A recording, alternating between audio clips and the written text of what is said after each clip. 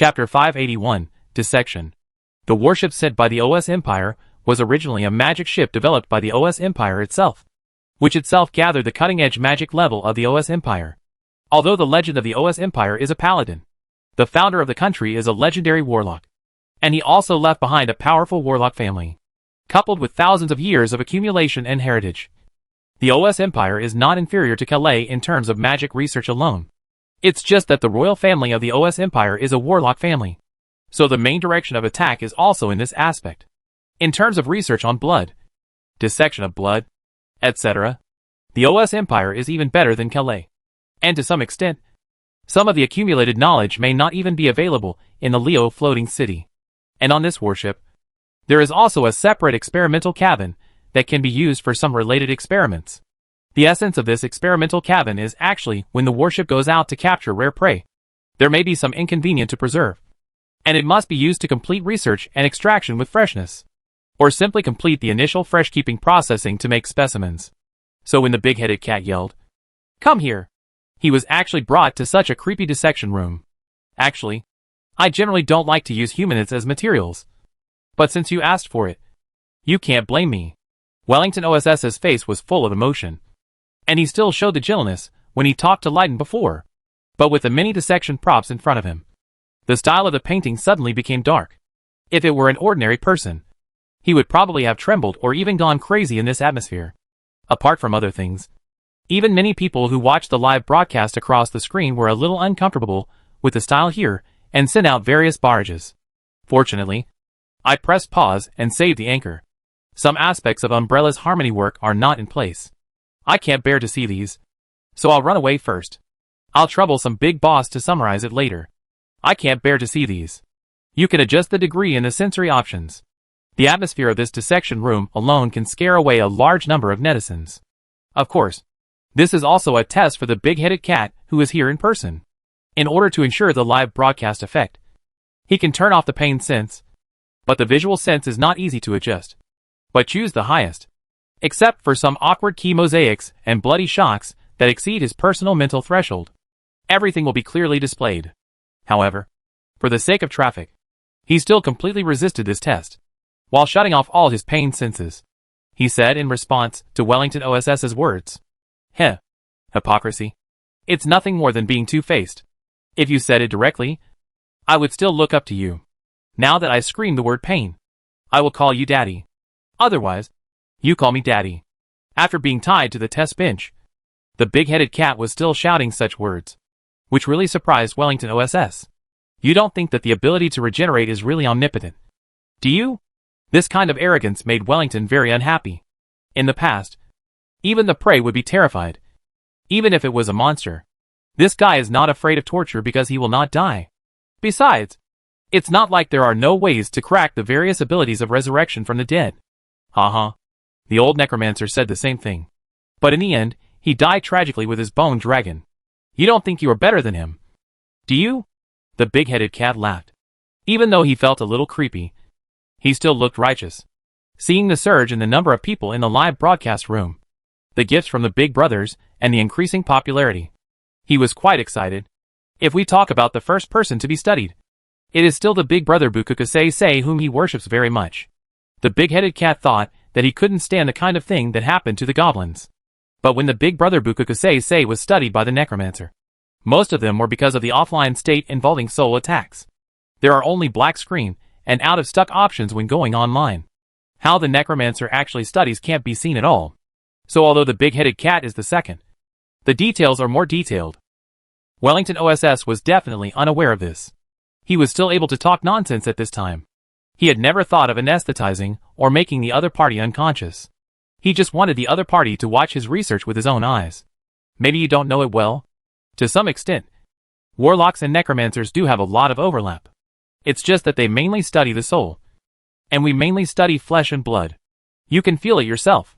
As he spoke, he began to move the knife. Under the control of the wizard's hand, those precise magic instruments and equipment began to operate, and extremely standard dissection movements began to form. And the big-headed cat didn't bleed much at all, even because the knife was too sharp. Even if he turned on his perception, he wouldn't feel pain for a short time. And when this scene began to appear, It also shocked many medical students. Wow! A textbook-like dissection method. No. It should be better than our textbook.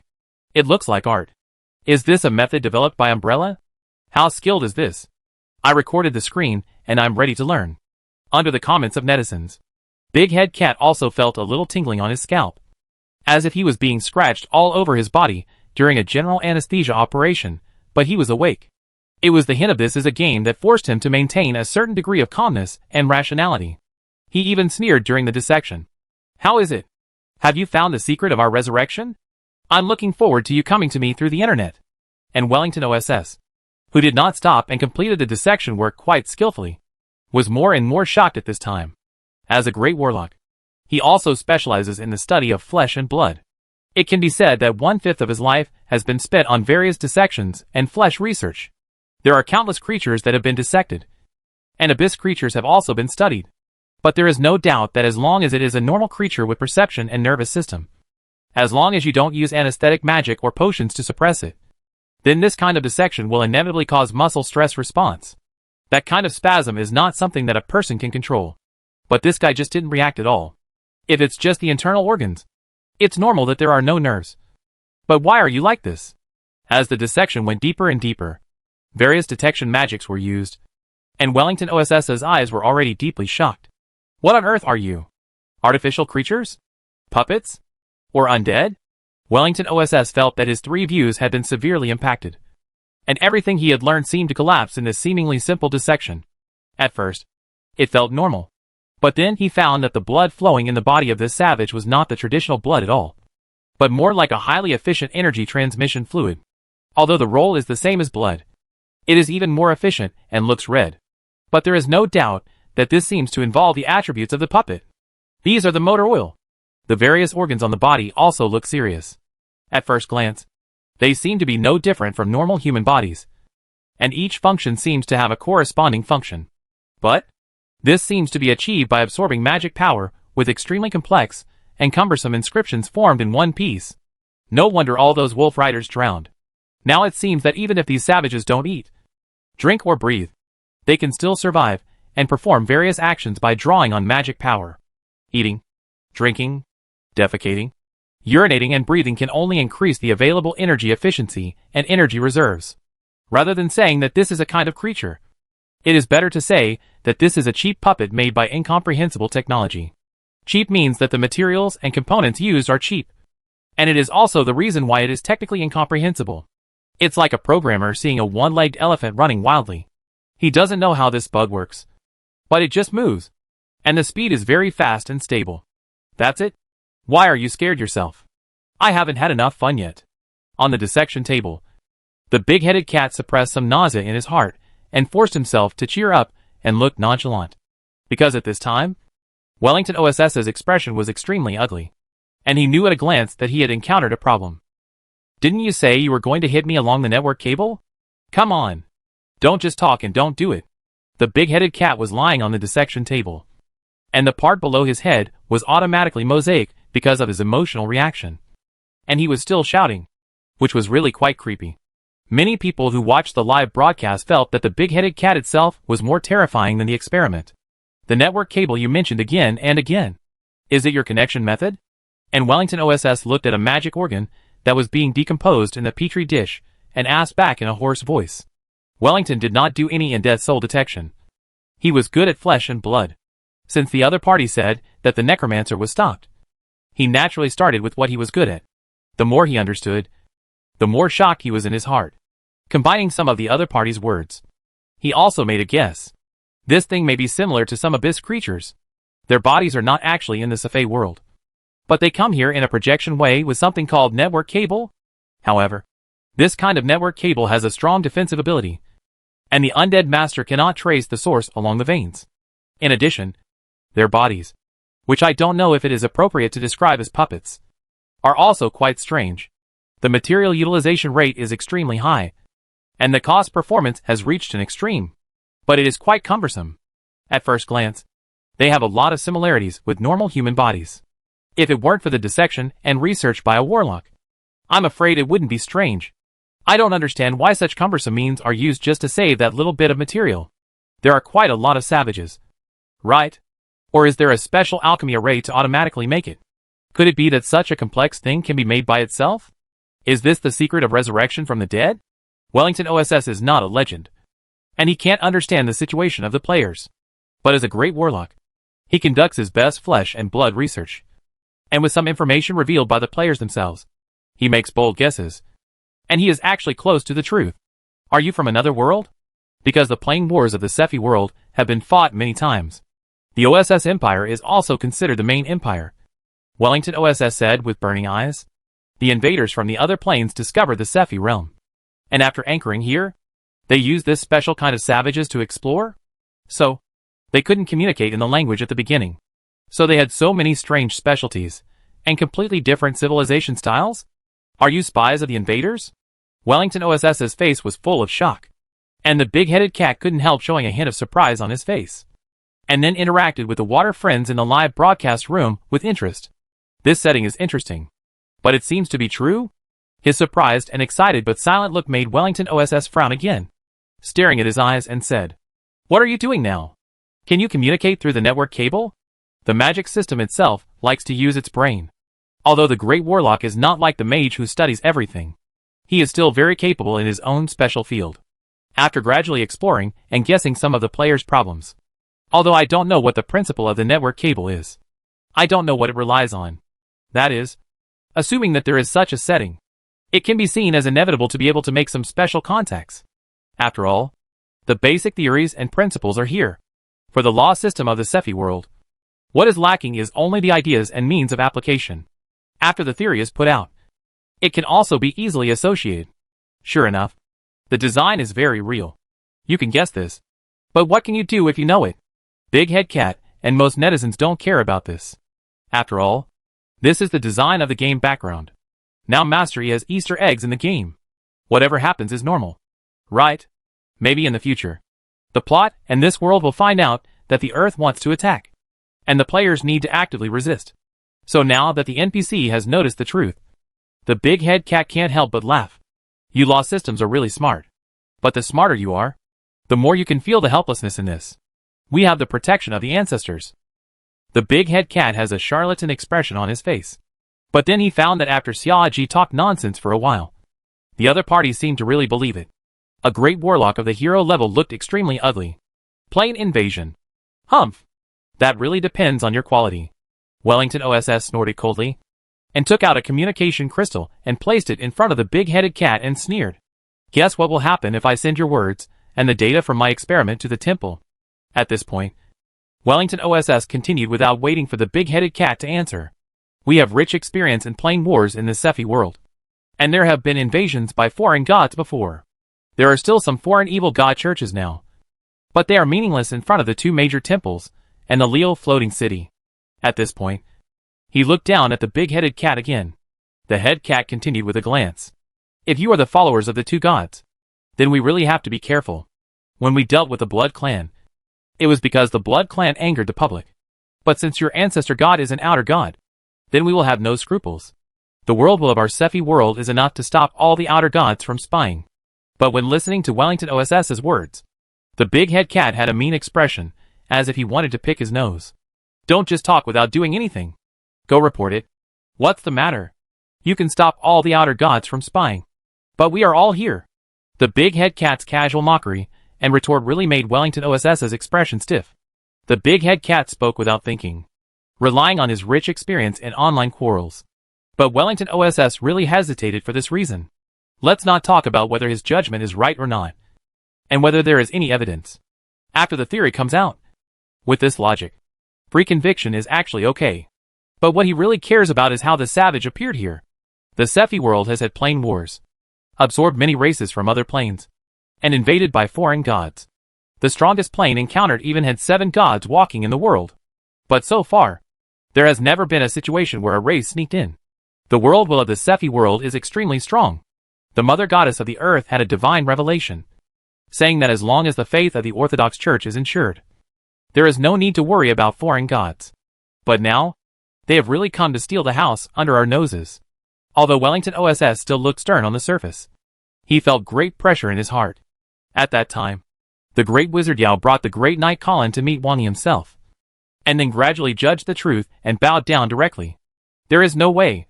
Without any ability to resist and struggle. The only choice to survive is that one. But now for Wellington OSS. He only got this speculation through dissecting the savages. Through the savages' tricks and his own logical analysis. And he was really a little confused all of a sudden. He had the urge to use magic to communicate immediately. And he even got the communication crystal. But he stopped abruptly. If he only learned about it through the savage's body. And the savage died like this. Then he would dare to report it directly. But now the savage has a very happy expression on his face. And seems to be chatting happily with others. It is very likely that his research and speculation have been completely relayed by the other party. In other words, once he reports it, the blame for the report will fall on his head. In fact, it is the same as the anonymous reporting system. Why do we need to be anonymous? Because we are afraid of retaliation. Even if Wellington OSS is a great warlock. He is afraid? What benefits does reporting bring to him personally? He is already a great warlock. What good things can he get as a reward? It's just a report. But on the other hand, once his identity as a reporter is exposed, he will suffer all-round retaliation from the savages. The world has not reacted even under their noses. This ability is absolutely beyond the scope of his understanding as a heroic warlock. For a while, he was directly caught in a dilemma. Why is his hand so cheap? Just dissect and knock the other party unconscious. Why did he save his life just to punish the other party? The player's own body is not to say that it can survive as long as the size is big. It also has magic absorption, consumption, circulation, and various circulations in the body. But these were stabilized by Wellington OSS relying on his own strength and using the vitality array. Just to torture and punish the other party. Especially the other party's previous remarks of that's it, and that's it, made the other party, whom he wanted to torture, show that kind of despair. Because although the savage pretended to be calm, Wellington OSS could see that he still had potential fear and terror in him. As if he was forcing himself. What made Wellington OSS miscalculate was that he didn't know that these anchors could endure to this extent for traffic. He relied on the shielding of the sense of pain to achieve this, and survive the whole experiment. As a result, it was delayed until now. When he tried to talk to and intimidate the other party, he found that it seemed that these things he had done had been spread by the other party a long time ago. God. Faith. As a cultured person, Wellington OSS also came to a conclusion similar to Yao's at the beginning. He felt more and more scared in his heart. If he really used the faith channel of the gods, does it mean that everything he did and everything he had now fallen into the eyes of that god? Perhaps. Relying on the protection of the world's will, he is safe for the time being. But since the savages can be pushed over and can still contact me, the safety is limited. The smarter the person, the more he thinks. In fact, many things that were originally done by a reckless man may have been successful if he rushed over. But now it is not the case for Wellington OSS at all. The more he knows, the more afraid he is. Why? Are you afraid now? Although I am not afraid of death. If you cure me and provide me with good food and drink, then I can also be merciful and forgive the past. The big-headed cat looked at Wellington OSS's face, which was full of uncertainty, and couldn't help but say it was some teasing. But he was not talking nonsense. After all, death will lose attributes. Now the traffic is about to arrive. It is best if he can survive. And he can also get the achievement of repelling the great warlock and retreating unscathed. He will not lose anything. But after hearing his words, Wellington OSS really looked up and looked at him deeply and said, "Can you pray directly to your ancestors to forgive the past?" Asked this, the big-headed cat was really confused. Ah, this is beyond the scope. How should I answer? After seeing his expression, Wellington OSS knew that there was no need to answer at all. It was useless. After hesitating for a while, he said, "I personally have no hostility towards savages." As soon as this came out, a group of netizens in the live broadcast room almost laughed. Caught and dissected. This is called no hostility? Is it a bug? This NPC is really interesting. No hostility. Just dissected. Not dead. Re-understand the definition of no hostility. Wellington OSS couldn't see the barrage. But from the look of the big-headed cat looking at the idiot, he still roughly understood his current image. And then said awkwardly, "Before, it was considered that ignorance was not a crime. I am not a believer in the two gods, so I don't mind having a new belief." Wellington OSS was also considering his words. Damn it. What does the plane invasion have to do with me? To put it bluntly, I am just a side branch of the OSS royal family. I am not a believer in the two gods either. Don't get close. Unlike Yao, who had to pledge allegiance to Wang Yi directly, Wellington OS temporarily just wanted to rely on his faith to exchange for the possibility of not being targeted. Then, he pondered for a moment and made a prayer gesture with both hands, chanting in a low voice. Great savage ancestor God, Wellington OS is willing to be your loyal believer, offering my faith to make up for the previous offense. Your loyal lamb is willing to keep the secret for this. Originally, Wellington OS was just making an attempt, and it could also be seen as a test to see if that person could really see it. According to different feedback, different response plans can also be chosen. But after he finished chanting, a vague illusion appeared in front of his eyes, as if he saw a pair of golden eyes full of majesty and teasing looking at him from a distance. But a simple unknown word appeared in his ears, but he naturally understood the meaning. Damn! He can really see it. This made him sweat profusely. But fortunately, he took a gamble. Otherwise, he didn't know what would happen to the barbarian invasion. But he would probably be dead. For now, it's not so bad. Wellington OSS didn't have any faith, and there was no pressure. He just offered his faith to become a believer, not a slave or servant. It didn't hurt him personally. On the other side, Wang Yi, who was broadcasting live in the Mage Tower, also typed a barrage of 666 and fired a rocket. Let the big-headed cat thank the big brother for the reward. Chapter 582 Rebellion. My goodness. What is this great warlock doing? He suddenly believes in our Valhalla and wants to become one of our own? I don't know. After Wellington OSS made a strange move, both Big Head Cat and the fans in the live broadcast room seemed a little confused. Then, just when they thought that this great warlock was going to become one of their own, they saw with their own eyes that the other party raised his hand and cast a spell to beat Big Head Cat into pieces, leaving no complete body. Well, it doesn't seem to be like that. Wang Yi looked at the black screen of Big Head Cat's live broadcast room and couldn't help but feel a little interesting. He could vaguely feel that Wellington OSS's prayer for him was indeed a promise of faith. However, as a great warlock, the faith he provided was quite small, far from being comparable to that of the fanatic Zabo. It was probably just a meaning and a token of loyalty. A standard sophisticated egoist. Everything only serves his own interests. But it is undeniable that such people are indeed more likely to survive. A standard win-fighting person.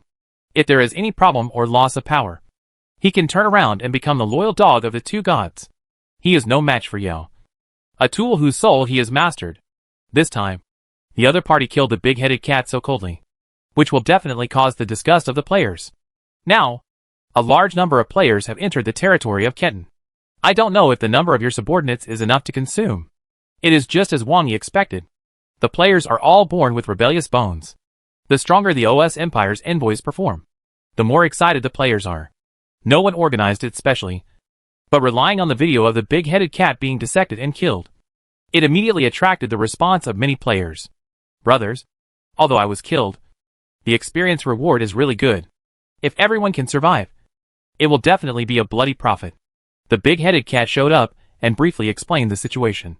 Then, the OS Empire envoys, who had been under pressure all the way, and King Ida wanted to host a banquet, and Grand Duke Ketan was not even qualified to host a banquet, began to encounter various supernatural events. Holding a wooden stake, he rushed over from the water, shouting something stupid like double-click 666. The second, third, fourth, fifth, sixth batch of people who died by the reeds were suddenly shot when they docked for supplies. When passing through a relatively narrow waterway, the jijia sound like a monkey's cry echoed on both sides. The savages seemed to have no fear or fatigue at all. There were more and more of them, and various attacks became more and more frequent. This is because this lone wolf is a surface ship, not a land ship. Otherwise it would be even more restless. Family, our wingsuit team is about to start trying to log in. Please like and collect to support. On a cliff by the river bank, 7 or 8 players were holding a simple glider made of animal skins and conducting the final inspection in front of the screen. These guys who like extreme sports in real life are like fish in water after coming to this game. They were the ones who had the most accidental deaths before, but they also successfully made a glider with their skills in real life. Although the magic-driven wooden propeller planes in the camp have already appeared, they are the first to show actual combat in flying. Brothers, we are dead this time. Let's see what these are. A player who had sorted out the glider opened his clothes and revealed a white plasticine-like thing wrapped inside. When most netizens hadn't reacted yet, the few who thought of it couldn't help but say hack. C4? Where did you get the points to redeem it? It's not redeemed with points. The Abyss Mineral Company has already made some initially, and we just got funding to advertise. It's more ruthless than Red Bull. Then, as they gradually saw the lone wolf coming, everyone controlled the wind direction and jumped off the cliff one after another. When the 7 extreme sports players glided from the cliff at high speed, someone on the boat also discovered them at the first time. Although this simple way of flying is a bit surprising, there are actually similar things in this world, so it's not that shocking. Just be on guard. Some wolf riders had already raised their bows and arrows to ask if they should shoot them down. But the youngest, F. Williams, raised his hand and said irritably, "Let them land on the deck. I want to see what they want to do." The harassment along the way had already exhausted him. It was not very harmful, but extremely insulting. Now seeing that there were still people coming from the air, he wanted to ask them what they were after.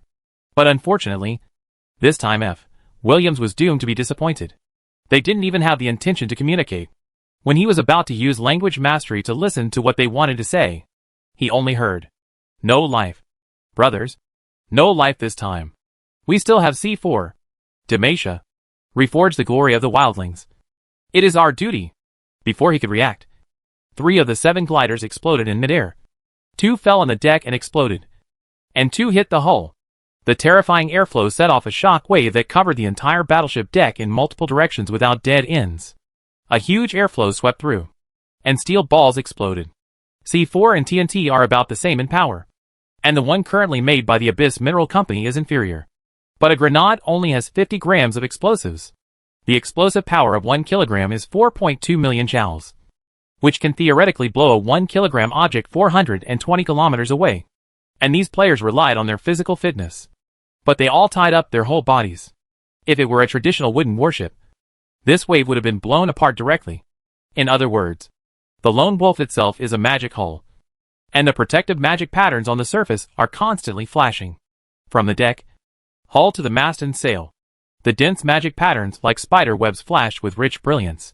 The hull and deck, which have strong defense, are not bad, and have not suffered much direct physical damage. But the mast cracked, and the sail with the emblem of the OS Empire was directly torn apart. The violent impact swept the entire deck. F.O. Williams roared and retreated more than 10 meters, using his breathing method to release magic power. His face was blackened by the impure black smoke. The wolf cavalrymen on the deck were even more miserable. The nearest ones were torn to pieces, and the ones in the distance were pierced by dense steel balls. The lucky ones were also thrown into the water. 7 suicide human gliders plowed the entire lone wolf abruptly. It was so miserable. What do you want to do? F. Williams is the youngest knight in the delegation, and his personality is the most direct and hot-tempered. He was sarcastic about the leader of the Royal Knights of Curtin, who was also a hero. At this time, he stood on the deck and questioned a wild man he had captured in a furious manner. I don't know how many people have been captured along the way, but these wild men are like lunatics. Many of them are happy after being captured, as if they have won the lottery. Even if the bodies and heads of the wild men are hung out, it is useless. Instead, there are more and more, especially the 7 guys who flew over. Although there was no magic fluctuation, they caused the greatest casualties so far. Even many of the magic patterns of the lone wolf were destroyed by the explosion.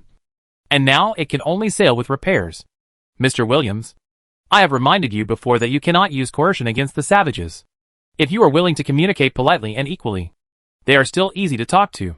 Raiden looked at the mad F. Williams over there, with a gloating expression on his face. As the leader of the Royal Knights of Kedon and one of the 3 great knights, he was deeply trusted by the Grand Duke of Kedon and had a very high status in the Principality of Kedon.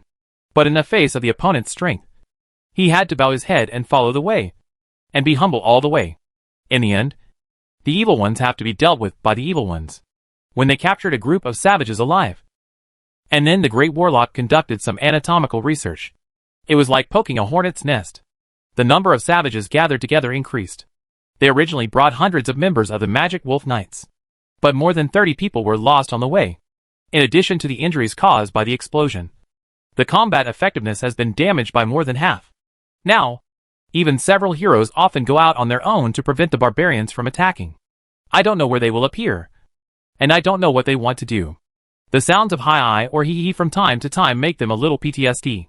For the delegation of the OS Empire, their purpose of coming here this time is quite clear, and they are also working towards the goal. But now they haven't officially touched the barbarians, and the other side has shown considerable hostility, and has been attacking and harassing tirelessly for this. No matter how hard they try. What's the point? We have hundreds of magic wolf knights, 5 heroes, and the lone wolf is also a top magic warship. Even this time, they are for investigation and pursuit. So they didn't bring any valuable goods. It can be said that even if the barbarians really have the ability to eat them, they can't get any benefits. I have conducted experiments on them before. Their ability to come back to life is real, and the cost may be smaller than I estimated before. Perhaps we can try to apologize to them, and we can talk about the needs later. Wellington OSS, who had not taken the initiative to remind others, finally gave his suggestions appropriately when the other heroes were about to break their defense.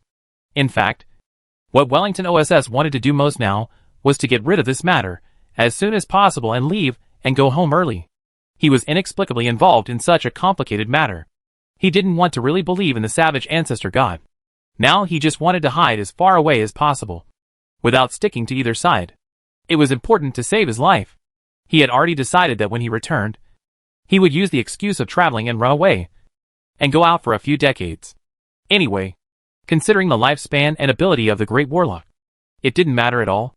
It was just right to see if he could improve himself. If it didn't work, he even wanted to run to other continents. Apologize? Impossible. We represent the face of the OSS Empire, and they were the first to attack us. Why should we apologize? F. Williams felt quite aggrieved. At this time, the savage he caught said with a spit, "You are really good at putting the blame on others. You said you would take our savage samples to study at the dock. And this person also captured our companions for dissection." At this time, F. Williams said in a bit of astonishment, "Just because of this? Just because of what we said at the curtain dock? Didn't we catch you before? The last few people came to our door by yourselves. Heh. Why should we follow your pace?" The captured player sneered, and had no consciousness of being a prisoner at all. But at this time, except Wellington OSS, the other representatives of the OSS Empire all felt a kind of pressure, fearless and endless. But they also have some unique attack weapons in their hands. Even if the Great Knight is hit by one without any protection, it will be quite troublesome. There is also the kind of suicide explosion. They estimated before that if a Great Knight was surrounded by the explosion of these people and could not relieve the force, he would be seriously injured if he did not die. Tireless and fearless of death. These are not savages at all. They are just a group of intelligent undead. Raffel Hahn, the muscular old man who has been in charge of external affairs, looked solemnly at the mad F. Williams and the fearless savage captives, and looked down at the heavy musket in his hand. His face also looked a little uncertain. This kind of enemy is too difficult and too disgusting. Even though it has only been a short time since the contact, and his side has always had the upper hand, he has already felt a kind of pressure coming. Moreover, if this kind of weapon is in large numbers, it can indeed rewrite the war mode of the entire continent. Raffel is a great knight from the Empire, and he has much more experience. Naturally, he understands the pros and cons of firearms on a large scale. The OS Empire has a special corps of sharpshooters, so it naturally knows the advantages and benefits of the range. Sometimes it is more lethal than the Warcraft Corps. The Empire must get this kind of thing, and the priority is even higher than their Warcraft taming skills. Taming Warcraft, the OS Empire already has magic wolves, just for complimentary icing on the cake. But if this kind of weapon is combined with the cavalry of the Magic Wolf Knights, it will undoubtedly be even more powerful, and it will be easy to perform some non-destructive kite-flying operations by relying on the agility of the Magic Wolf. This time, there is still the extremely rare excuse of Magic Blood Warlock, which cannot be given up.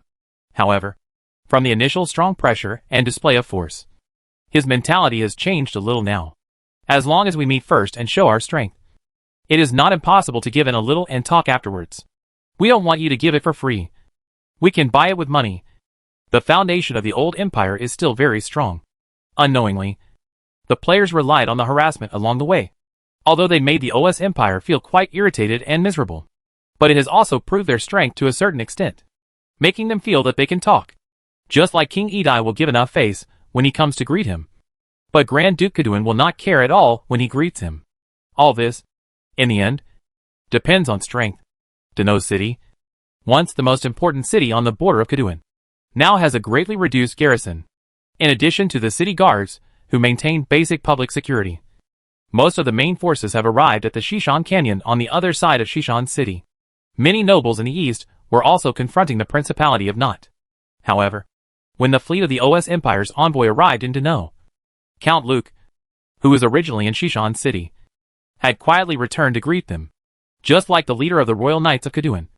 Raiden left the capital, although Kaduan is now under external pressure. If someone really takes the opportunity to make trouble, it will be a slap in the face of the OS Empire. It is quite unprofitable. There may be variables in the long term, but the power of the OS Empire is still sufficient in the short term. Even Calais specifically told not to make trouble at this time. Overall, there are only 2 great knights left, and the Bloody Duke is still negotiating the ransom. So Not has no ability to launch an attack. And when Luke hurried back to Dano, ready to deal with this problem first, he was a little confused to find that Weber was also looking at the dock. This made him come to Weber and lower his voice and say, "Why haven't you left yet?" Last time, Weber dealt with Senator William of Calais and met with Luke.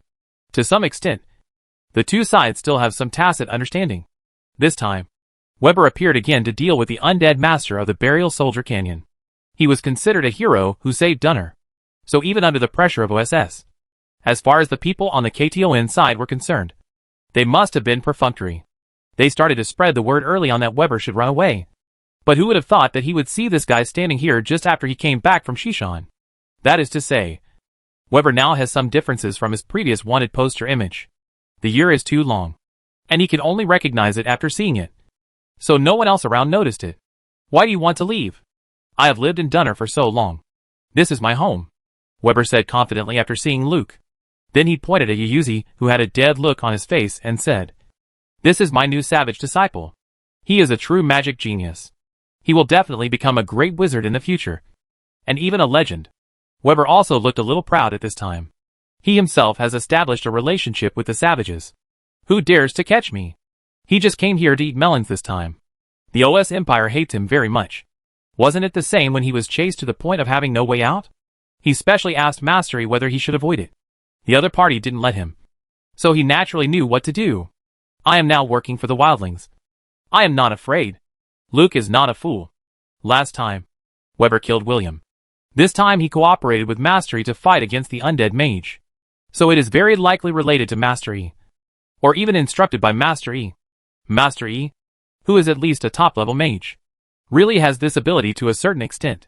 The OS Empire has 5 heroes, 4 great knights and 1 great warlock.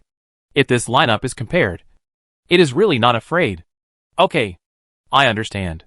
Luke's personality is more emotional. After hearing what Weber said, he probably understood the meaning, and he chose to stand on the side without hesitation.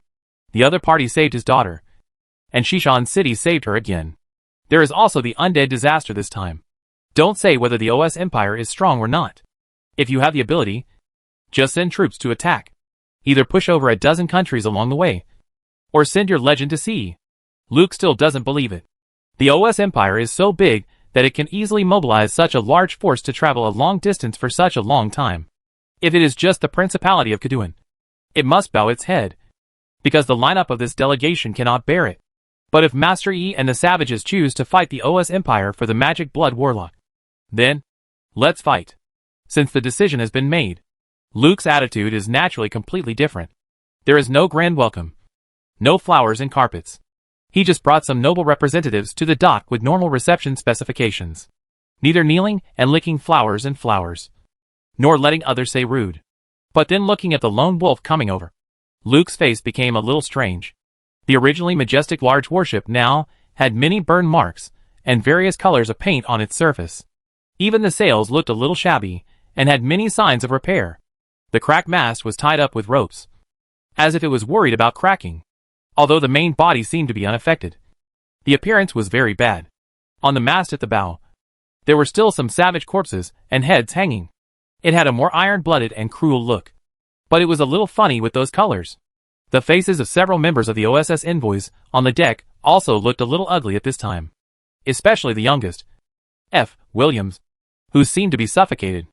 After seeing the situation at the dock, he immediately found a topic to scold the leader of the Royal Knights of Curtain next to him. Raiden? What? Are you looking down on us? So casual? Not even as good as your capital before? Raiden had originally wanted to greet and introduce Luke after not seeing him for a long time. But he frowned when he was suddenly scolded like this. After all, he was a hero-level knight. But in the end, he loosened his clenched fists and had to suppress his emotions and said in a calm tone, Earl Luke was guarding Shishan territory before, and he should have just rushed back. Please forgive me for not being ready. What happened to him has nothing to do with us. Why should we forgive him? The harassment of the savages along the way made Williams, who was already impulsive, feel like he had eaten dynamite, and Wellington OSS, who was ready to fish, had no intention of stopping him. In the end, it was the fitness grandfather Raphael with white hair who spoke up. Okay, Williams, how can you yell so loudly? Williams snorted coldly, looked at Luke on the dock, and then said loudly, I heard that Earl Luke of the Principality of Khotan has the talent of a legend. So I would like to ask for your advice today. As he finished speaking, he kicked the deck directly and shot towards Luke like a sharp arrow. The Great Knight has no flying ability, but the green light around Williams seems to have some kind of auxiliary gliding function.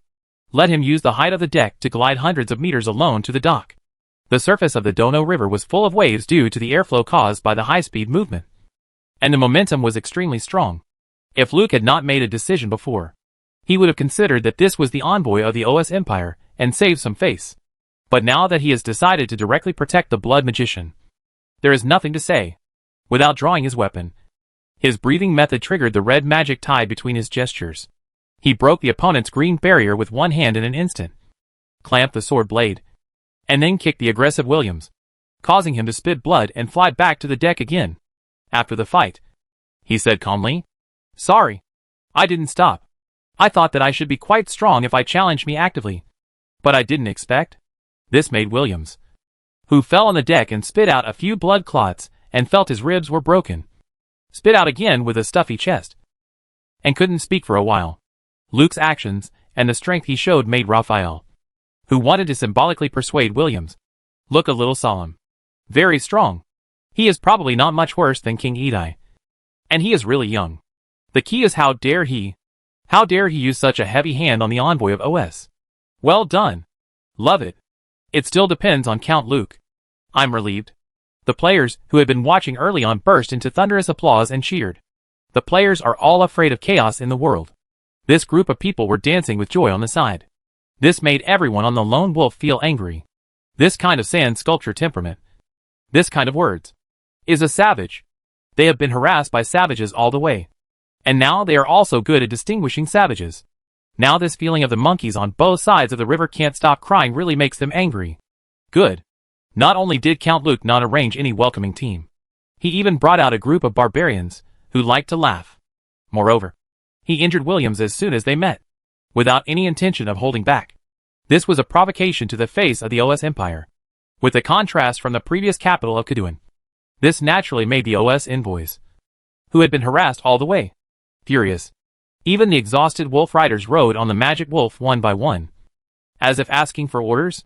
Rafar raised his hand to suppress it, and then he moved the boat closer to the dock, saying in a deep voice, Earl Luke is indeed a good trick. But doesn't he take us OSS too seriously? Respect is mutual. Earl Luke was neither arrogant nor humble, with a polite but distant smile on his face. Okay. Just when Rafar was extremely angry and laughed, and wanted to say something, Wellington OS, who was originally prepared to lie down and come back early, pulled his clothes helplessly and sighed. Rafar, look who that is. In fact, Wellington OS didn't want to say this, but no matter what, he was the only hero-level magician in the team. After discovering that the magic blood warlock was eating melons next to him, he had to remind him for both emotional and rational reasons. Although he had already paid his faith, he was just dealing with it. I don't think that His Majesty would personally arrange something for him to do.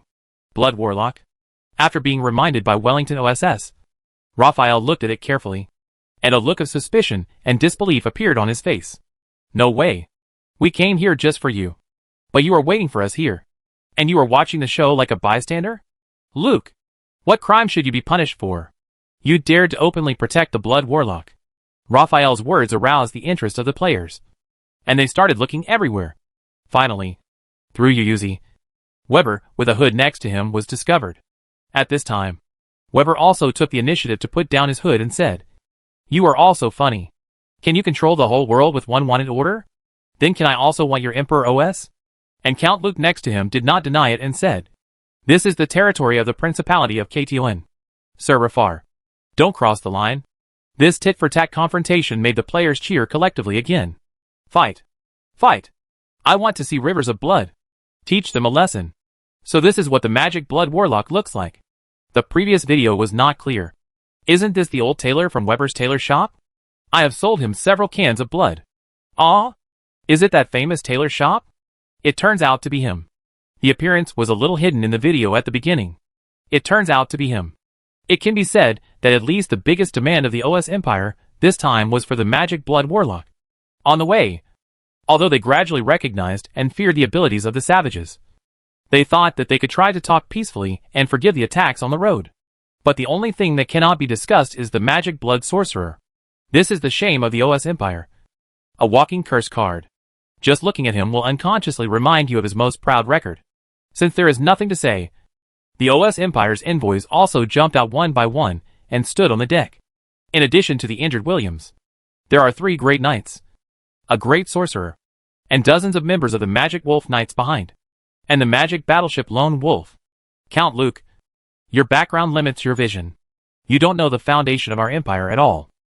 Raphael stood on the deck and looked down at the dock coldly, exuding the aura of a top knight. Being able to be friends with King Edai, and to have the dominance of the team when there is a royal warlock in the team. Raphael's strength is naturally not weak. Even Luke looked at him more. It would take a fight to know who is stronger between the two, but it is certain that he is much stronger than the young man before. However, at this time, Luke also unconsciously glanced at the towering mage tower not far away. He changed his original position for mastery this time, so mastery should also come forward. Right? Otherwise, he and Weber might not be able to handle it alone.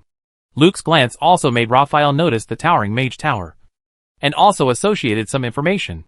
If the opponent's mage uses the mage tower to exert force, then our side will really be in trouble. This made him decide to strike first with a flash of cold light in his eyes. But at this moment, a beautiful figure fell from the sky, as if she had jumped from the upper floors of the mage tower and landed on the dock. With a bang, a cloud of dust was raised. When the dust cleared, Altria's delicate face and the close-fitting skirt armor on her body were revealed. Because her ability is very suitable for Luciuka to learn, she has been here to guide him during this period. With his subordinates, Wangi naturally does not need to do everything himself. If King Arthur comes forward, it is enough. Chapter 583 Rationality Big Boss. The figure that fell from the sky directly hit the dock, creating a cloud of dust and strong wind. Many of the players watching nearby were blown away by the air wave. This sudden entry attracted everyone's attention. Many of the players, who were blown away, started to curse. Who is it? Such a lack of public morality. But soon, they all recognized this figure. Heroic King Arthur. Altria. Your Highness King Arthur. Broken voice. Ah. The hero is here. It's Altria. Hee hee. Torturing us savages will eventually get retribution. As the only female among the current heroes, Altria's popularity can be said to be quite high. And this is undoubtedly an absolute player camp. Whether it is the background setting or other things, it is truly one of our own. The Principality of Picton is much closer. The cheers of the players also attracted the attention of Luke and the members of the OS Empire envoys on the opposite side. The momentum of Altria falling from the sky is here. A hero level. The confrontation between the OS envoys and Luke is at its most serious. Someone was beaten back before. The appearance of a hero level at this time has a significant impact on the battlefield. And then through the cheers and conversations of the savages, it is obvious that this is a great knight from the savage camp. The way Altria appeared, and the momentum she brought up still made Raphael frown. Williams was directly injured and beaten back by Luke before, and now he can only provide limited help. At most, he can contain Raiden, who is sitting on the deck. Luke's strength has been fully demonstrated before. Although Raphael is also a top knight, he is not sure. Needless to say, the Magic Blood Warlock on the other side is the best among the great warlocks, and he made a great reputation at the beginning.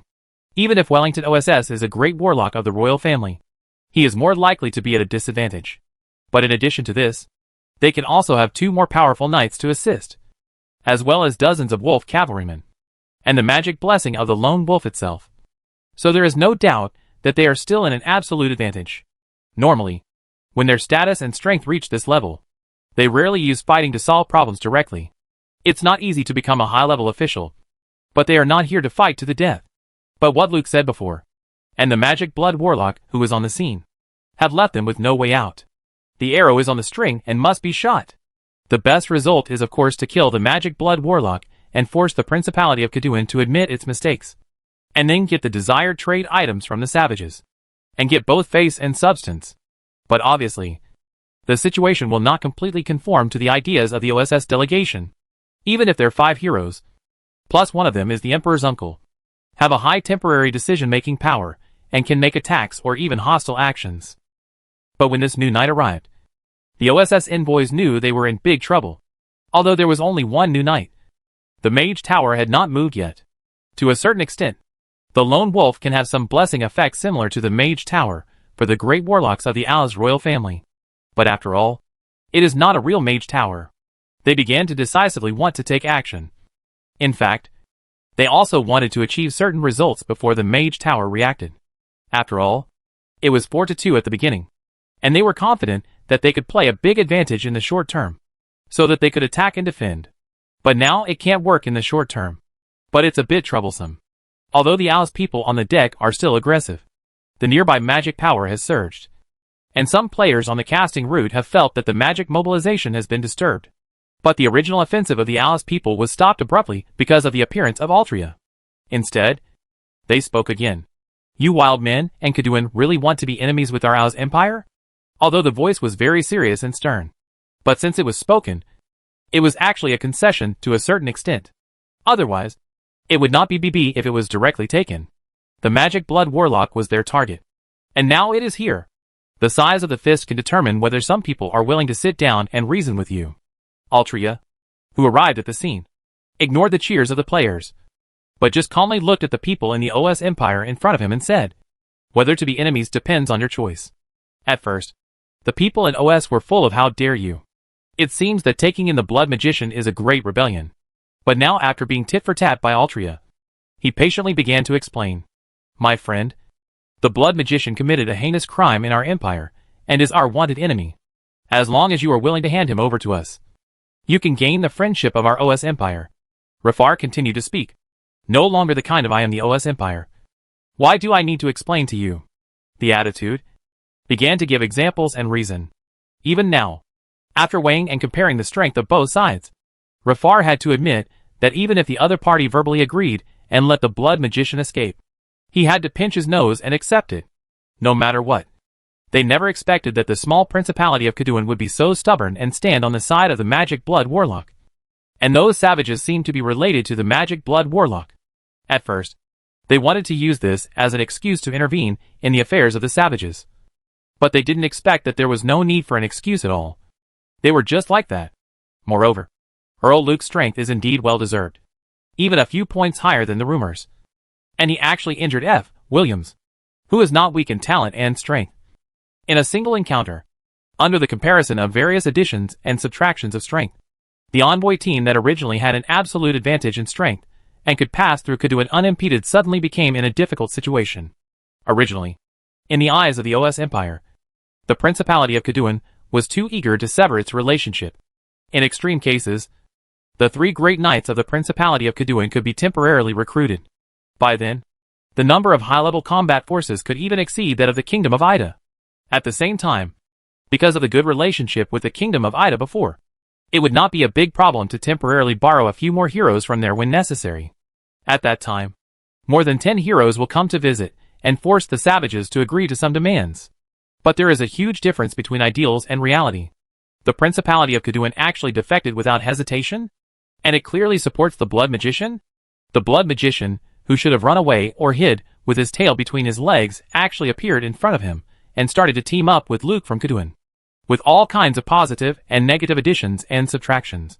It inexplicably turned into a confrontation like this, which made Rafar, who was originally full of confidence, feel quite a headache. It's completely unconventional. But then, he couldn't help but think of the harassment of the savages along the way. It seems that this group of sand sculptors don't play according to common sense. Is this contagious? Friendship? Altria looked up at Raphael, and then said indifferently, "Not everyone can gain our friendship. Show your sincerity." The expressionless face and serious words made the players around him laugh. Then a lot of superiority emerged at the same time. "Ah. Yes. Yes. They are not qualified to gain friendship. Can any cat or dog gain friendship with us footmen? We won't give you friendship if you want it. That's it."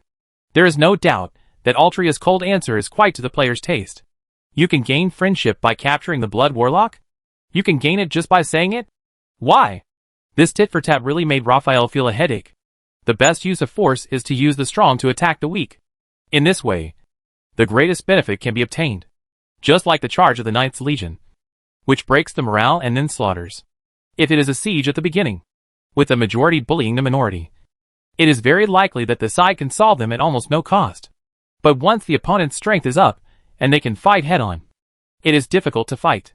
Even wild beasts will try to choose the old, weak and sick.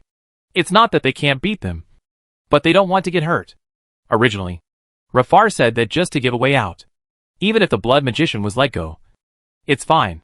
At least they can give an explanation to the outside world. We took action and let the Blood Magician flee. As a result, the latter hinted out was directly broken by the woman with an expressionless face. This made Rafar angry. After all, I represent the OS Empire. They are so disrespectful. Okay. It seems that you savages are really going to protect this sinner to death. You refuse our friendship. As he spoke, Rafar began to take a deep breath, and the tide of magic power surged around him.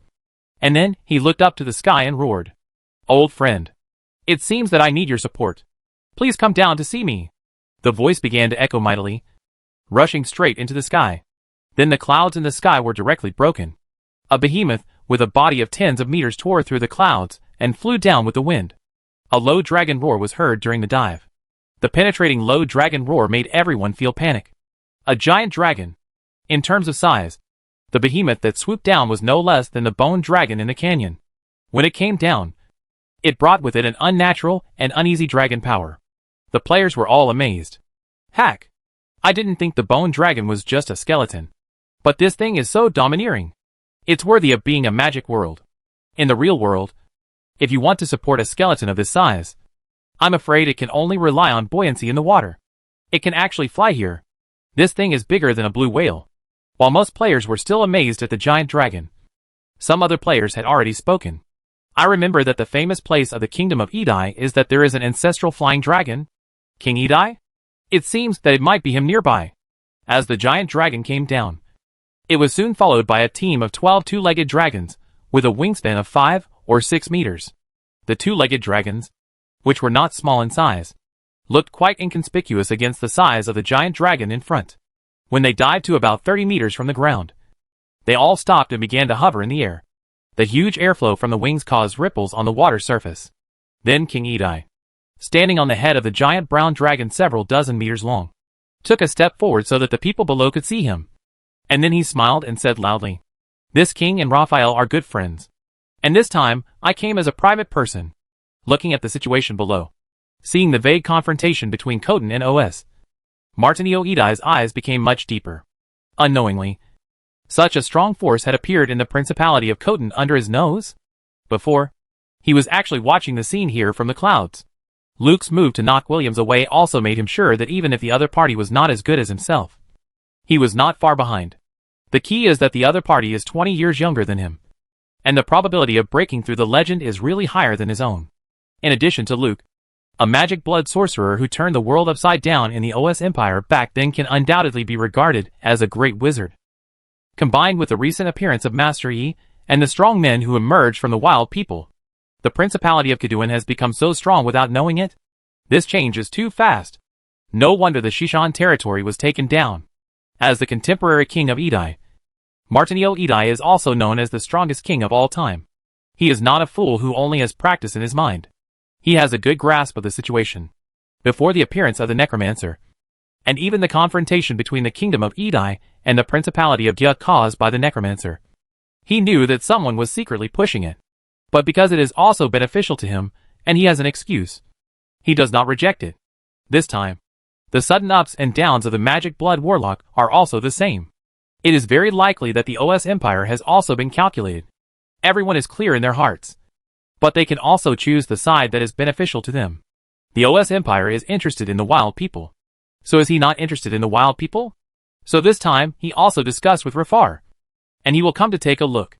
If the OS Empire solves all the problems by itself, then he will treat it as a trip. But if they need his help and want to borrow the power and authority of the Kingdom of Edai, then he can just let it go and get his share.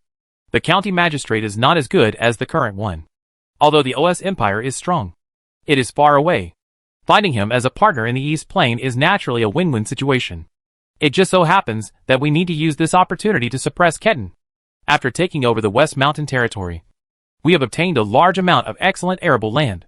We have many mineral resources, as well as Luke's strength and the hosting of the Blood Warlock, and hooking up with the savages. What do you Ketan want to do? Wait until Luke breaks through the legend and directly establish an empire. Martinio knew that this was probably guided by the momentum created by Calais. It is likely that the Necromancer and Calais had a lot of relationship before. Now they are muddying the water to clear their relationship with the Necromancer. He has no evidence. But these things do not need evidence. Similarly, even if he knows that he is being used, he is now ready to pretend that he doesn't know and go with the flow. Now it is just right to use the momentum of the OS Empire to suppress one or two. I am only interested in resolving the fight. Please give me some face. The brown dragon was hovering in the sky, growling from time to time. 12 wyverns were hovering around the dragon. A large shadow was cast in the sky. In this atmosphere, King Edai's words of "I am only interested in resolving the fight" also echoed in the air, endorsed by the dragons flying in the sky, full of confidence. Seeing Martinio fulfill his promise and appear without backing down because of the intervention of the savages, Rafar was relieved. King Edai himself is the top knight. Although their ancestral dragons are not pure-blooded dragons, they are relatively good, and their strength and magic reserves are far superior to humans. It's just that it's very difficult to break through the legend because of their bloodline, coupled with the captain of the Knight of his Wyvern Guard team. The strength on this scene was reversed again. Luke frowned and was not ready to say anything. Altria looked up at the sky, and then said calmly, "Stop the fight? Are you going to stop the OS Empire from arresting the Warlock?" King Edai was choked by these words. Can he speak? Haha. This lady is wrong. The Magic Blood Warlock disturbed the OS Empire first, and the OS Empire launched a wanted order earlier. The reason why the OS Empire delegation came here was also invited by the Principality of Kaduan to investigate. Kaduan can't deny it. Right? King Edai quickly adjusted his state and said calmly, "With the strength in place, we can naturally talk about it. Then why don't you say why I want to make a big fuss in the OS Empire? Inexplicably offend a country with a legend sitting in it. Am I free?"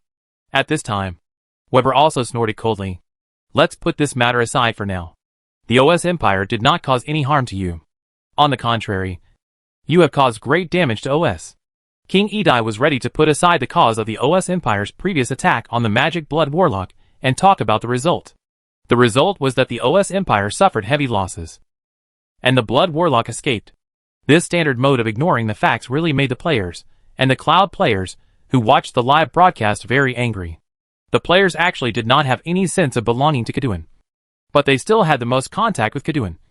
And the previous Warlock even accepted the players as apprentices, a typical one of their own. Now he is being accused of putting aside the facts. This King Edai seems to be here to arbitrate, but is already crooked. Even Weber laughed in anger and said, "Haha. What a good one to put aside for now. The contemporary King Edai. Right? I have heard that you are the strongest man in the East Plain. I hope that you can block me with your flying dragon. Otherwise, you will feel what putting aside for now means." Obviously, because of this sentence, Weber also hated King Edai. He was so respectful in front of Wang Yi because Wang Yi was kind to him, and his strength was also there. This does not mean that Weber, who made a big fuss in the OS Empire, was a good man. Since King Edai, who has a family and a business and is still on the side, has intervened in this matter, he must be prepared to accept Weber's revenge. King Edai heard what Weber said and said calmly, "Oh, so, Mr. Blood Magician is going to take revenge on my Kingdom of Edai? If so, I can't just sit back and watch." After saying that, He looked at Altria and Count Luke and said, "As you can see, it was Mr. Blood Magician who threatened me. And he does have this ability. And he had this record in the past. So this time, I was forced to take action. No matter what. He must stay today." This change of tone made Weber raise his eyebrows. "Interesting. Pretending to be a reckless man. But setting a verbal trap for me. It seems that you are not as brainy as you seem. If there is no backer, Weber would really find it difficult today. But the big brother let him do it. And now he has set a subordinate. What else is he afraid of? Although he escaped from the OS Empire that year, he was also forced into a very embarrassing situation by the other party. So today is just the right time to collect some interest. Just under the guidance of Master E, the bloodline conflict was resolved. The perfect adaptation and matching. Now I will prove my improved ability. Since you want to intervene, let me see whether you are worthy of the title of the strongest man in the East Plains." After saying that, Weber took the initiative to attack, turning into countless black bats circling up, each bat emitting black air, and instantly formed a black cloud scattered in the sky. Before being suppressed by the undead master, he was attacked by the opponent first, and then the bone dragon appeared. So he looked embarrassed. But in fact, Weber's own strength is indeed the best among the heroes. Wellington OSS, the great warlock of the OSS royal family, looked at Weber's performance at this time and showed surprise on his face. In fact, since he dissected the savage, which forced him to offer his faith helplessly, he has been in a salty fish paddling stage, just thinking about going home early, so as not to get more involved. But now Weber's initial operation, as a great warlock, he still felt some surprise in it. Weber was his predecessor, and could be said to be an old predecessor. He was able to escape unscathed after such a big incident. So his strength must be beyond doubt. That's why they read Weber's complete set of detailed information before coming here. First of all, the bloodline of the vampires was difficult, but could also bring high effects. It was just that the other party was greedy at the time. After having a relatively stable bloodline of the vampires, he also coveted part of the dragon bloodline, which led to a bloodline conflict. Therefore, the use of the ability has already had flaws and deficiencies. Theoretically, even if he has found a way to resolve the inherent conflict over the years, the remaining flaws are difficult to disappear. But now he found that this magic blood sorcerer has made much better use of the blood of the vampires than what was recorded. Is it completely resolved? Can the blood of the vampires and the dragons coexist? How did they do it? Wellington OSS was shocked. If the other party really did this, then the accumulation of this aspect alone would be better than that of the OSS Empire, which is known as the first sorcerer family. Almost when Wellington's idea just came up, the black bats in the sky began to gather, and with bats and black mist as the outline, a sticky giant three-dimensional model was quickly completed. It was different from the fine spell model of ordinary mages. This giant three-dimensional model outlined by black bats looked quite rough, with a kind of barbaric and wild style. The model just appeared with a sense of wild majesty. Then, with a low roar that was difficult to pronounce, Wellington was startled and shouted, "Be careful! It's dragon language magic. He is dragon blood." It's a pity that dragon language magic is known for its roughness, speed, and violence. It has always been a bloodline that warlocks like very much. But dragon blood is usually very exclusive, so you need to be careful when choosing it. Some powerful people who practice both magic and martial arts also like to use the dragon roar evolved from dragon language to cooperate. With this convenience, Weber's speed of releasing magic is similar to the speed of mobilizing power by physical professions. A brutal impact quickly formed and swept towards King Edai in the sky. The reason why I lost to the undead wizard before was not because I was not strong enough. I was just restrained by the sneak attack and the bone dragon. This time, I have to show my true strength. Thinking of the disgusted look and unintentional words of his apprentice, Weber was a little bit blocked. Look, this is my real strength. As Weber exerted his strength, even the flying dragons under King Edai's feet felt a strong sense of uneasiness. The two-legged flying dragon screamed and moved away, unable to withstand the dragon power brought by the dragon language magic. Simple and tyrannical, it was an impact that condensed a powerful torrent of magic power, absorbing all the magic power along the way like a flood. Simple but unsolvable. But King Edai looked at the impact that rushed over and caused a wave of shock waves in the air. But he was completely unmoved and smiled coldly. I can become the strongest man in the East Plains, relying on my strength. The next moment, he raised his foot and hooked the lance on the dragon's back and held it in his hand. A silver full moon phantom appeared above his head. Moon God's protection. This is his biggest trump card. And it is also the capital for him to dare to challenge the same level magic system. The silver moonlight radiance soared. And it flowed like mercury, enveloping King Edai's whole body, and even the dragon under his feet. Then the next moment, the magic radiance caused by his breathing method turned into a silver-white color. The terrifying magic waves swept across, and the silver magic was so domineering that it seemed to completely exclude all other magic. Even the dragon language magic released by Weber was instantly defeated by a shot and collapsed. Since this king dares to intervene, he naturally has the corresponding confidence. The collapsed dragon language magic. The overflowing magic torrent swept around. Like a hurricane, the river was raging, and the water splashed like a heavy rain. And King Edai, standing in the sky holding the dragon lance high, with a king's domineering aura, and scrupulously oppressing all directions, let Count Luke and Raphael and others look solemn. Luke thought that he had limited means to face the previous attack, and could only force a head-on confrontation, and he would never be so lighthearted. And Raphael's face changed slightly, and thought of King Edai's age. The other party's blood and energy are still in the prime of the great knight. I am afraid that he has always been modest about his talent, not as good as Count Luke, which is probably a kind of low-key. If this person really has the opportunity to break through the legend, he may be ahead of Luke. If that is true, the entire East Plains, and even the entire eastern region of Middle-earth, will probably be greatly impacted and affected. And it is quite possible to divide enough benefits to form a new empire.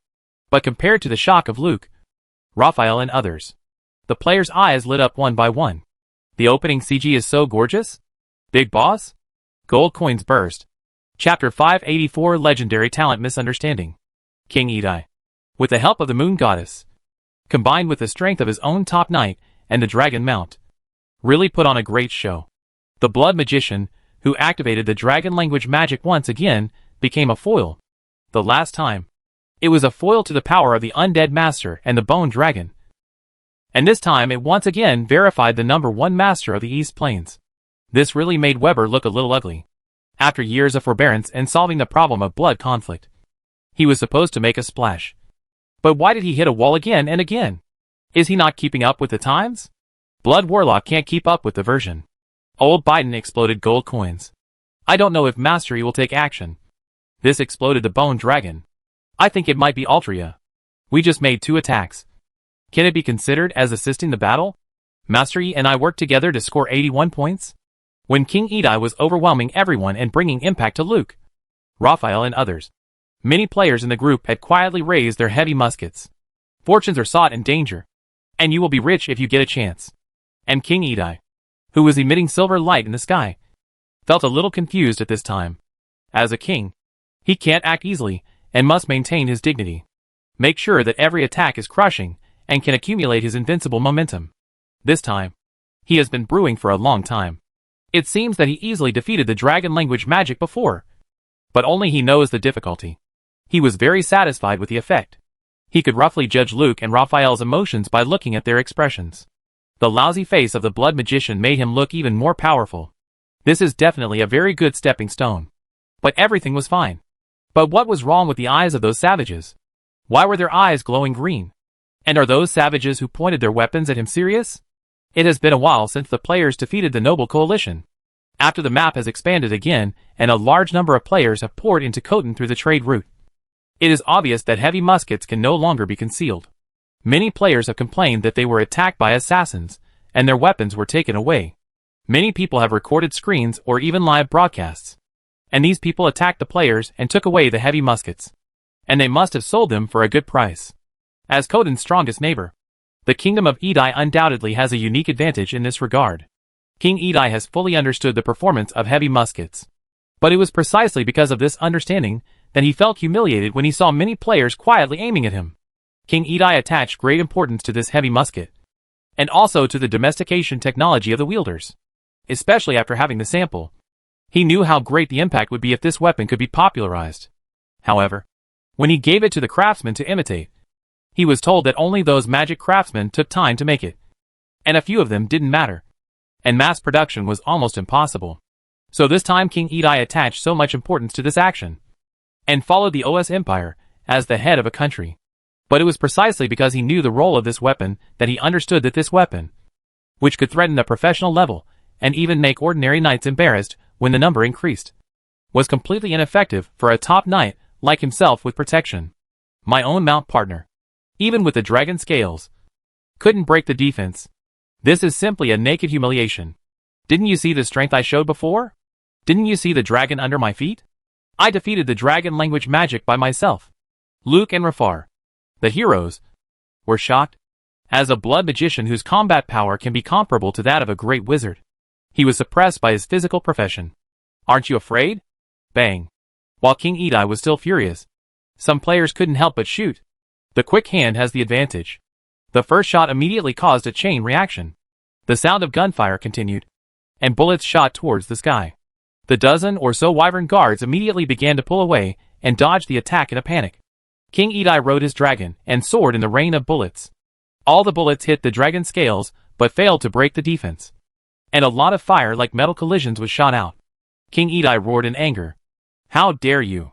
The dragon under his feet also felt the anger of this master and let out a low dragon roar. Not only King Edai, but even Rafar and others on the lone wolf were a little confused. No way. Are you really going to fight? They also seized a lot of heavy muskets on the way and knew the power of this kind of thing. What else can this do to the dragon and King Edai except to anger them? But why did those savages who had obviously discovered that the attack was ineffective fight more happily instead? Those savages who didn't hit kept anxiously reshooting, just wanting to hit. Some people even saw their guns jammed, and they picked up stones and started throwing them. The damage was not great, but it was extremely insulting. Just like spitting. How could the proud King Edai tolerate this? Immediately gave up Weber, the original opponent, who was also a little confused, and directly controlled the dragon to kill the players on the ground. Because Luke knows more about the players. Although he is a little speechless, he also thinks that this is in line with the wild man's silly character. He took a step forward, and a strong fire attribute magic surged on his body, like a phoenix in the flames, and said in a deep voice, Luke, please teach me. As a top knight, he also has the potential to become a legend, even though there is still a gap between the two sides. Luke, who is younger, still took the posture of a challenger and faced the swooping King Edai head-on. He did not retreat at all, but had a strong will to fight. Perhaps his actions may have caused a lot of trouble for Khotan. But for Luke, even if he lost his status as a lord and took all the responsibilities, he did not want to go against his original intention. OS and Edai are both powerful countries that Khotan cannot afford to offend. But if they want us to compromise, they have to reach out and hold our heads. Like a flame slash on the horns of an antelope, it collided with King Edai, who swooped down from the sky without any fancy. A strong pure airflow formed by the collision of pure kinetic energy directly swept the entire dock. Many players, who were relatively close, were blown away. This collision unexpectedly stopped the diving King Edai and his dragon, and even moved them back several meters. Although the retreat was not far, and Luke himself flew back dozens of meters, lifting and shattering the blue stone bricks on the Dino wharf. The cracks on the ground made a crackling sound. But this result still surprised most people, including the players. I never expected Luke to be so strong. You have to know that this was with the help of the dragon mount that swooped down from the sky. Even King Edai, whose blood was surging, was also shocked at this time. And then the killing intent that could not be suppressed in his heart emerged. This boy has the potential to be a legend, and he must not be left alive. Although Wang Yi had uploaded the footage of the battle in Shishan territory before, Luke had also shown his strength many times. But this time, it was reflected in the presence of many players. The collision between the top knights really opened the door to a new world for the players. I just reached the professional level. When can I be like this? You are at the professional level at least. I died twice, and I still have a long way to go. Leveling up is too difficult. Professional materials are also difficult to get. The price has increased now. Not to mention the heroic level. Amid the players' amazement, King Edai, who had the blessing of the mount and his own protection, recovered first, suppressed the surging blood, and then continued to kill in the direction of Luke without any hesitation. If he didn't have the blessing of the mount, he would not have the confidence to defeat the opponent. But this young man was too impulsive and actually went head-on with himself, who was swooping down. His condition must be worse than his own. So what if he won face? If a person dies, there is nothing left. At this time, Altria, Rafar, and others also moved, with the blessing of the magic pattern on the battleship. Wellington OSS took action to directly stop Weber in the sky. The injured F. Williams roared, and with blood on his mouth, he rushed towards Lydon, who had just jumped up to help. Rafar and the other two great knights of OSS attacked Artoria at the same time. When he started, Rafar did not forget to say, "Don't attack by surprise." It seemed that he was worried that Artoria would attack King Edi by surprise. But he did not hold back at all. The three great knights of OSS, led by Rafar, obviously had a tacit cooperation for many years. Without any explanation, they spontaneously surrounded Artoria from three angles in all directions, leaving her no way to avoid. But facing the three attacks that came at the same time, Artoria did not even look at them. She jumped up and continued to move towards King Edi, while slashing the sword in her hand backwards.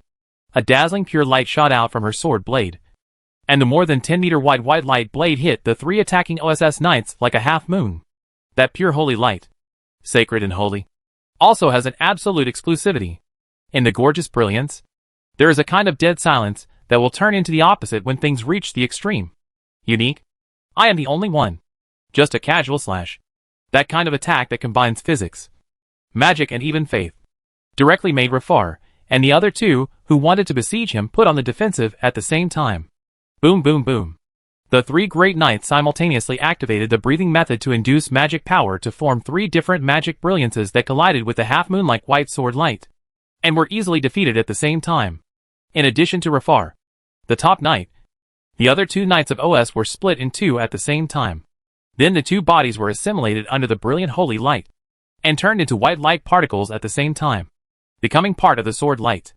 Only Rafar realized the problem at the critical moment, and turned the hard collision into clever strength, avoiding the flash of sword light at the cost of being knocked away, watching it split the lone wolf in two, sinking under the river surface, and temporarily separating the river water to reveal smooth scratches.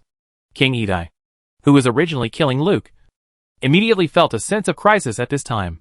He turned his head and looked at the battle situation behind him, and his eyes almost popped out. He is a top knight who is expected to become a legend. He also has the protection of the moon goddess and a giant dragon as a mount. He is already the ceiling among the knights, and even the top among the hero class including the magic system. It is precisely because of such strength that he is more keen in judging various powers. What happened to that woman's attack just now? It is undoubtedly the top hero level power. But she actually burst out such a strong fighting force in a completely incomprehensible way. Rafar is his good friend, and he knows the opponent's strength clearly. Even if he faces the joint attack of him and two great knights, he may have to temporarily avoid the sharp edge.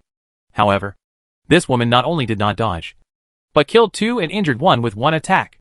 Thinking about it from another perspective, King Edi also realized that he could not stop it. With this understanding, watching Altria step on the ground and create a circle of ripples, and then leap up and rush towards him, he immediately pulled the reins to control his partner's dive, and shouted loudly. Misunderstanding. Facing King Edi's words, Altria still had a blank expression on her face. Her golden hair and skirt armor kept swaying under the strong wind, and then she raised her sword and slashed. A dragon head flew up in response, and dragon blood sprayed. The dragon corpse fell from the sky with the embarrassed King Edi, and fell heavily to the ground. At this time, Artoria, who landed with the flying dragon head, stepped on the flowing dragon blood and walked towards King Edi, who was full of grief and horror, seeing his ancestral flying dragon separated from its head and body. King Edi was heartbroken and almost wanted to fight, but thinking of the opponent's strength in two casual attacks before, he suppressed his anger. If you can't win, you will die. You don't even have the courage to fight. You will stop outside the legend for the rest of your life. Artoria felt the momentum of the opponent's active suppression and said in a calm tone of statement. And Luke, who was originally prepared to deal with King Edi's victory, also walked over with a strange face. So strong. What kind of species are the savages here? Master Yi is also turning the tide and casting spells. A new great knight has appeared here, whose strength is simply incredible. As a top great knight, Luke can probably see that this should be a dual cultivation of magic and martial arts, and both have reached the pinnacle of the hero level. But the use of that power is still too strong. It's a little too strong to be true. Two great knights of the OS Empire were killed instantly. The long-famous ancestral flying dragon of the Edi Kingdom was beheaded. This is a glorious record that can definitely be spread throughout the continent, although a lot of things happened in a flash. From the perspective of the player's current strength, they all flashed by. I only know that Altria suddenly jumped up. 2 people died and 1 was injured in the OS Empire. The dragon fell, and blood was spilled in the sky. Looking at the wreckage of the lone wolf floating on the river. Looking at the floating wooden boards, fragments, barrels, and the magic wolf and knight who fell into the water.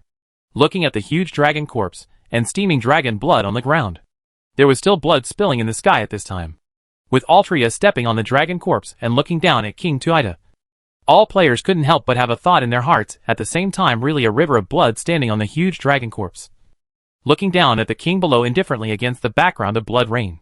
The impact of this picture really has a huge sense of contrast. One move is an absolute crushing. No one can stand up to it. This, combined with the seemingly arrogant and indifferent words before, seems to be taken for granted. All the right to speak needs strength as a foil. And this person has the strength to speak like this. Why did King Edai say he wanted to come to resolve the fight? Isn't it because he relies on the identity of the first person in the East Plane and the dragon? Why is the OS Empire so domineering? It is their confidence to easily dispatch 5 heroes to cooperate with a powerful magic warship. But now, all this seems so vulnerable in front of this beautiful girl. Then all the words they said before became a laughing stock. And became a foil in reverse. This matter is due to our OS Empire's inconsideration. Please forgive me. Rafar, who fell into the river and climbed up again and vomited blood, looked at the wreckage of the warship on the water, thinking of the 2 comrades who died tragically before. He could only suppress his sadness and pain at this time, and took the initiative to apologize in a desolate tone. His teammates were beaten to death. The warship was destroyed, and he was injured. This kind of overbearing behavior, in turn, requires an apology. This is the reality. In fact, Rafar had a chance to escape with the help of the river after falling into the water. But he did not do so, but climbed back to the shore, put down his dignity, put down his posture, and issued a shameful apology. Can we talk calmly now? Altria, who was stepping on the dragon corpse, tapped her toes lightly, jumped up and landed on the dock again. And her tone did not change at all from the beginning. Of course, it's my honor, Rafar said respectfully with his head down. But he also sighed in his heart. The strength shown by the opponent is too strong. It is so strong that it is unsolvable. Although it is indeed still within the scope of the hero level. This kind of gesture can instantly kill 3 strong hero level units, and suppress 2 top heroes at the same time. This kind of strength has exceeded the normal range of the hero level. Rafar has no doubt that if he is alone against the opponent, he will be killed instantly if the opponent wants to. He is undoubtedly the top knight. With such strength, who can compete with the legend if it doesn't come out? The OS Empire only has 1 legend. Can he really come out and exchange homes with the other party? As long as the other party avoids the legendary guardian of the country, he can kill people indiscriminately in the OS Empire. It's all for nothing in the heroic team. This kind of strength has exceeded the threshold that the OS Empire can bear. It's not that the overall strength of the OS Empire is not as good as the other party, but it is helpless and can't bear such losses and blows. Moreover, this is just one of the strong men who appeared in the savage tribe. God knows that there are more like this. In fact, this time they were indeed aggressive first. If they have the strength to back them up, then they can be arrogant. But now in such a situation, who can they blame for offending the strong and being killed? So Rafar didn't even think about leaving. He had to resolve this trouble himself. At this time, Wellington OS, who was fighting with Weber, also stopped the battle early, relying on the convenience of the magic system to float to the dock. No longer speaking, and let Rafar represent himself. Weber on the other side also fell with a little weird on his face. Although this lady can have such a strong strength, it is beyond his expectation. But thinking of the terrifying operation of mastery fighting the bone dragon before, it seems natural. But what made him a little strange was that when he fought Wellington OSS before, he clearly felt that the other party was paddling. Originally, he should be the source of all conflicts. And as a member of the royal family of the OSS Empire, the other party should hate him to the core. With the convenience of the magic warship, wouldn't this force himself? But just when Weber was fully prepared and ready to fight a good battle, he found that the other party was dodging and paddling very seriously. At that time, the lady had not shown such strong strength. But for Weber, if the other party was paddling, he would certainly be happy to cooperate. So after the warship was destroyed, Weber did not take the opportunity to pursue the victory, and was also paddling. At the same time, He also thought strangely in his heart. Could it be that this great warlock of the OSS royal family knew something? Did he know that this person was so strong? Looking back at the other party staying at the edge behind Rafar again, Weber couldn't help but complain in his heart. Could it be that he was beaten by mastery? At the same time, F. Williams and Captain Layton, who fell into the water, also swam to the shore in a panic. They looked at each other and separated without saying anything more. Williams also stayed behind Raphael, and Layton came to Luke's side. The current situation is not something they can control, and Williams was more afraid at this time. The battleship was destroyed and his teammates died in the battle. He was angry and sad, but not as serious as this fear, because if he hadn't provoked Luke and was injured, and then found the weakest Layton to contain him, if he followed Raphael to launch an attack, he would probably follow in the footsteps of his dead companions. He is talented and young, but because of his youth, his strength is at the bottom among the several heroic members of the team. Now, he was actually glad that he was at the bottom. No matter how talented a person is, everything is gone when he dies. We, the Kingdom of Edai, also apologize for our recklessness. This was my personal behavior, and I am willing to pay compensation. King Edai looked at his mount in a pool of blood with a bleeding heart, but he could only force a smile and say words of apology and compensation. Raphael of the OS Empire bowed his head.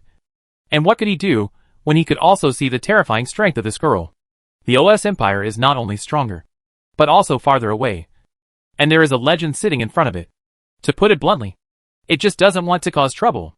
But the Kingdom of Edai is different. It is right next to Kaduan. If they really want to do something, I'm afraid they will come here soon. So even if the ancestral flying dragon died, the prestige of the Kingdom of Edai was greatly hit, and he might not be able to break through the legend again under the stimulation of the other party's words. But he must apologize and solve the problem now. He is willing to pay enough for this. Chapter 585.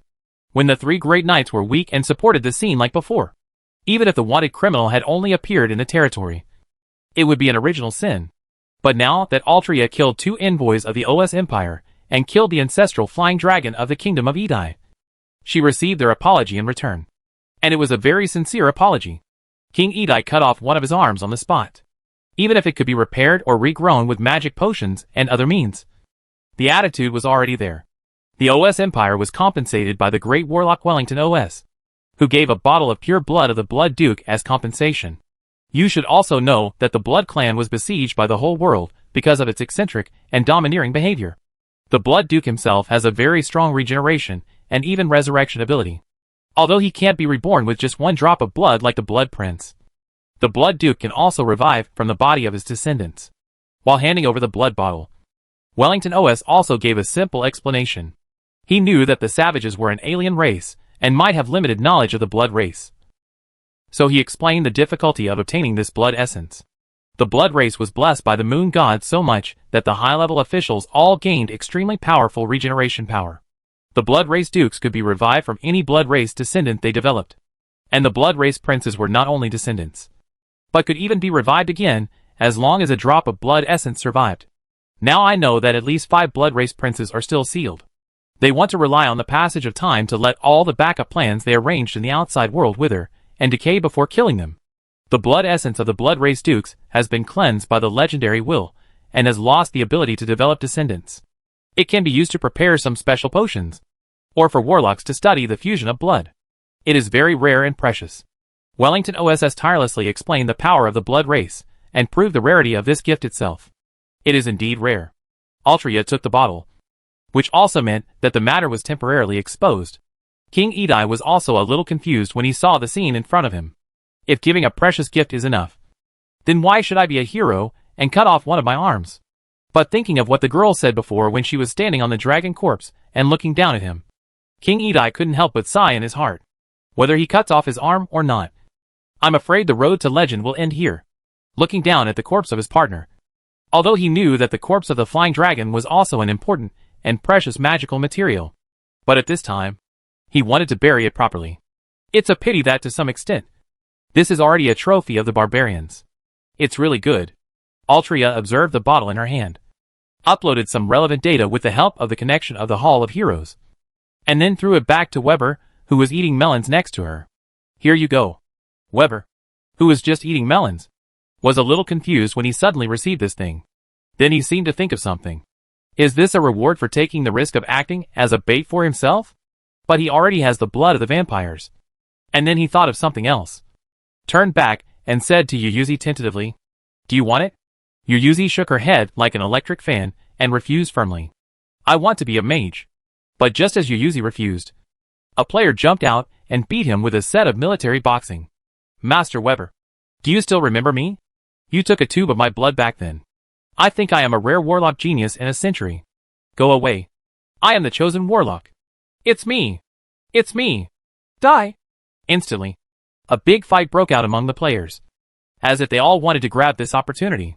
This reminder reminded Weber of the weirdness of extracting the blood of the savages for research.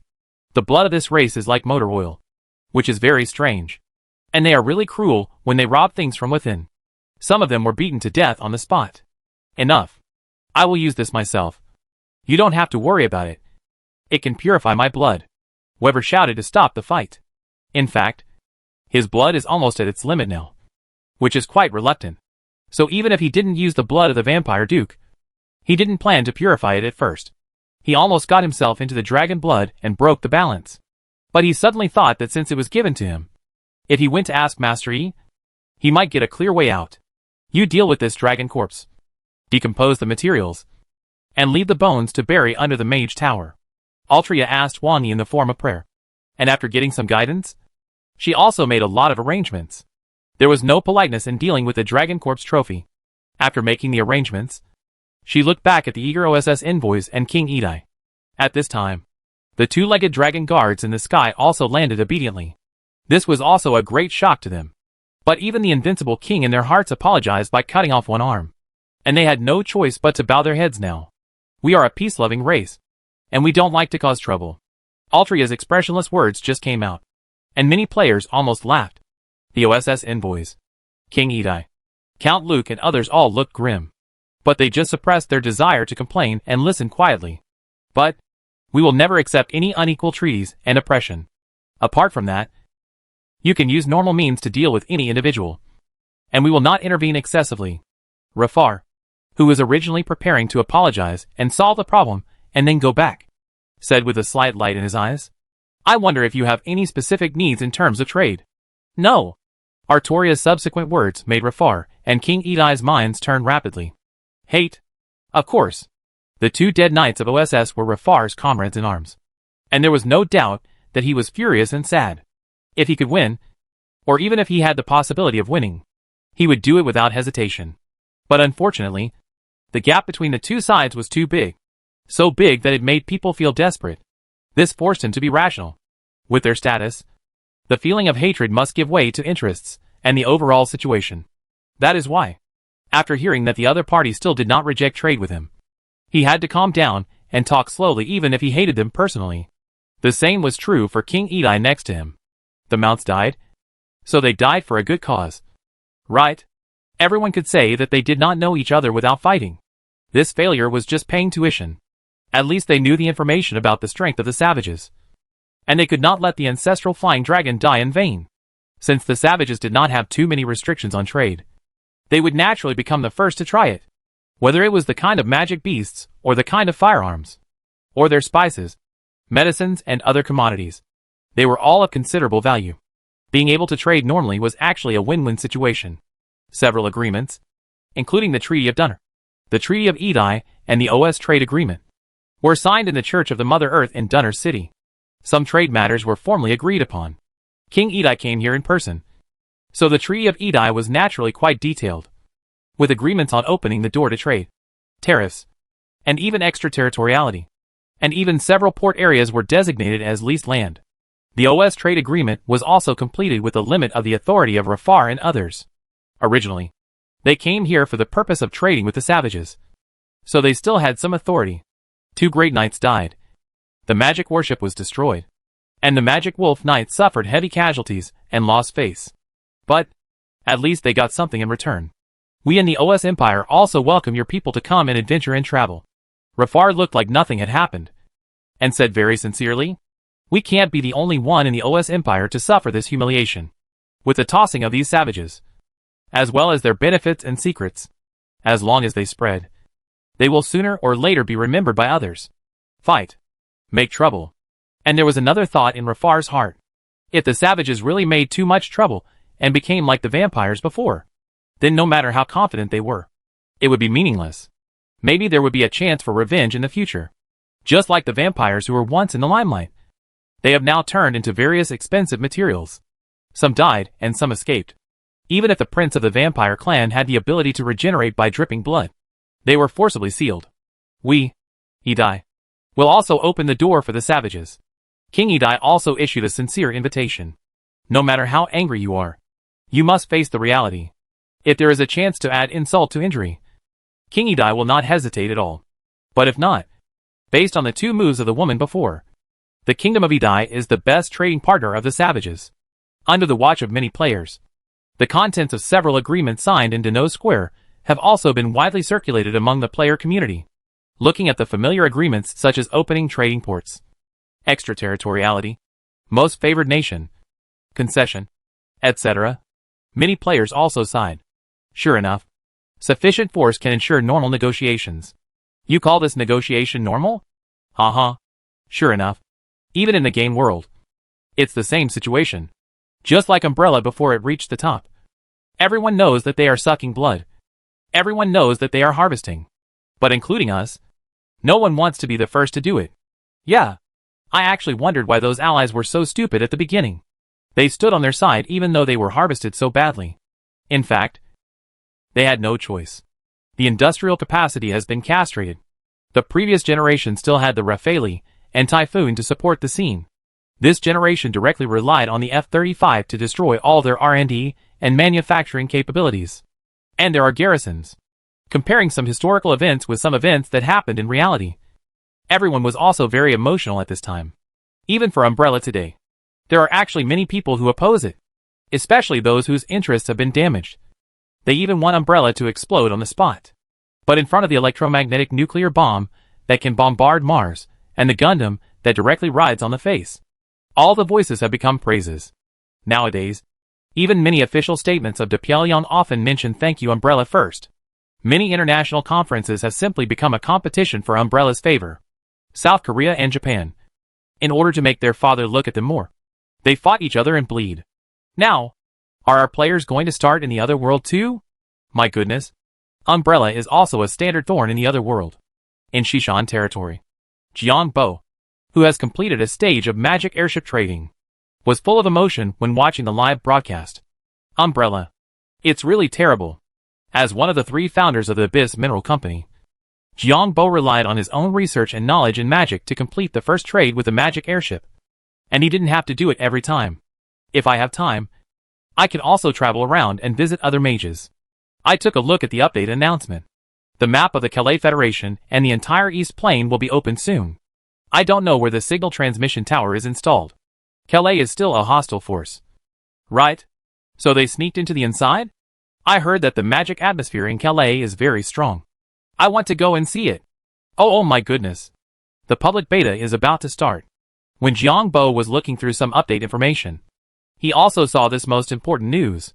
The public beta is about to start. Now Enzo territory has built many new novice villages. And it seems that some novice villages in other Abyss territories will be opened according to the plot evolution. New players can level up in the Abyss first. After having some basic attributes, you can choose to enter the Sephi realm. And Sephi realm will gradually add some new distribution points in the future. Through this multi-level diversion method, the initial influx of people can be digested. When the players gradually disperse, the size of Enzo territory is actually enough to completely digest. Mainly pay attention to the initial crowding problem. There are so many such cumbersome designs. Mainly because the public beta is unlimited. This will inevitably lead to a wave of game players. However, the purchase of game helmets still depends on grabbing. The initial stock of helmets is 100 million. And we will always work overtime to increase the speed of distribution. After making a batch, we will release a batch. What? The public beta is about to start? Ha ha ha. I, who have read Appreciation Guide dozens of times, finally have a place to use it. Did the Appreciation Guide omit a few words? 100 million units. We should be able to grab them this time. But the speed at which Umbrella's production capacity increases is really terrifying. It is definitely much more likely than the Insider at the beginning. But if you calculate carefully, There are at least 2 billion people willing to enter the Abyss world. Yes, the helmet can be chosen in installments.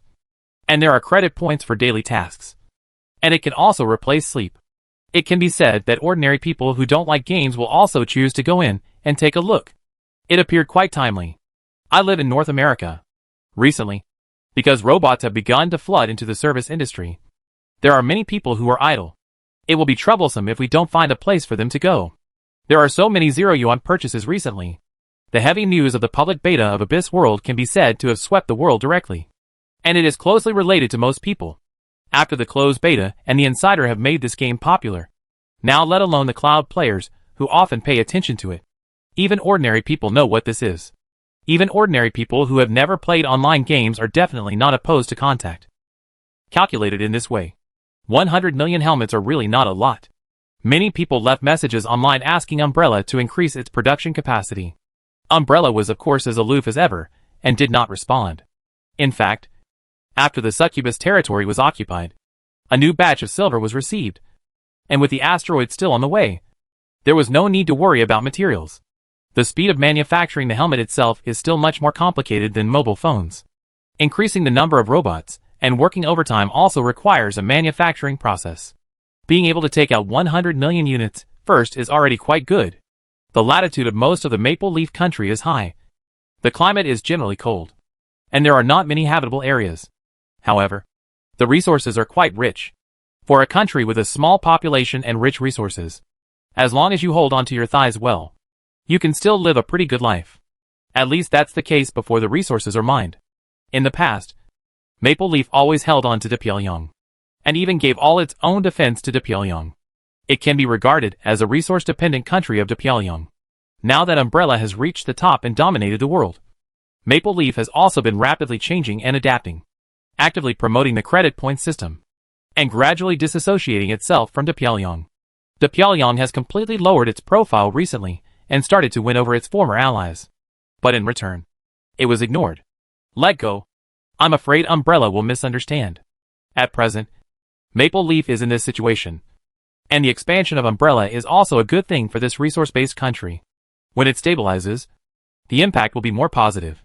I can only say that the world has suffered from Pyongyang for a long time. The heavy snow like goose feathers fell from the sky, covering a small town of Maple Leaf with a thick white blanket. Jay was in his room at this time, nervously looking at the purchase quota option in front of him.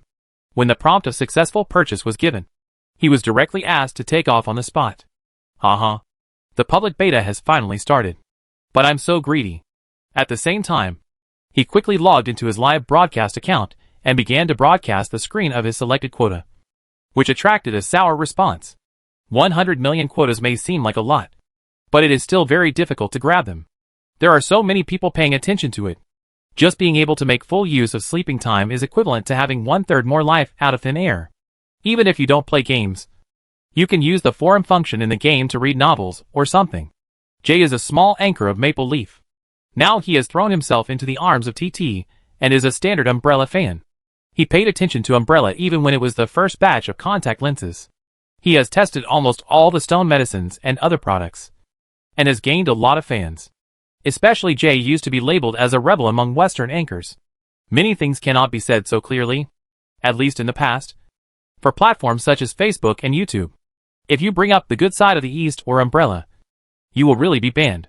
For the control of public opinion, these self-proclaimed civilized places are actually much stricter, even beyond the imagination of many people. The biggest fire in history can be kept silent by the mainstream until a cat is rescued before it starts to be reported widely. Someone threatened a leader who spent 40% of his term on vacation and sunbathes in diapers online, and he was shot dead at home. All kinds of magical operations sound incredible. But now Umbrella has been crowned king, and TT has been fully opened again. Praise for Umbrella is everywhere. Jay's identity has also changed from a rebel to a fighter.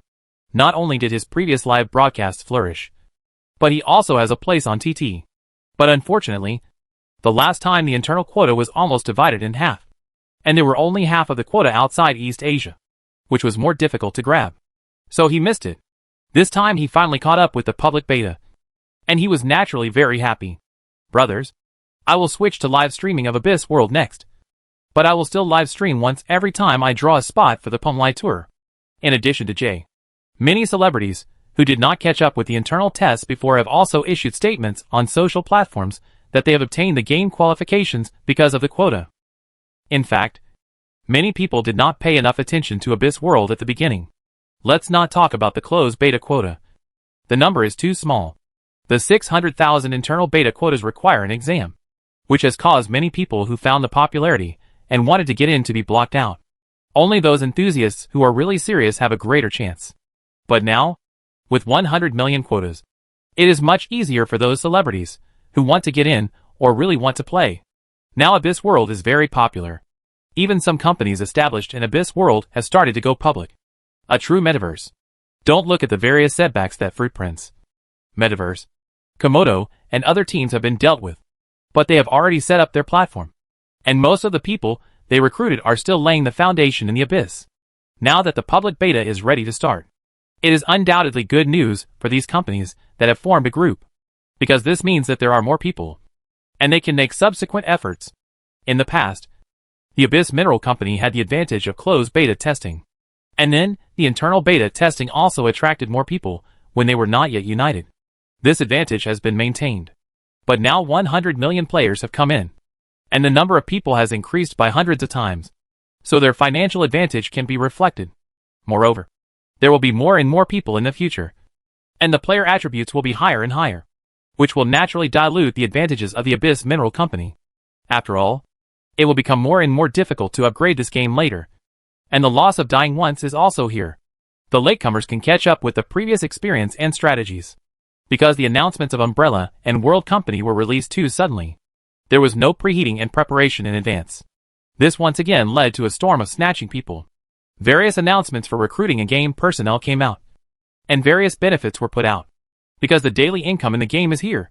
This is a basic value.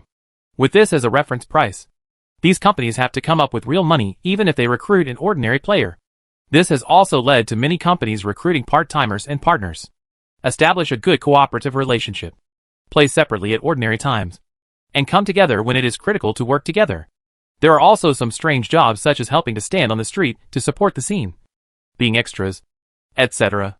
Even many film and television companies have settled in the game, and they are interested in the environment inside the game and are preparing to shoot some documentaries or even movies with the game as the background. For a while, it seemed that the whole world was moving around Abyss World again. The real second world. Chapter 586 Public Beta Storm. The global simultaneous public beta of Abyss World will be launched at 1900 hours UT0. Due to the large number of people online at the same time, the server may be stuck and there will be queues. Please leave the birth point as soon as possible after logging into the game. New Abyss map Succubus Territory. Cephi Realm map Calais Federation and Ister Plains. Optimize some light textures. Enhance some clarity and visual effects. Optimize some bugs that may cause stuck, and optimize forum interface UI. With the official announcement of the public beta of Abyss World, it also attracted a lot of attention from players. How much I look forward to it. The map update of the Calais Federation was revealed in advance. In fact, with the current Enzo territory, which is comparable to the size of Australia, it doesn't matter if 100 million players are stuffed in.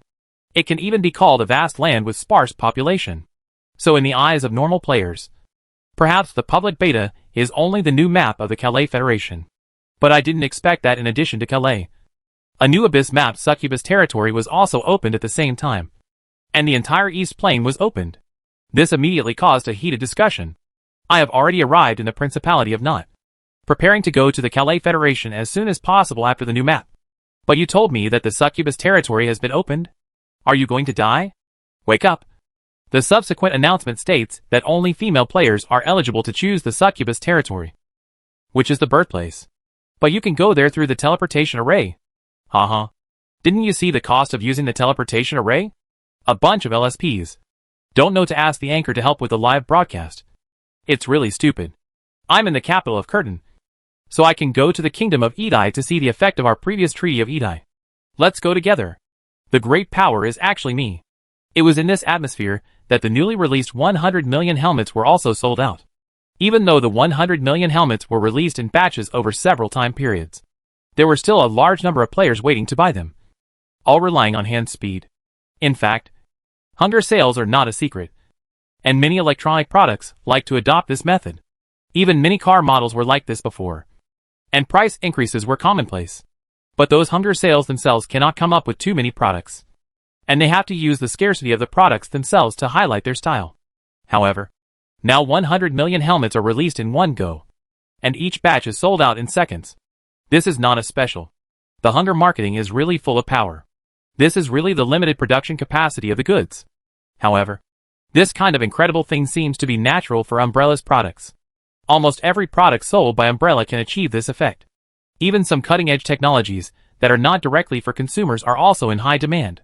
So for some people who are interested in games, they will almost put down everything in their hands to grab the quota. Work. I will not resign on the spot if I get the quota. I can support myself with daily games. And I can easily sign cooperation agreements with some big companies. What's the point of going to work? Most jobs are about to be replaced by robots. During the period of operation of Abyss World, the changes in reality have never stopped. Whether it is the busy Nantianmen or the subsequent Tianting, or the silver asteroid on the way, the industrial capacity of the Earth is advancing at full speed. Robots make robots, which can improve production efficiency in an incomprehensible way. Now even on the streets, you can often see some vending robots and garbage cleaning robots. The figures of household life robots going out to buy groceries, take buses, and take subways are everywhere. If those players who are obsessed with the game and spend all their time in Abyss World except for 3 meals a day suddenly come out, I am afraid they will have a sense of time and space confusion. Because of this, more and more people can spend time on the game. In the past, no matter how popular Abyss World was, there were only 600,000 participants, which was more like a group of celebrities and internet celebrities providing entertainment materials and videos for everyone to watch. Most people still act as cloud players through live broadcasts and short videos. However, this time, the increase of 100 million places has led to a great popularization of the number of players, classmates, colleagues in the company, neighbors in the community. This made people realize that the game that was originally very popular on the internet seemed to have come to them. Suddenly someone I knew started playing. Haha. I got the game helmet. But the fee is too expensive. Fortunately, I can pay in installments. And then I can earn it back in the game while sleeping. The public beta will be launched tonight. Hey, I have to continue working after get off work. My life is hard. Gongzi sat at his workstation and said with a Versailles expression on his face. They are a travel agency. Under the current wave of robots and AI, their travel agency business is even more popular. Because more and more people are idle. They can get money from other channels of Umbrella. Wow. I heard that there are 30 credit points guaranteed every day. It's really good. Hey. I suddenly feel that I am old and can't keep up with the times. A middle-aged man was envious when he heard this. Brother Gongzi is really awesome. When I get the helmet in the future, you have to take me with you. A girl with freckles on her face also said enviously beside him. Only by being at the workstation said abruptly, I remember you used to hate Umbrella, thinking they tarnished the beacon of civilization in your mind. Gongzi used to be a typical praising beauty. Not only did he think the moon was rounder than Umbrella, but he also constantly belittled China and was full of hostility towards Umbrella. It was obvious that as Umbrella reached the top and became indispensable in every aspect of life, his personal will was useless. Now that Bai Bing had brought it up, Gongzi looked embarrassed. Didn't you get deceived by Umbrella before? It was all because of that group of hateful agents. I had a cousin who was fooled by them 2 years ago. He was washing dishes and smoked, which led to overstrain and lumbar disc herniation. He went to the emergency room and talked for 15 minutes and touched it. He spent more than $5,000 without any treatment. It was simply robbery.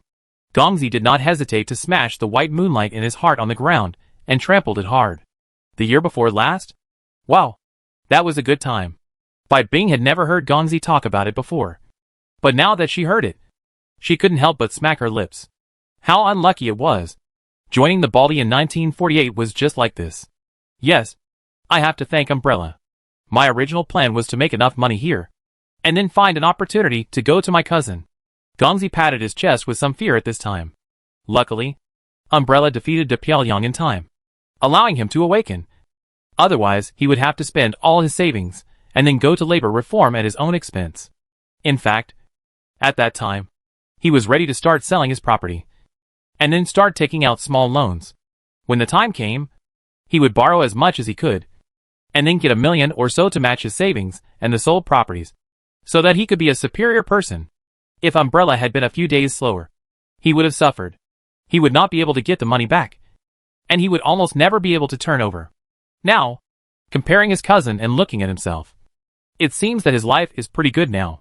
Then he quickly changed the subject and said, "This game will be popular among the people sooner or later, which is equivalent to having 1/3 more life. I will go in and explore the way first, and then I will help you upgrade," Gongzi said with great responsibility. Bai Bing, who heard this, laughed. "Actually, I got a place in the internal test." Bai Bing's words made Gongzi look stunned. "Really? The internal test is only 600,000. And there is an exam. I also tried it and failed it." After that, Gongzi said with a strange face, "I remember you don't like games, right?" When Abyss World was closed beta, Gongzi actually paid attention to it and boasted about it in the office at that time. But he was just for fun and didn't study it in depth. As a result, he was not selected in the internal test. I remember that Bai Bing was not interested in this game at that time. She was always holding her Umbrella skin care products and fighting for robots. I don't like games, but Umbrella's stuff can make money. I will definitely try my best to understand it. Bai Bing rolled her eyes. From the previous blood draw quota to the robot quota, which new product of Umbrella can't earn a stable income? She is not interested in games, but she is interested in money. Huh? You can pass with such a mentality? Maybe I have talent. My initial mental power is 18 points. In fact, now I just do daily work and go to class every day. I have never left the territory," Bai Bing said with an indifferent expression. She is a true Buddhist player. In addition to taking magic courses and meditating to relax, she spends the rest of her time reading novels and some game gossip on the forum. As a magician, she rarely does any experiments.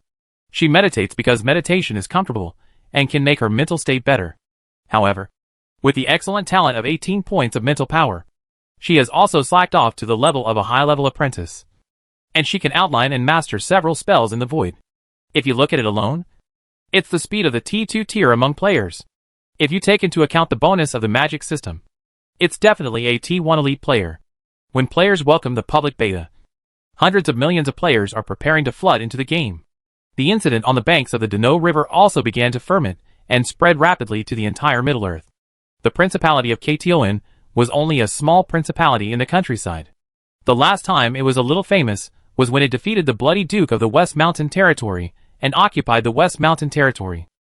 The small battle between the two small principalities, with less than 10,000 casualties, would attract some attention. But this attention was mostly caused by the Calais Federation. The incident itself was not even as big as the incident of the wild beast taming that had been circulated at the time. Some people were also considering whether they could take this opportunity to jump onto the wild people and use it to seek technology. Then, there was the small problem of the undead plague. The undead plague caused by an undead master, as long as it was not at their doorstep, was just a fun thing to watch. It was not until the letter of condemnation from the OS Empire to the Magic Blood Warlock that it really caused some waves. Because the OS Empire is an old and powerful country. It has a legendary paladin and the first warlock family. The research and development capabilities are not weak, and the magic level is not inferior to that of Calais. The Magic Wolf Knight Corps is also feared. The key is that it has a lot of food, is located on the main water conservancy route, and has trade relations with many countries. When this letter was sent, in addition to the Principality of Kduin, it immediately responded and invited the delegation to come. Many countries that have good relations with the OS Empire have actually expressed their opinions one after another. There is no substantial help, but they are all condemning the Magic Blood Warlock and the Principality of Kduin. After all, this kind of unrestrained hero class itself is indeed very disgusting to all major countries.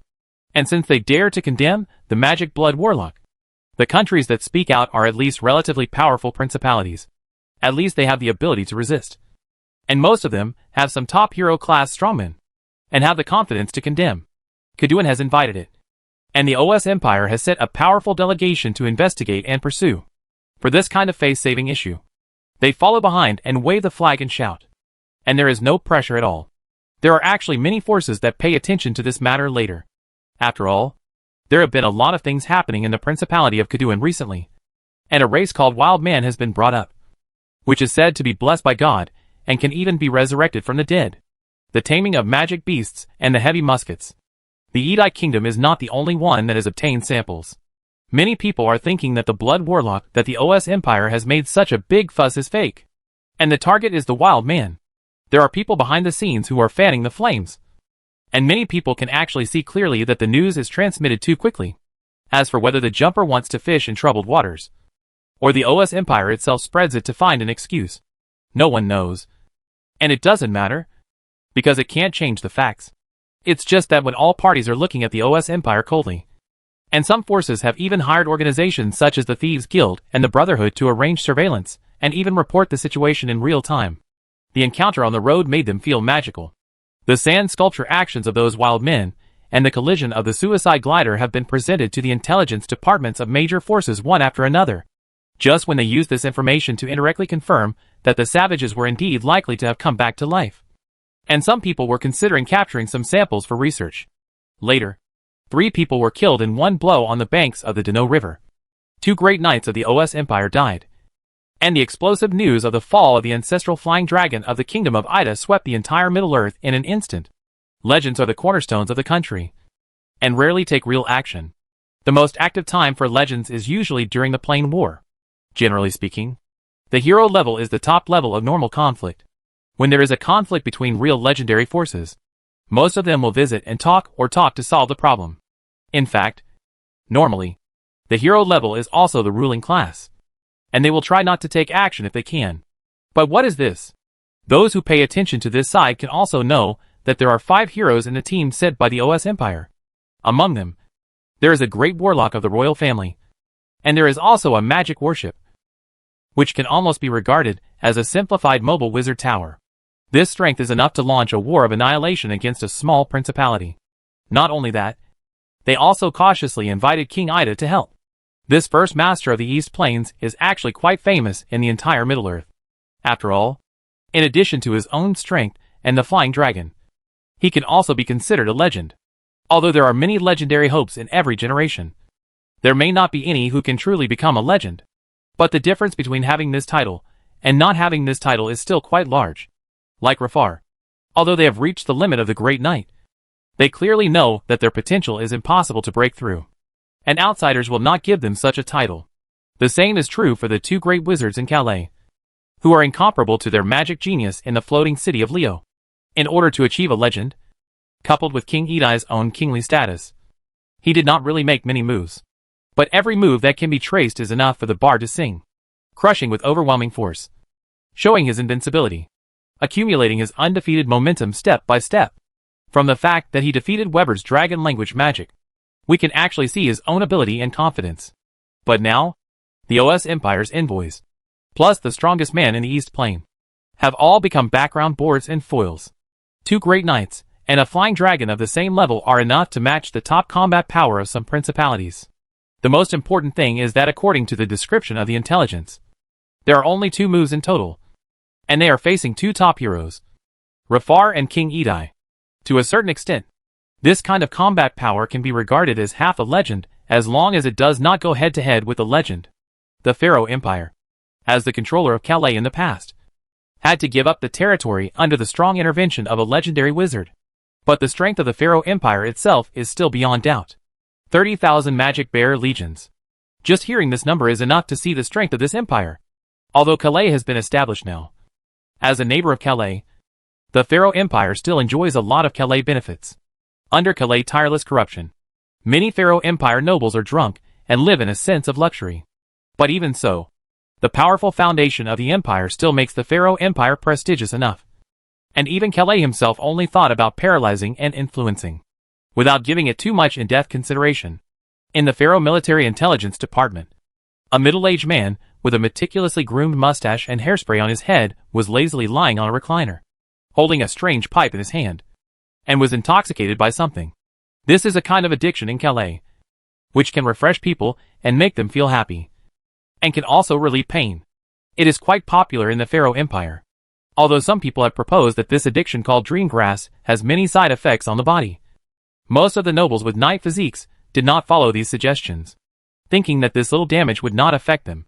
Robert Spencer, the director of the Pharaoh Military Intelligence Department, who has the strength of a great knight, And the contemporary Viscount Spencer has similar ideas. At this time, a figure in a black robe with an unclear face knocked on the door and walked into the room. Then he came to Robert Spencer with respectful steps and said in a disgusting flattering tone, "My Lord Viscount, are you happy? What's the matter? Tell me." Robert Spencer lazily leaned on the recliner. The dim light made the environment even darker under the smoke he was smoking. His response also seemed a bit lazy and weak. Not like the vigor that a great knight should have. And even sounded worse than an ordinary adult man. "It's not a big deal. It's mainly about the previous delegation from the OSS Empire." The man in black robe briefly reported the matter. Finally, the lazy Robert Spencer opened his half-closed eyes and wanted to sit up. However, as a great knight, he almost slipped when he wanted to get up for the first time. And he had to hold the armrest of the chair to get up. "You mean 2 envoys from the OS Empire died? And Rafar was seriously injured? Martinio's flying dragon also died?" A little dizzy, Robert Spencer swept away some distracting thoughts. And even felt that he had overdosed for a moment. After waiting for confirmation again, his turbid eyes gradually regained clarity. Then he seemed to be lost in thought. This was completely beyond his expectations. In fact, he had made some arrangements against the savages, and had obtained something called a heavy musket, and tried to have the Ministry of Military Industry imitate it. Now it seems that the means need to be changed. "You mean?" Martinio watched his flying dragon die, and had to bow his head to apologize and sign a treaty? Robert Spencer yawned, looking a little amused. Although it is difficult for him to concentrate for a long time now, he still has the foundation of a great knight, and with the qualities he has accumulated in the past, he can still make many successful judgments. Otherwise, he can't sit in this position all the time. Heh. It saves us a lot of trouble.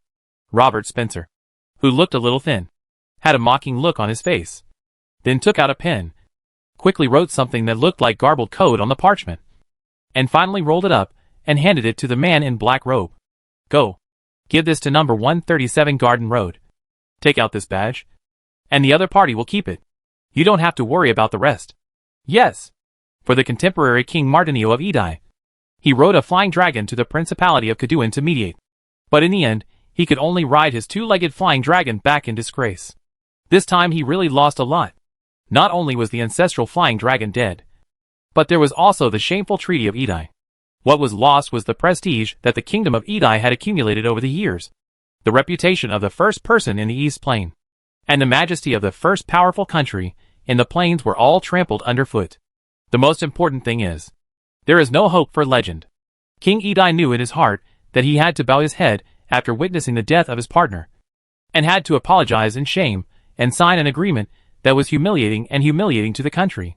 Unless he had the opportunity to kill this enemy with his own hands, he would never be able to break his obsession and embark on his own legendary road. And the opponent's 3 or 2 moves led to the death of 3 heroes. And at the same time, he was fighting against Rafar and himself. 2 top knights. How to kill them with your own hands.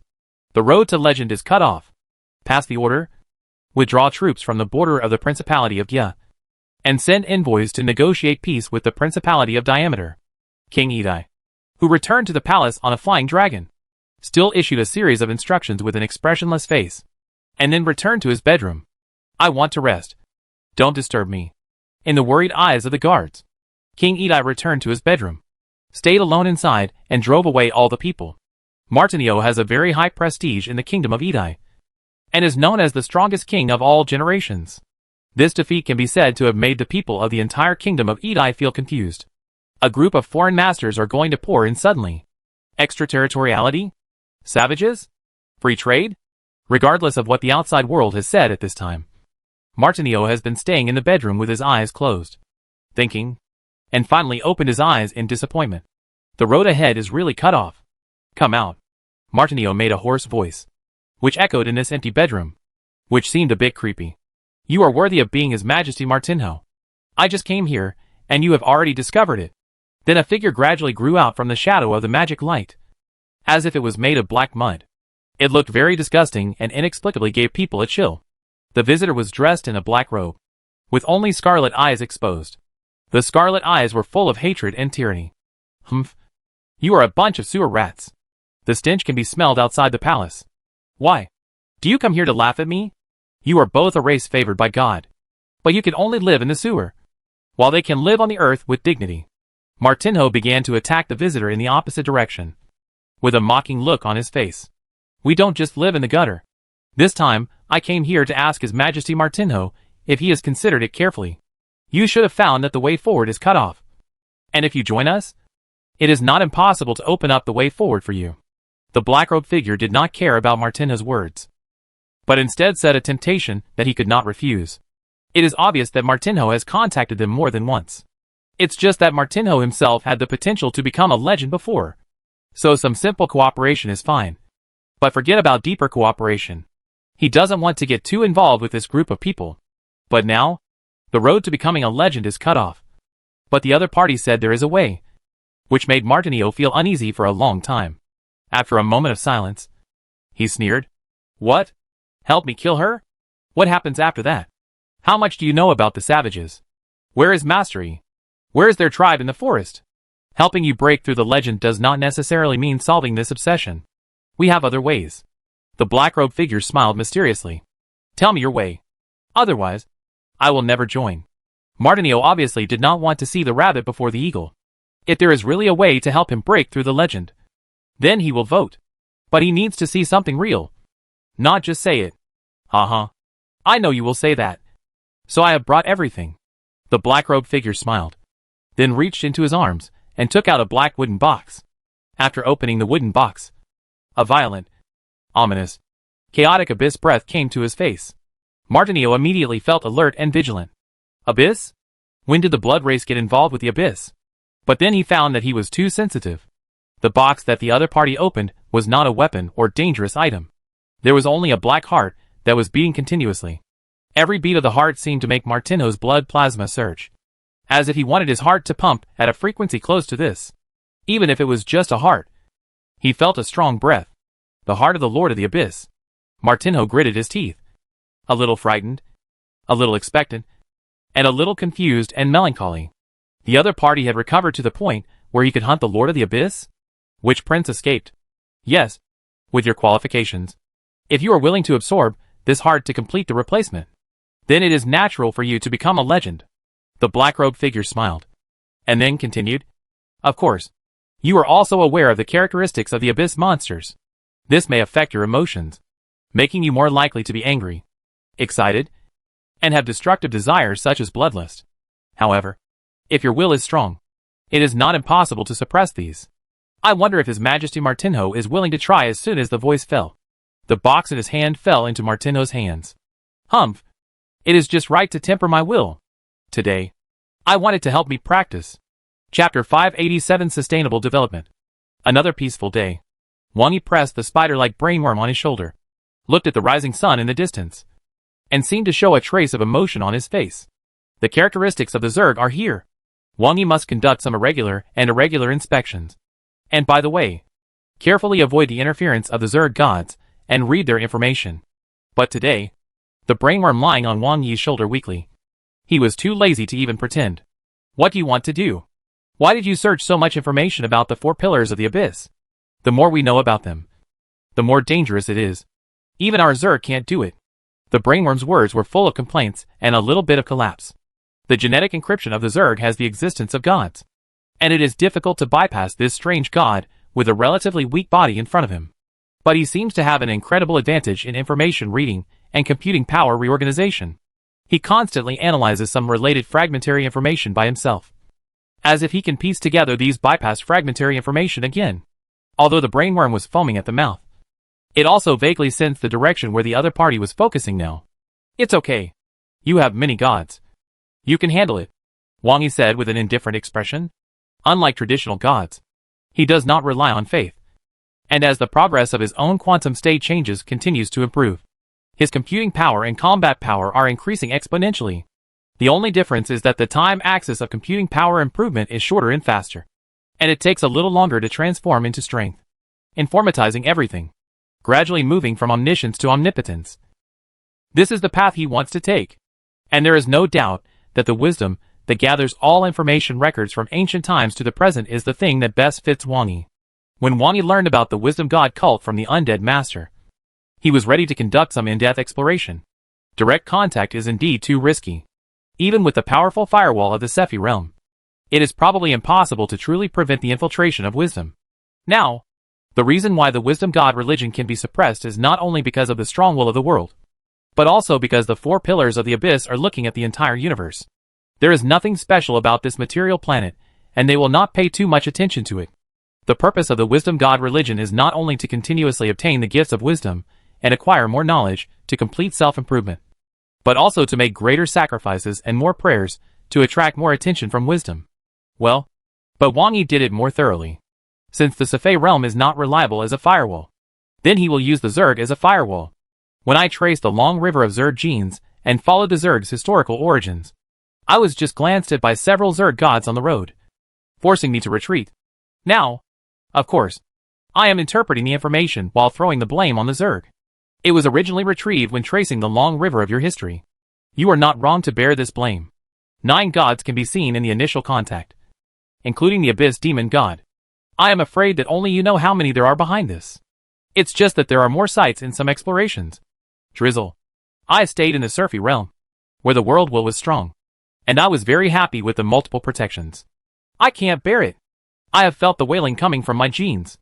A god of our Zerg has fallen. The ugly face of the brainworm was crossed, and it began to output continuously. This thing is really a devil. Even worse than the Abyss Demon.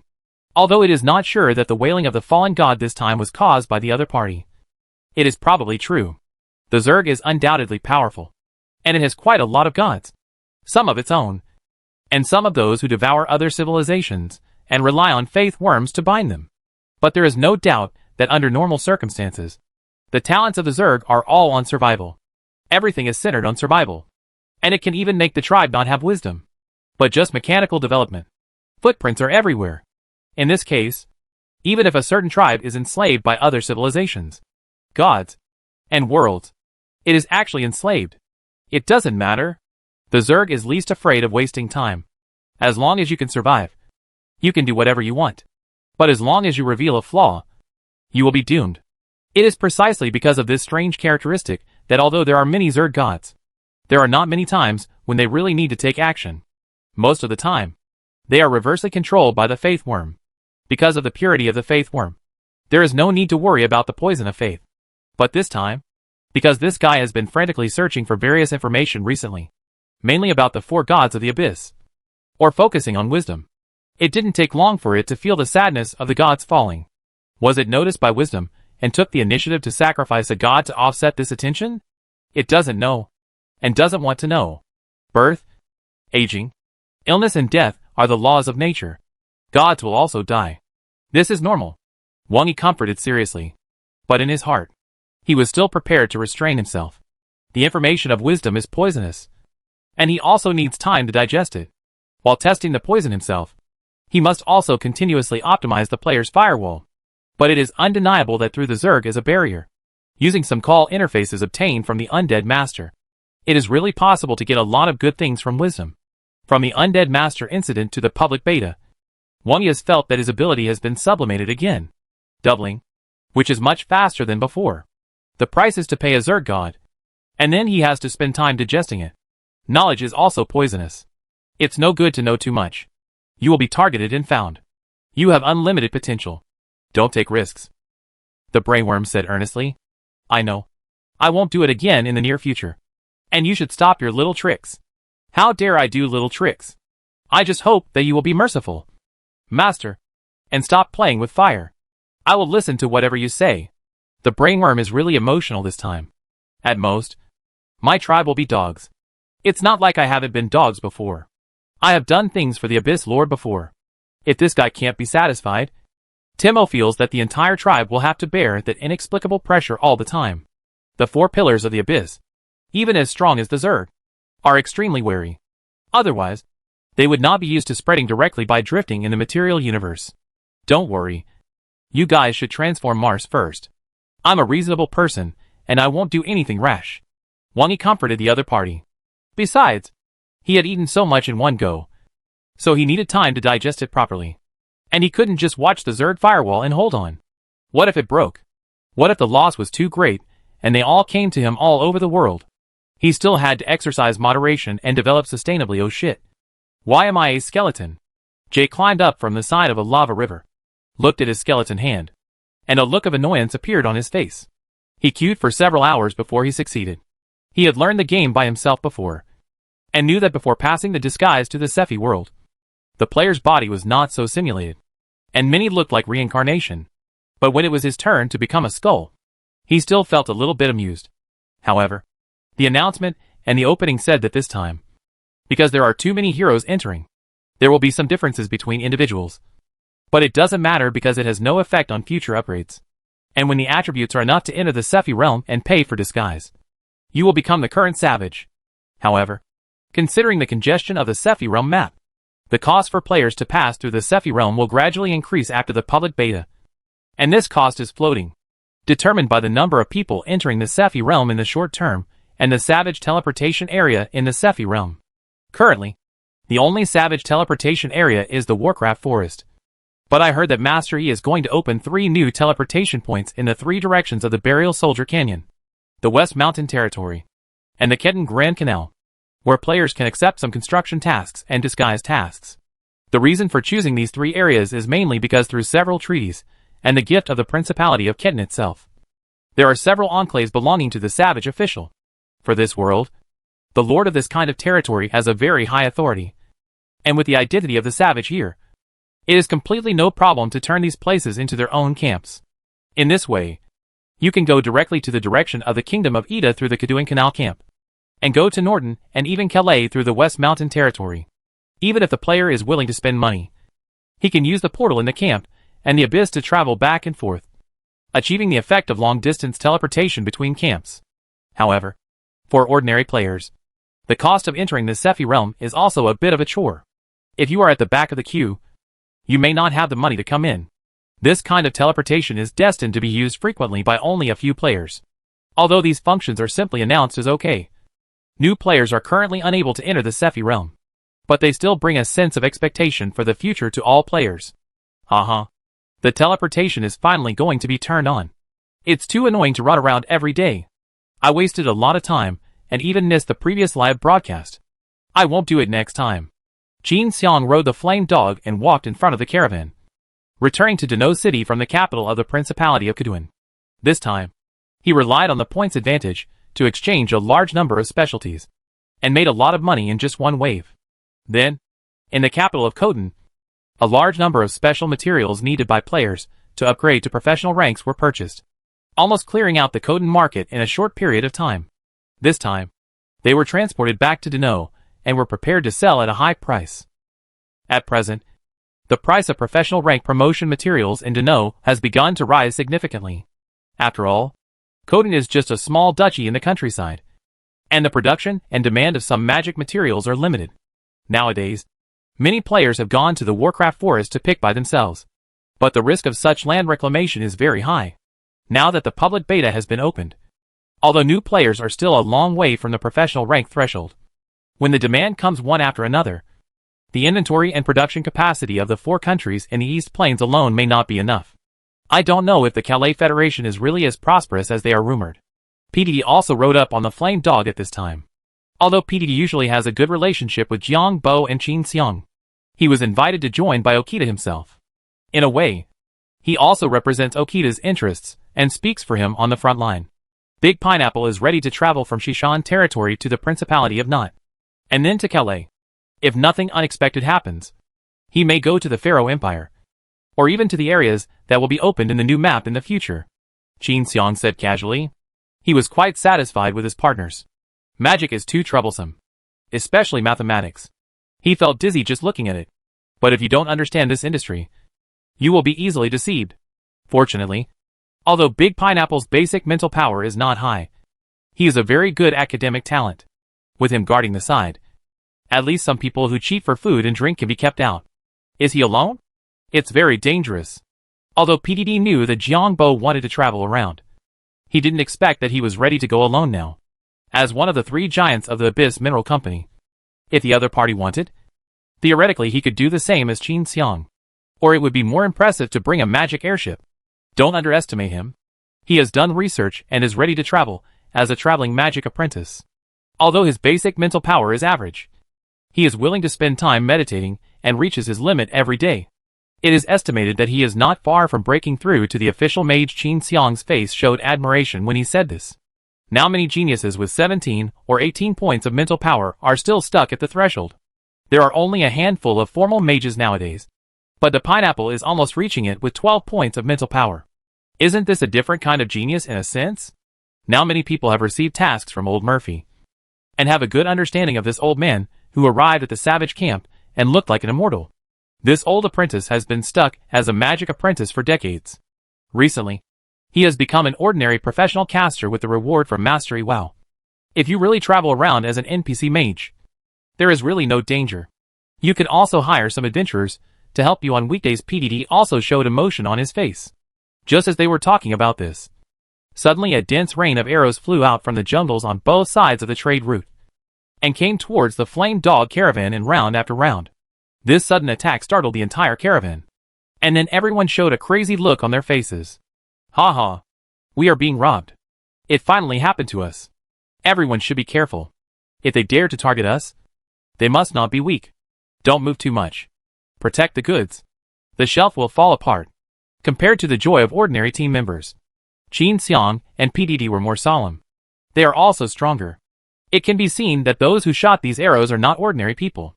They turned over and got off the Flame Dog directly, relying on the Flame Dog's thick skin to resist the arrows. And the arrows that broke through the air were indeed very powerful. The keratinized leather on the first row of Flame Dogs on the side was all pierced, and pierced into it fiercely. Fortunately, their caravan had conducted corresponding stress training when it was formed.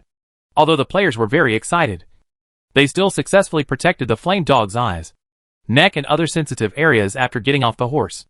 A wave of arrows rained down, and although the first row of fire dogs turned into hedgehogs and blood flowed, there was no loss of personnel.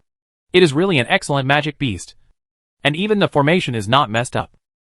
A man with colorful oil paint on his face in the forest, whose face could not be seen clearly, looked at the results of this wave of arrows, and his face looked a little solemn. And the opponent should have done special training. Although he looked lazy, he was quite tacit in dealing with the attack. Hidden in the rain of arrows, several arrows were aimed at the eyes and other vital parts, but they did not work. It's not that the strength and reaction of the savages are bursting, but they were prepared to defend their vital parts when they got off their mounts to avoid the rain of arrows. Some people even put their weapons in front of them. In this case, it's a miracle that their attacks can work. And the vitality and defense of that kind of fire beast are really tenacious. Even after being shot into a hedgehog, he still didn't make a sound, and his eagle eyes still showed strong vitality. Ordinary monsters, even if they are really trained not to run around, why can they still be fine? Their first wave of arrow rain itself is not to achieve much damage, but mainly to disrupt the opponent's formation, so as to facilitate the completion of the split to play their own advantages. But this group of seemingly lazy savages, but they are very skillful in completing the transformation of the defensive formation under the rain of arrows. In addition, they took out the heavy muskets and prepared to fight back at any time. If they shoot at the exposed position now, I am afraid that they will suffer. They have captured many savages and seized many heavy muskets, and they know clearly the convenience and power of this kind of thing. A sharpshooter needs years of practice. Whether it is breathing method or archery skills, it takes time to settle. At the same time, you also need a good bow. But this heavy musket completely eliminates this point, and only an ordinary adult can easily fire it. What needs to be practiced is accuracy, loading speed and reaction ability. The original plan was to rely on a rain of arrows to disrupt the enemy's formation, allowing the huge monsters to become confused and then play to their strengths. Now it seems that it was indeed a miscalculation. It was really a miscalculation. Damn it. These savages don't feel like sleeping. Otherwise, the oil-painted man snorted coldly. They have been paying attention to the savages for quite some time. They have tried everything, including assassination, capture, kidnapping, coercion and inducement. So they are now quite clear about the characteristics of the savages. They are troublemakers, not afraid of death, can be reborn, and are silly. At the same time, it seems that their vitality is extremely tenacious. A little food and water can keep them alive, and they almost don't need to sleep. So they like to rent a room as a group and stare blankly at night. This made the members who sneaked in at night several times feel deeply frightened, taking advantage of the night to sneak into the savage's room quietly. As soon as they entered, they saw a group of people staring at themselves with empty eyes. This scene is creepy to think about. Some members were beaten to death directly, and those who escaped by chance were also frightened. After all, after being surrounded in a small room, their advantages could not be brought into play at all, and they would easily be beaten to death by the swarming savages. Players can be entrusted when they are offline. At the same time, many players nowadays like to form a team, and there will be someone on guard when they are offline. Once the players on guard take action, they can immediately link up with the entrusted dull players to launch an attack together. To some extent, this is indeed the natural enemy of this kind of dark profession. This time, the two sides also briefly stalemate. Is it the Brotherhood? Many players have been caught by them and accused them. Qin Xiang also hid behind his mount and said to PDD, who had taken out the Gatling Buddha, "Ah, I don't think it's likely. The Brotherhood has strong mobility and is good at disguise and lurking. Are they crazy to confront us head-on? The members of the Brotherhood are generally elites above the professional level, although the players have not encountered the heroic Brotherhood killers at present. There are many professional players who have been killed by ordinary members in one-on-one sneak attacks. The current battle-loss ratio between players and the Brotherhood is quite exaggerated. Only some unlucky people sneaked into the room where the players took turns at night and were hacked to death. Heavy muskets are not effective against them, because many players were ambushed before they could even take out their guns. And most of them happened in the city or in places that were considered safe. Those assassins often disguised themselves as vegetable vendors, passing by merchants or something. There were even some who followed the appreciation guide and were knocked out and taken away when they were having fun. So in PDD's opinion, the Brotherhood should be a group of high-level players, and if they want to take action, they must use thundering means. Since they chose to target their flame dog caravan, they shouldn't come so rashly in broad daylight. I think they are more likely. Don't forget when they failed. And we also made a lot of arrangements during our shifts at night. If they really attack at night, they may step into the trap directly. Qin Xiang observed the surroundings. This can be said to be the ambush site carefully selected by the other party. The trade route is not far from the dense forest, and is completely within the attack range. But it looks spacious, so there is not much vigilance in the heart. When they passed by some steep places that were prone to ambushes, they would still be very alert and send out sentinels. This time, they were really caught off guard, and the Brotherhood is best at this kind of surprise. Now that you put it, it seems to be true. They don't know much about the flame dogs, and think that one wave of them can make us lose our composure? PDD said uncertainly. It should be like this. Now they may be afraid of our heavy muskets. Qin Xiang said here, and suddenly a smile appeared on his face. And PDD next to him also began to look wretched. Hee. They don't think that the weapons exchanged for points by our first caravan are the same as those of ordinary players. Right? Can I start a live broadcast? Go ahead. They can't see the live broadcast. There is no leaking of secrets. Just to help other players vent their anger. As PDD's live broadcast started, it immediately caused a wave of waves in the player forum. Recently, the Moonlight Brotherhood is hated by players. If you die in some tasks, it's okay for the harvest. But the Moonlight Brotherhood seemed to be a random killing, and some of the players who were killed died inexplicably. Many of them were professional players, and the death penalty was even heavier. Many people in the forum had long been clamoring to go to the Brotherhood headquarters dungeon. Now the strongest group of players ran into an ambush that seemed to be the Brotherhood, and the title also indicated that there was a big guy, which naturally attracted a group of players to flock to it. Where are the beasts from the Brotherhood? Damn it! I don't even know them. But they suddenly killed me. I just reached the professional level. Me too. I spent money to appreciate it. But they knocked me out at the critical moment. Can't I wait until it's over? I was so angry that I just quit and got stuck. I didn't care about them. Brother, I think it's a good thing to knock you out before the critical moment. The Brotherhood can disguise, and the disguise is super good. The most important thing is that they are similar in size, and they can disguise each other as men and women. Wait, the person upstairs has a story. Tell it to everyone. The public beta has just started, and a large number of newbies have just poured into the abyss. They are more curious about the future map, which has led to a rocket-like increase in the attention of this matter.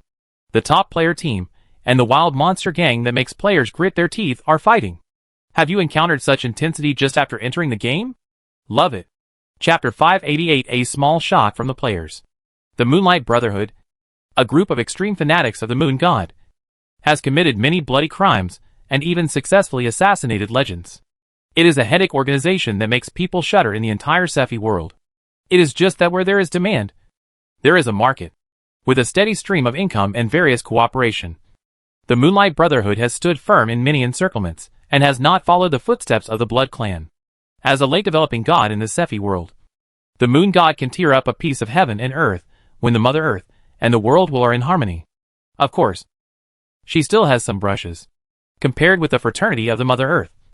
The improvement of various environmental aspects, laying a solid foundation for the Cephi world, and constantly feeding back to the world is different. The Moon God has always been inclined to extreme.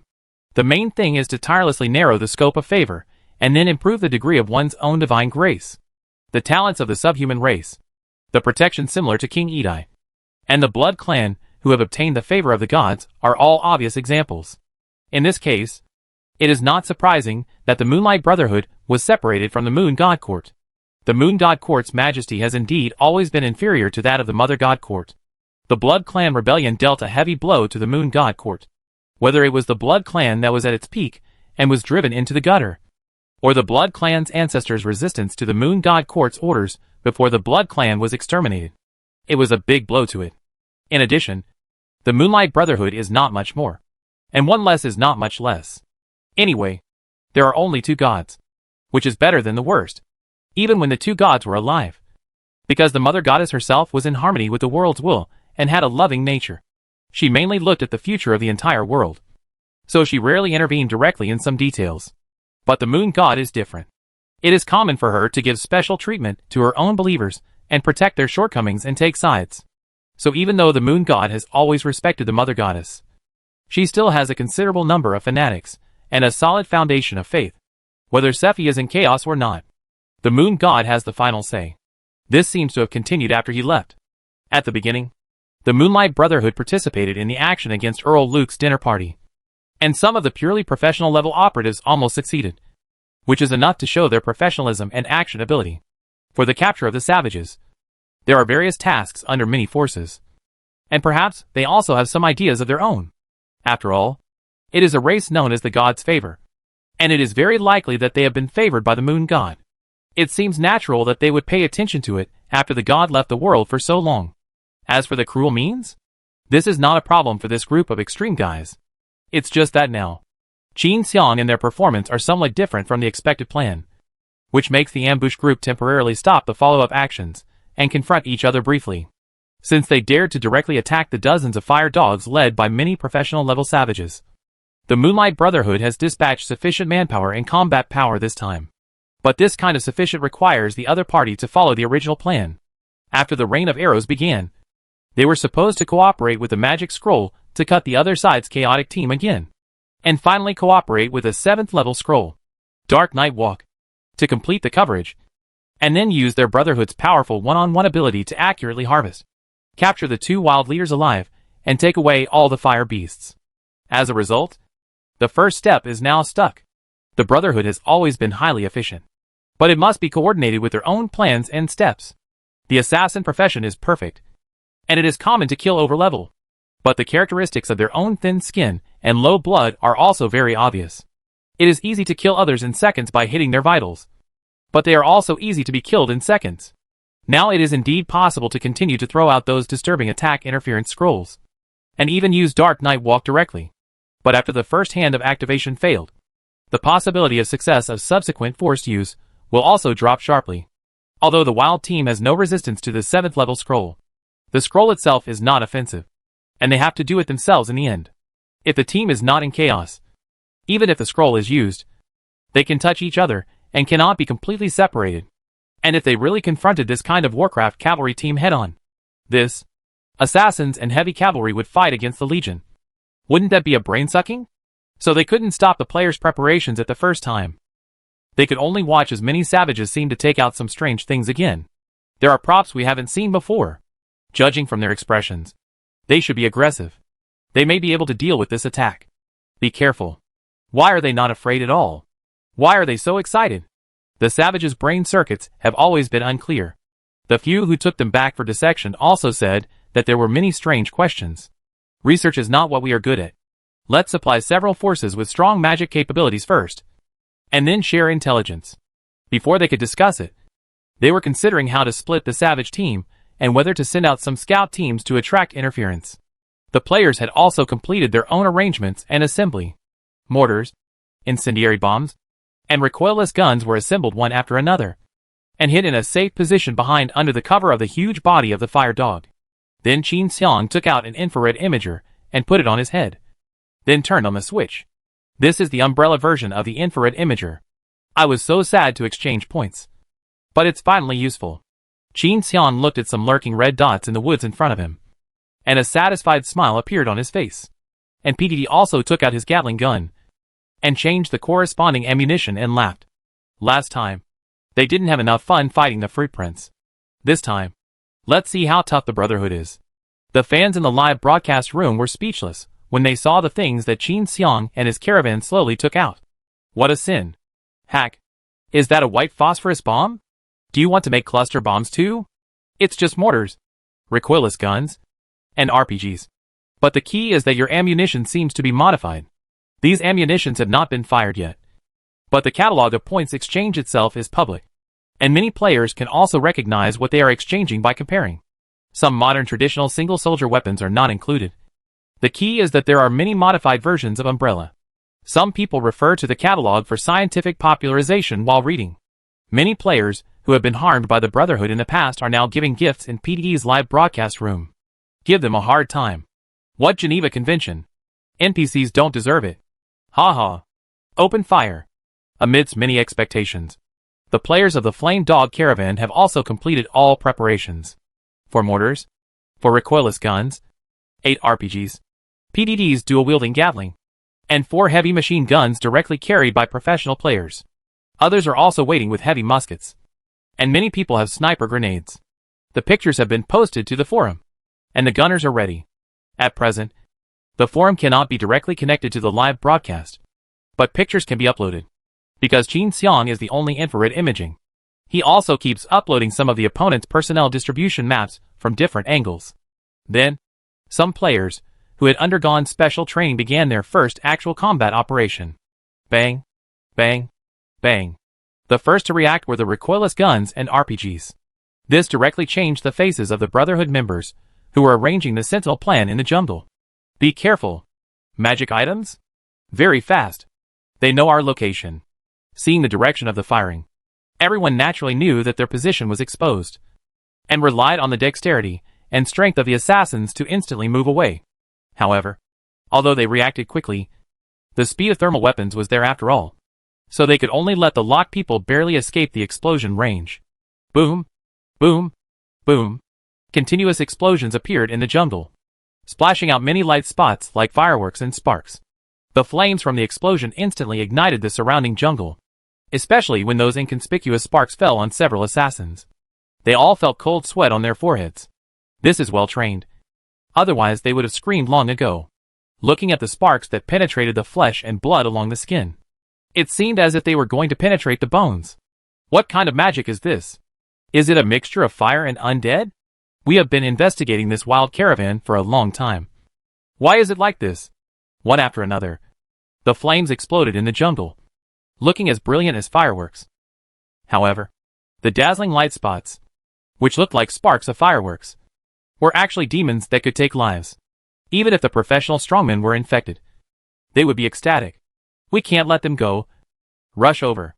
It must be said that the assassins of the Brotherhood are indeed well trained, even though several people were infected by the white phosphorus bombs because they were not in a hurry to dodge. And the flames burned into the muscles and bone marrow along the skin and flesh. The group of people from the Brotherhood still dispersed instantly according to the original plan, even though severely burned figures were still dragging their injured and even burning bodies at high speed. But their positions were slightly backward. The barbarians' heavy muskets are powerful enough to threaten the professional class, but they are not accurate enough and are complicated to load. As long as we are fast enough and dispersed enough, and move forward from different directions and angles at the same time, we can easily break through their blockade. The Brotherhood dispatched 30 people this time, with a 7th level magic scroll and other props. They could almost take down the entire Flame Dog caravan without any damage if they followed their routine. Originally, They defeated the enemy with fewer troops and almost no damage, which fully demonstrated the professionalism of the Brotherhood. But who would have thought that this was completely different from what was expected? After the first attack failed, they were beaten by the opponent's multiple attacks before they even sent out the sentinels they attracted, and were forced to leave the cover of the jungle. The explosion, the flames, and the attacks from the sky really stunned the more than 30 people. I thought it was probably an attack similar to the fireball spell. But the flames that were like maggots on the tarsal bones had already touched half of them after they rushed out of the forest one after another. 2 people were killed on the spot. Everyone. Success or failure depends on this. Kill them! The camouflaged man in the lead roared. And the whole person seemed to have several afterimages in the process of moving, which could not be distinguished for a while. Moreover, the trajectory they came out of was a scattered way, not dense, in order to minimize the power of the heavy musket. One of the reasons why the heavy muskets were effective against the Noble Coalition was that the opponent was too dense, and there was no need for accuracy, and there were always people who could hit. But now the crowd is scattered, and the possibility of hitting is undoubtedly greatly reduced. Although the initial heavy firepower coverage achieved good results, so many people could still jump out, and many of them were still burning with flames, and they were still following behind. This level of training, or the level of fanaticism, made the player secretly frightened. Be careful. Don't be careless. As Qin Xiang finished speaking, PDD next to him had already pulled the trigger on the Gatling gun in his hand, and several other players carrying heavy machine guns also began to form a crossfire network, covering all the opponents. The recoilless guns and mortars that were reloaded again were powerful again, and the sound of heavy muskets was endless. It can be said that the Brotherhood had made sufficient preparations for this action. Even under the worst conditions, they can rely on the distance of dispersion, agility, and speed to get close. Those heavy muskets will at most cause them trouble and reduce their personnel, but the final victory will still belong to them. But just now, they rushed out and began to tear some ordinary scrolls one after another to fight back and interfere. When the leader of the magic and martial arts began to activate the 7th level magic scroll, the steel torrent of the dual-wielding Gatling and the crossfire network formed by the heavy machine guns taught them a lesson. They were just prepared for the heavy muskets, but they suffered a catastrophe in an instant. Professional assassins themselves are not known for their defense, and they don't even wear heavy armor. They use light armor in exchange for agility. Originally, their Warcraft leather armor combined with breathing method to resist a few heavy muskets would have no problem at all, because they were scattered, and each person had to face a few firepower points at the same time, and the risk was controllable by moving with snake skin. But now suddenly changed from heavy musket mode to machine gun barrage. The attacks were overwhelming, and there was no way to avoid them. The bullet chain with the light bullets swept towards the dodging assassin like a whip. No matter how the assassin jumped up and down, dodged left and right, he was not as fast as the speed of the bullet chain. After being hit by the first shot and disrupting his rhythm, he staggered, and the clever dodging figure was directly torn apart by the next firepower. In a short period of time, more than 30 people were directly reduced by half. This was completely beyond their expectations. However, the Brotherhood was indeed not mediocre. Several ordinary magic scrolls had been successfully cast. The bombardment of chain fireballs, combined with group wind blades and sand and dust spells, also caused a substantial damage to the players. Several players who took a defensive posture with a dense formation were killed by these magics at the moment, and several thick-skinned fire dogs also died suddenly. The key is that these attacks themselves also caused some turmoil in the player team, resulting in a lot of reduction in attack firepower. The leader of the oil painting team, who had already rushed halfway and had to shoot the arrow on the string, also showed a fierce look on his face at this time, and finally completed the activation of the 7th level scroll. A large number of black shadows burst out from him, instantly covering all the players. Dark Night Walk. Even if they still maintained a dense formation and were not dispersed, the effect of Dark Night Walk was greatly reduced, and there would be a hard battle later. But at least, it was enough to block their terrifying long-range attacks. Seeing that the spell in front of him had been successfully cast, the well-painted man also showed an excited and fanatical look on his face. Brothers, this time, they have taken out more mysterious things. As long as we can take them away, all the losses are worth it. Originally, they wanted to capture the 2 savage leaders alive and take away the flame dog. And now, although it is a little different from the plan and the losses are huge, once it succeeds, the benefits can be greater. Although there are only a dozen people left, and everyone is injured, Dark Night Walk did not achieve the greatest effect. But after blocking their long-range attack capabilities, he is still confident of winning the final victory. It just changed from a complete victory to a miserable victory. As long as you can take the things away, it is worth it. The sudden darkness came, which scared the players. It seemed that they were enveloped by absolute darkness in an instant, depending on the strength of their spirit. Most people could not even see half a meter away. Even a Flame Dog Knight could not see the entire Flame Dog. When he stretched out his hand, he would feel a hazy blur. Not only was the vision seriously affected, but the sounds near them also seemed to have a sense of ground glass. And they sounded very far away, and even gradually disappeared. It seemed that only the sounds in the visible places could be heard. And it could almost be seen that most of the individuals were separated. In other words, they chose a dense defensive formation. If it was a scattered formation, I am afraid that everyone would be separated from each other, and everyone would fight alone. If the formation was disrupted by the attack, it would be a one-sided harvest. This spell is not very offensive, but the tactical effect is undoubtedly top-notch. This darkness also scared the water friends in front of the live broadcast. What a powerful spell. It's over. It directly destroyed our strongest attack. How to fight if you can't see it? It's not certain that we can deal with it if that group of people come in. Without our players' ability to shield their perception, they can withstand the white phosphorus bombs without making a sound. What kind of tough character is this? Only in the game can there be such an enemy. It's scary to look at. I'm also a professional, but I was killed instantly by the beasts of the Brotherhood. Not to mention the discussion that exploded instantly in the barrage and comments. Qin Xiang and PDD were also shocked. They have advantages in firearms and ammunition, but they really don't have much resistance to this kind of magic. Oh my god. The loss this time is probably not small. Qin Xiang couldn't help but sigh. The hand-to-hand combat was inevitable and could not be avoided. We should also be thankful that our first kill solved a lot of enemies. If they knew our ability from the beginning and targeted us specifically, we would probably be dead this time. PDD was carrying the smoking Gatling gun, and his heart was also scared. The enemies this time were different from those encountered before, although it seemed to be just a group of professional, similar to the charge of the Noble Coalition army. But their continuous changes showed that the other party had done enough homework on the savages. It was just that they had not seen the players point weapons, so they stumbled. Now even if only half of them were left, it brought a huge pressure. This was much more difficult to deal with than those cowardly nobles. There is no way. We can only fight in melee. Unlock the limit of the fire dog. Upload the information to the forum. Because the Dark Night Walk has interference with the sound, but it has no effect on the forum. After the smart players could not contact their teammates, they naturally opened the forum as soon as possible and got the prompt immediately. Then one by one, their eyes lit up. Little baby, you must have been crazy during this period. Come on. Come on. Let you play freely this time. I really can't beat the assassin of the Brotherhood. Looking at the new instructions in the forum, the players also made a choice quickly. No matter how fast the players are, no matter how fast the leveling speed is, no matter the bonus brought by the firewall, combat skills are indeed not something that can be completed overnight. The skill advantage of the player is mainly in the aspect of the great beautiful AI. If they face the old assassins of the Brotherhood head-on, they are likely to die in the face of the light. In fact, the Flame Dog is not smart, and its combat power is mainly based on brute force. When PDD dueled, his mount was stabbed to death.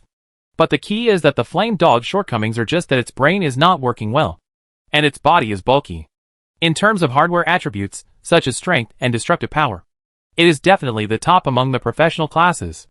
As an abyss monster, its vitality, resistance to attack, brutality and madness are here. Normal knights are absolutely unwilling to fight it head-on. The disadvantage of the big attack is greatly compensated after the number of dense arrays is piled up. In a one-on-one situation, a Flame Dog may be easily killed by a top assassin without damage. But now in an environment where one is next to another, dodging the attack of one may make the opponent fall into the attack range of the other. And the players all hid in the small area protected by the Flame Dog, ready to seize the opportunity to make up the knife or the gun. Since we have the advantage of numbers, we must make full use of it. When the players began to unlock the restrictions of the Flame Dog and hug the dog's thighs in reverse, the remaining dozen people of the Brotherhood finally rushed into the enemy camp in the attack that lost its accuracy. Feeling the favorable environment created by the Dark Knight, this perfectly brought out the advantages of the assassin. After activating a 7th level scroll and emptying his magic ability, the well-painted leader still burst out the ability of a top assassin. Die! Appearing in the dark. Just one blow directly beheaded a vigilant player.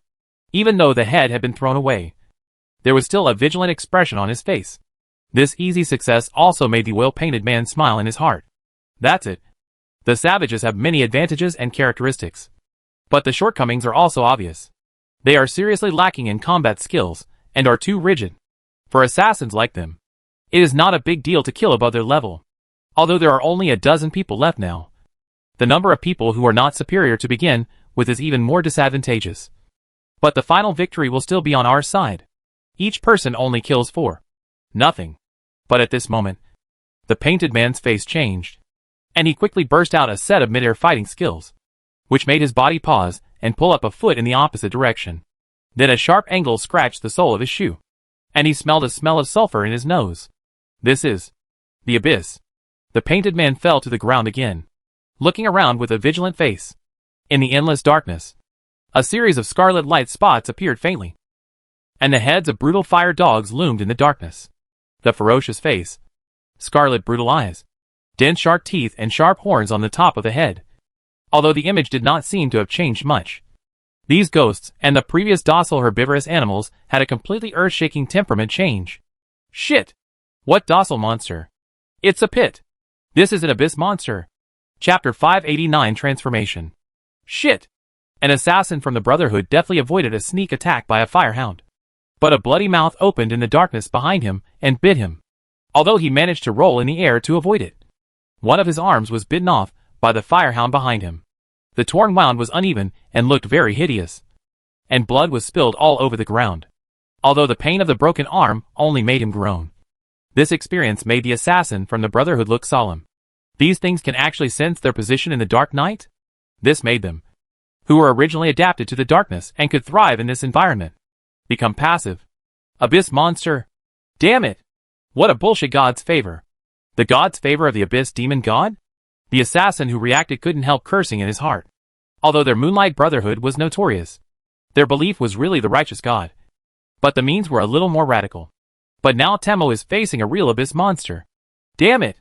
However, just when he was looking solemn, a figure suddenly flashed in front of him, and then a strange spherical object rolled out from the darkness. Before he could react, a violent explosion broke out. Endless small steel balls were scattered all over the sky, and there was no escape. Those fire dogs directly resisted the dense steel balls. But as an assassin, he couldn't do it. After the most powerful dexterity and burst were restricted, the fate waiting for him was naturally imaginable. Due to the darkness of the night, the tragic fight of dozens of people did not reveal a bit. Not every player has opened a live broadcast, so they can only use the built-in recording function to record some battle scenes and edit them later. Until the darkness gradually dissipated, many players realized that at some point, those assassins had all retreated, leaving only 8 or 9 of their bodies being eaten by the fire dogs. When? A player said with a little confusion. We won. The casualties of the flame dog caravan were not small this time. There were only more than 20 players who could still jump on the scene, which means that more than half of them were killed silently. The most exaggerated thing is that the remaining 20 players were almost not injured. At most, they were scratched by some magic attacks before. What does this mean? This means that as long as the players who attacked this group of enemies were not spared, they all died suddenly, and the dozen people who were close to them killed more than 20 players under the siege of the flame dog, but with a previous artillery bombardment and machine gun crossfire, and then the final finishing. It can be counted, although this time they were ambushed and attacked, and were specifically targeted. The players actually achieved a good 1-to-1 combat loss ratio. You have to know that this is the Brotherhood.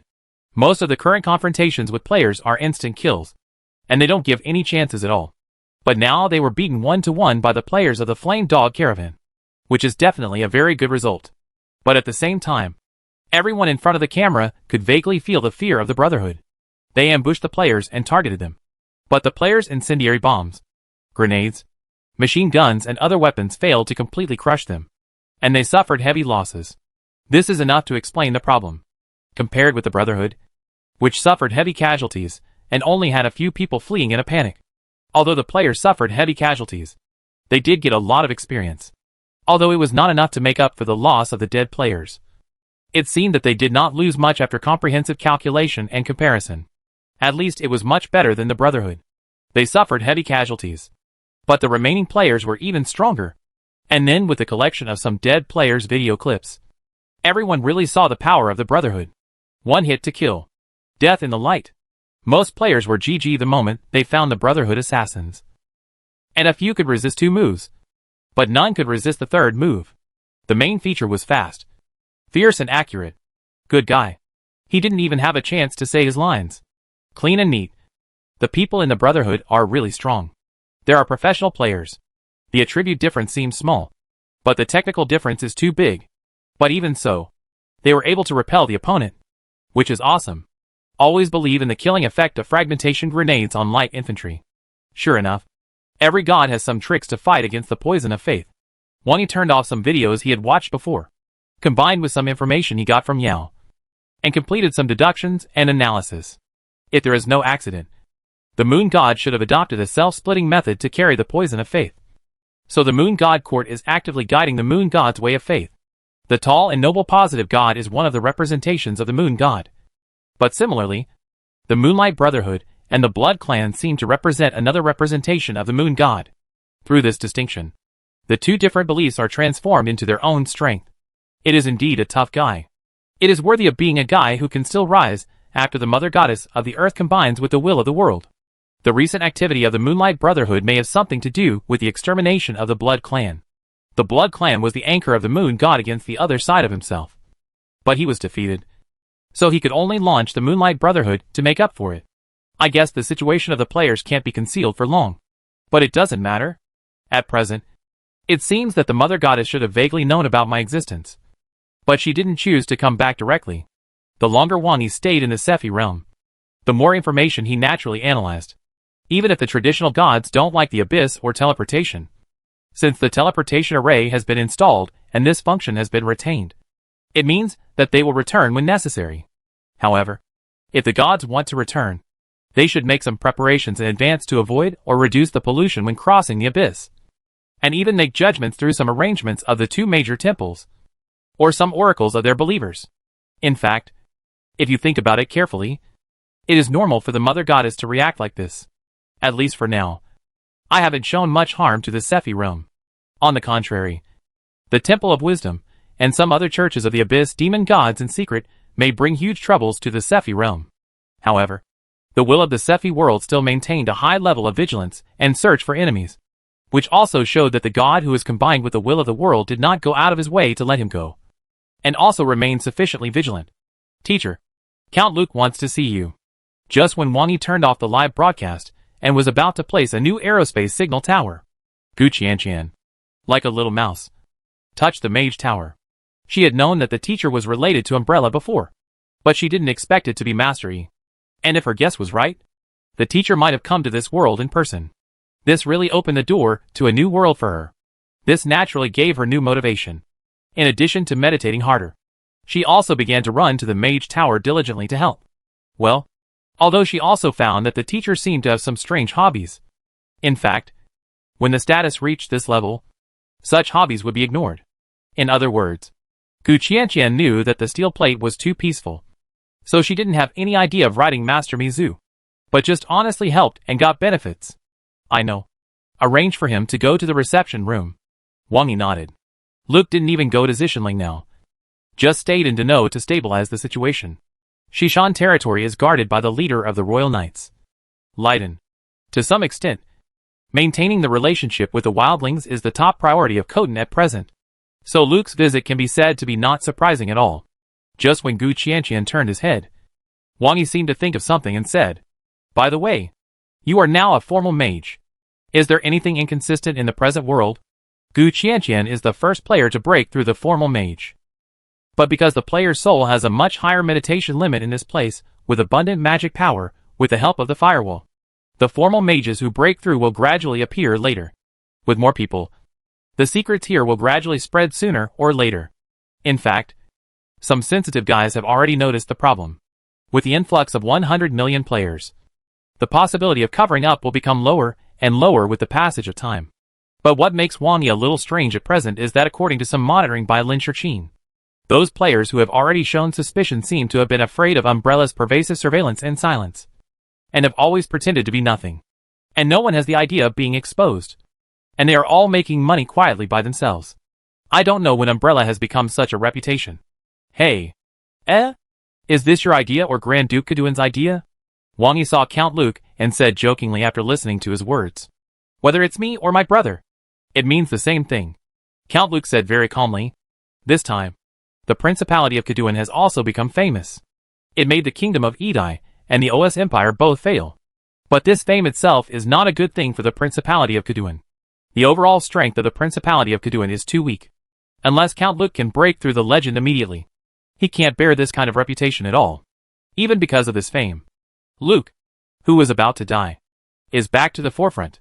There will be too many people who regard him as a thorn in their eyes.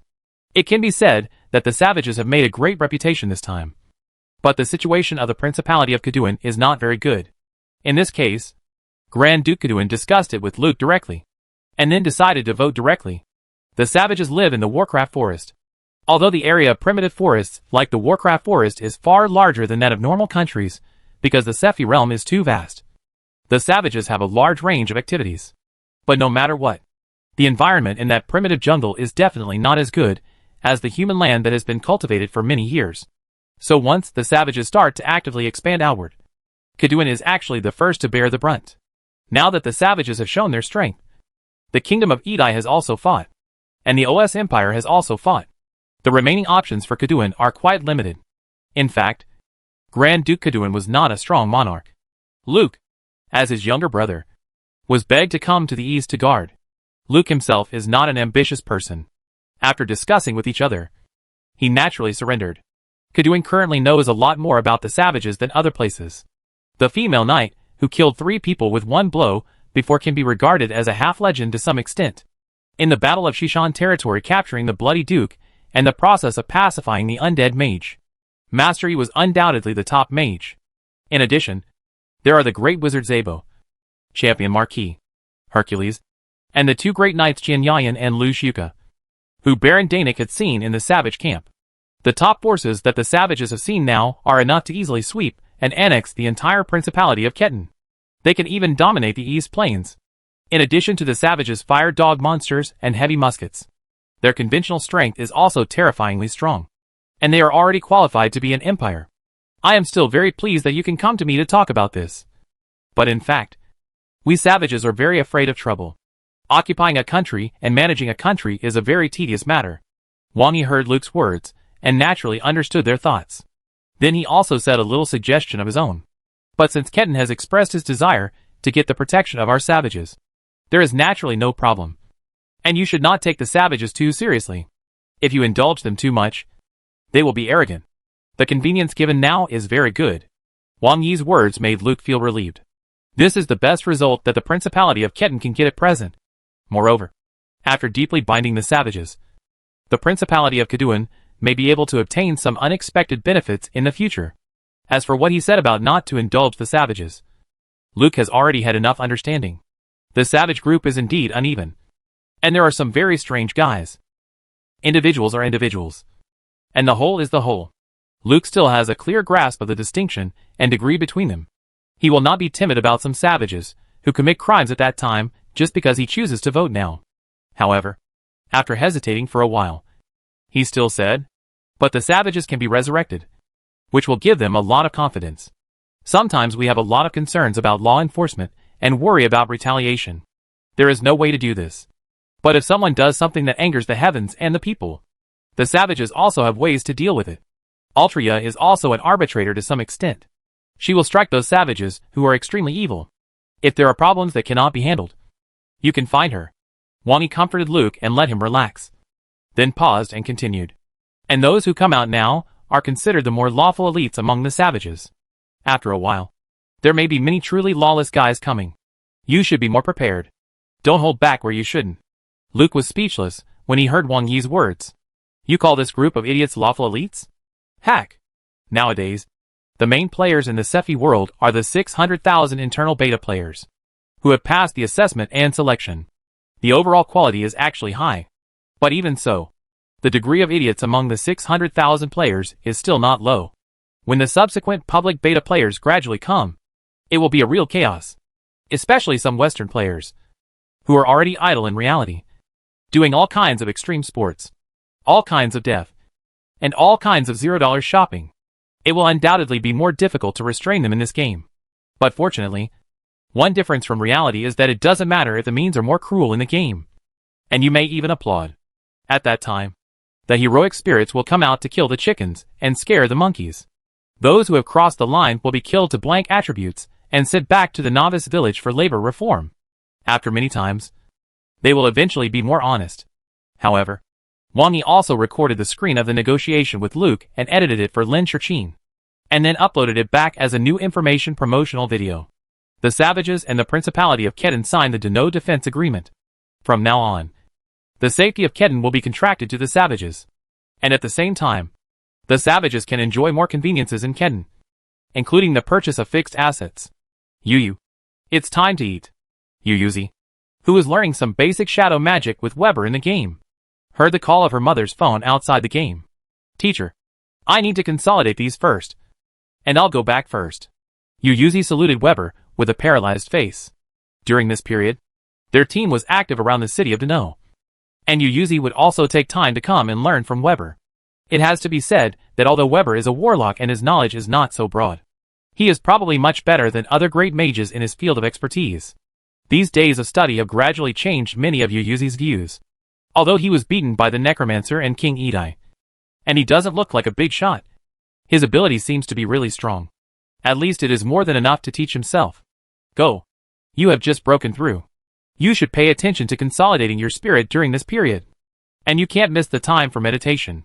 Weber was also very satisfied with this disciple. Originally, his main purpose at the beginning was just to get closer to the Savages. But then because of the talent of this student, he also felt that he could indeed let him inherit his mantle. Although the other party clearly refused the transformation of the warlock. The reason why the mage has always been the leader of many professions is that the strong plasticity can completely digest and accommodate his own knowledge. Even if some methods cannot be copied because of the lack of blood, it is also a kind of improvement of the other party's ability when seeking improvement and optimization. Got it. Yuzi ran out of the tailor's shop and got into the room that was booked for a long time in the hotel opposite. The friends went out to hunt in the wild and prepared to stock up on supplies so they could return to the camp to resell them and bring back an extra fire hound. Although there have been some activities of the Brotherhood against players recently, they are all extremely rare events. And Yuzi also set up a simple warning barrier before going offline.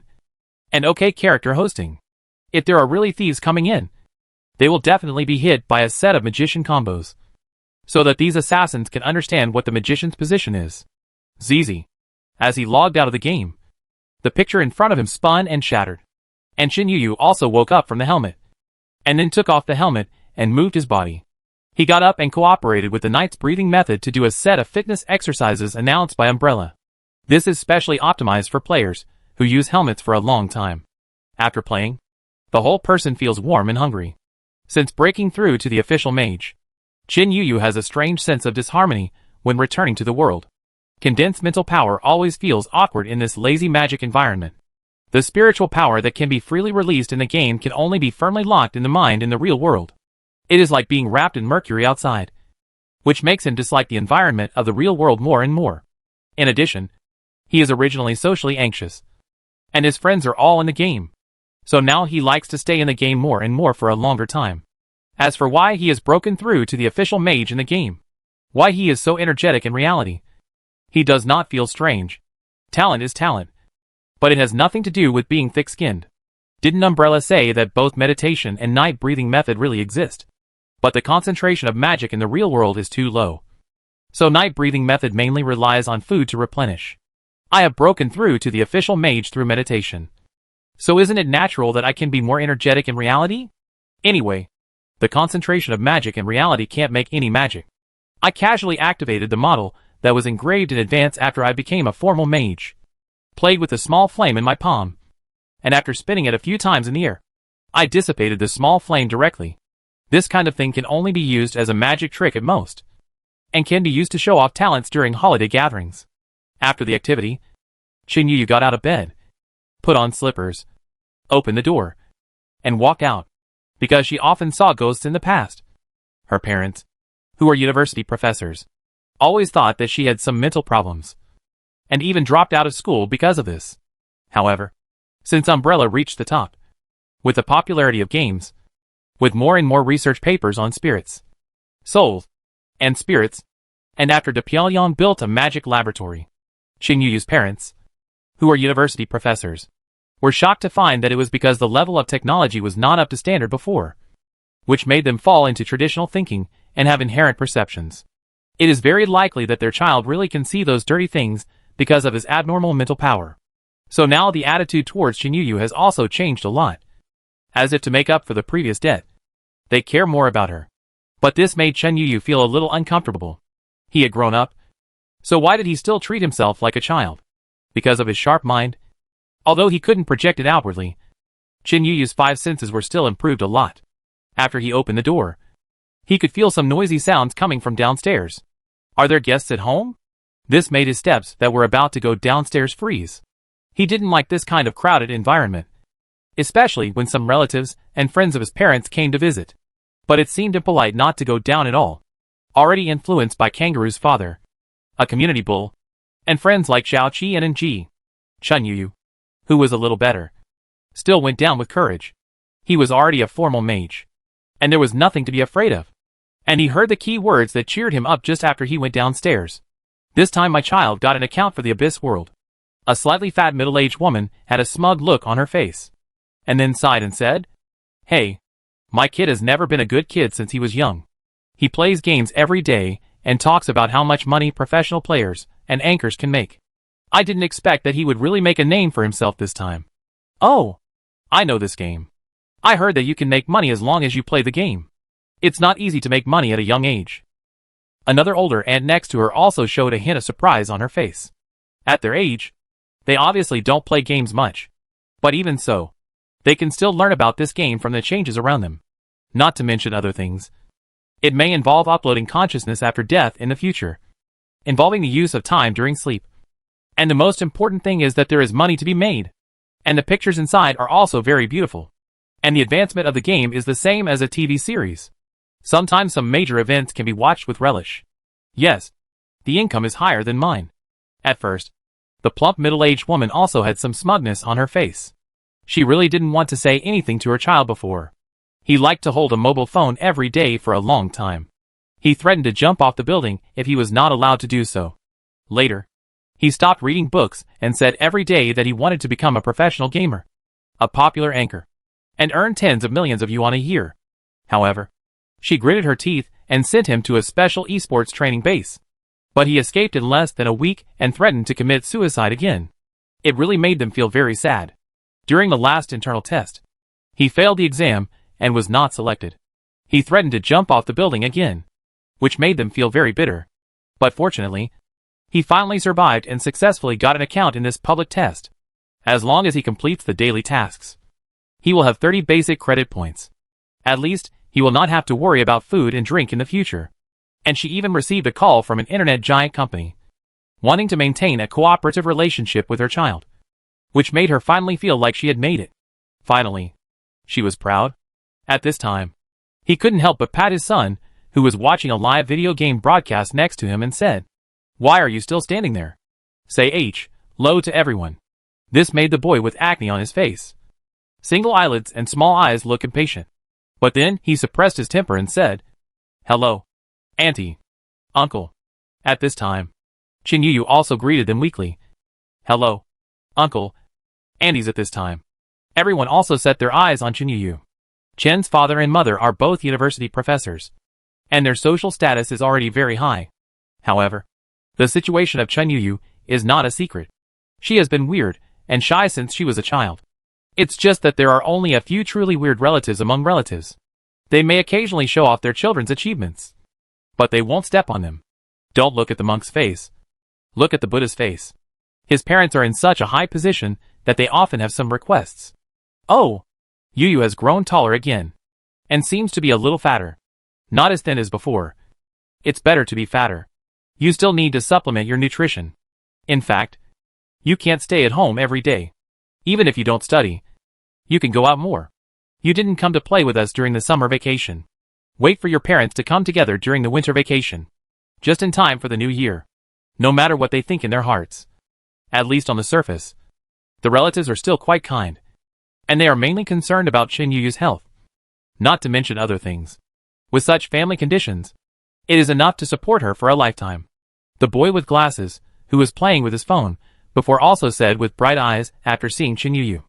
Yuyu, have you seen any new ghosts recently?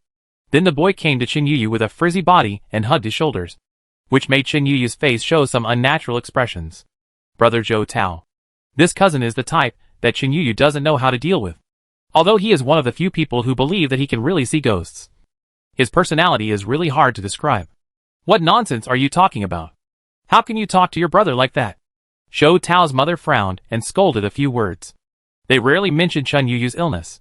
Meanwhile, Zhou Tao and Chin Yuyu's uncles also smiled and said, "Haha. If we talk about monsters, there are really some in the game Abyss World. Actually, I never said anything before.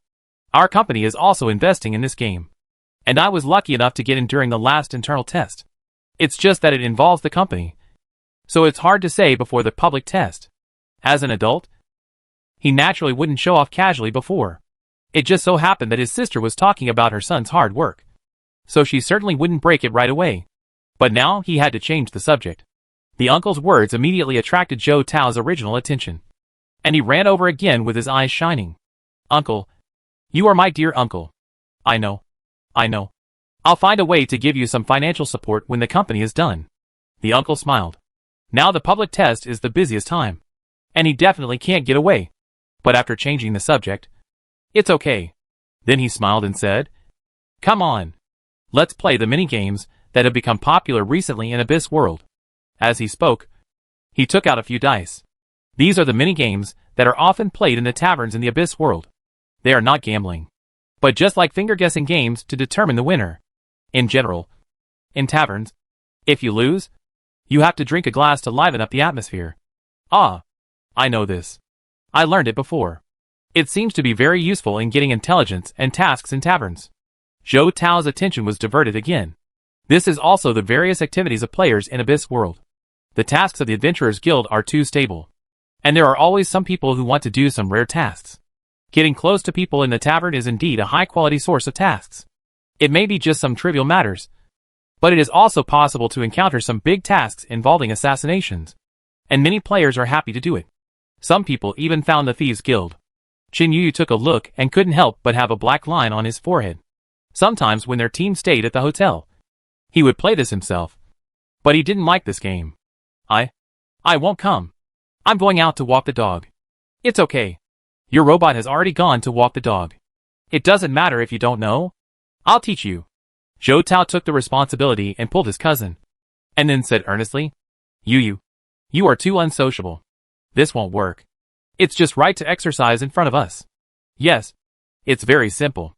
The uncle also had the same idea. In fact, even if it wasn't gambling, it wouldn't be appropriate to take them to play this kind of game. However, Zhou Tao is hopeless. He may have to rely on games to survive in the future. Let him master some game skills in advance. Chin Yuyu said that he should be more lively. Really? I don't drink. Chin Yuyu waved her hands repeatedly. Haha. Why do family members drink alcohol? Let's drink Coke. The uncle stood up and directly brought 2 bottles of fat house water. The other people around also knew the situation of Zhou Tao and Chin Yuyu. But they didn't stop them. It's good to be active. This is not good. Drinking too much Coke will make you feel worse. It's okay. If you can't drink it, I'll drink it for you. Zhou Tao patted his chest with loyalty. It's obvious that the uncle carries this thing with him. And they often play with it in their company. Now just take out a few small bowls to start. Which is convenient and simple. But soon, Zhou Tao and Shuzhou, who were originally cheerful, gradually lost their smiles after explaining the rules.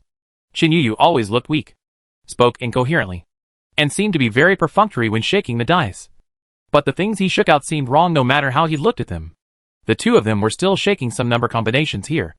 And Chin Yuyu casually pulled out various king bombs. What a pillar supporting the sky. Spring scenery in the garden. Phoenix dancing in the sky. And a talented man and a beautiful woman. Every time it was a kill. Every time it was a super double.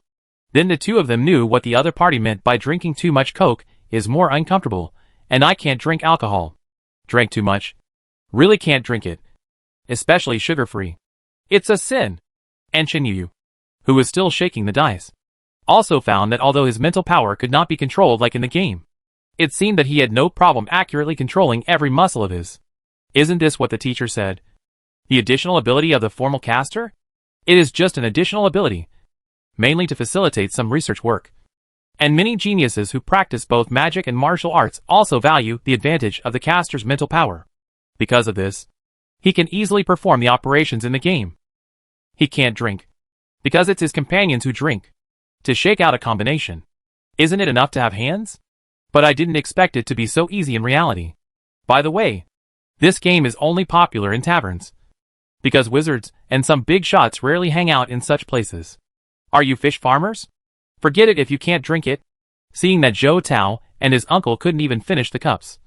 With half left, Chen Yu asked again weakly, and then stopped shaking. This kind of comforting words that were supposed to give a step fell into the ears of the two people opposite, but made them look angry. And then, they gritted their teeth and drank the rest.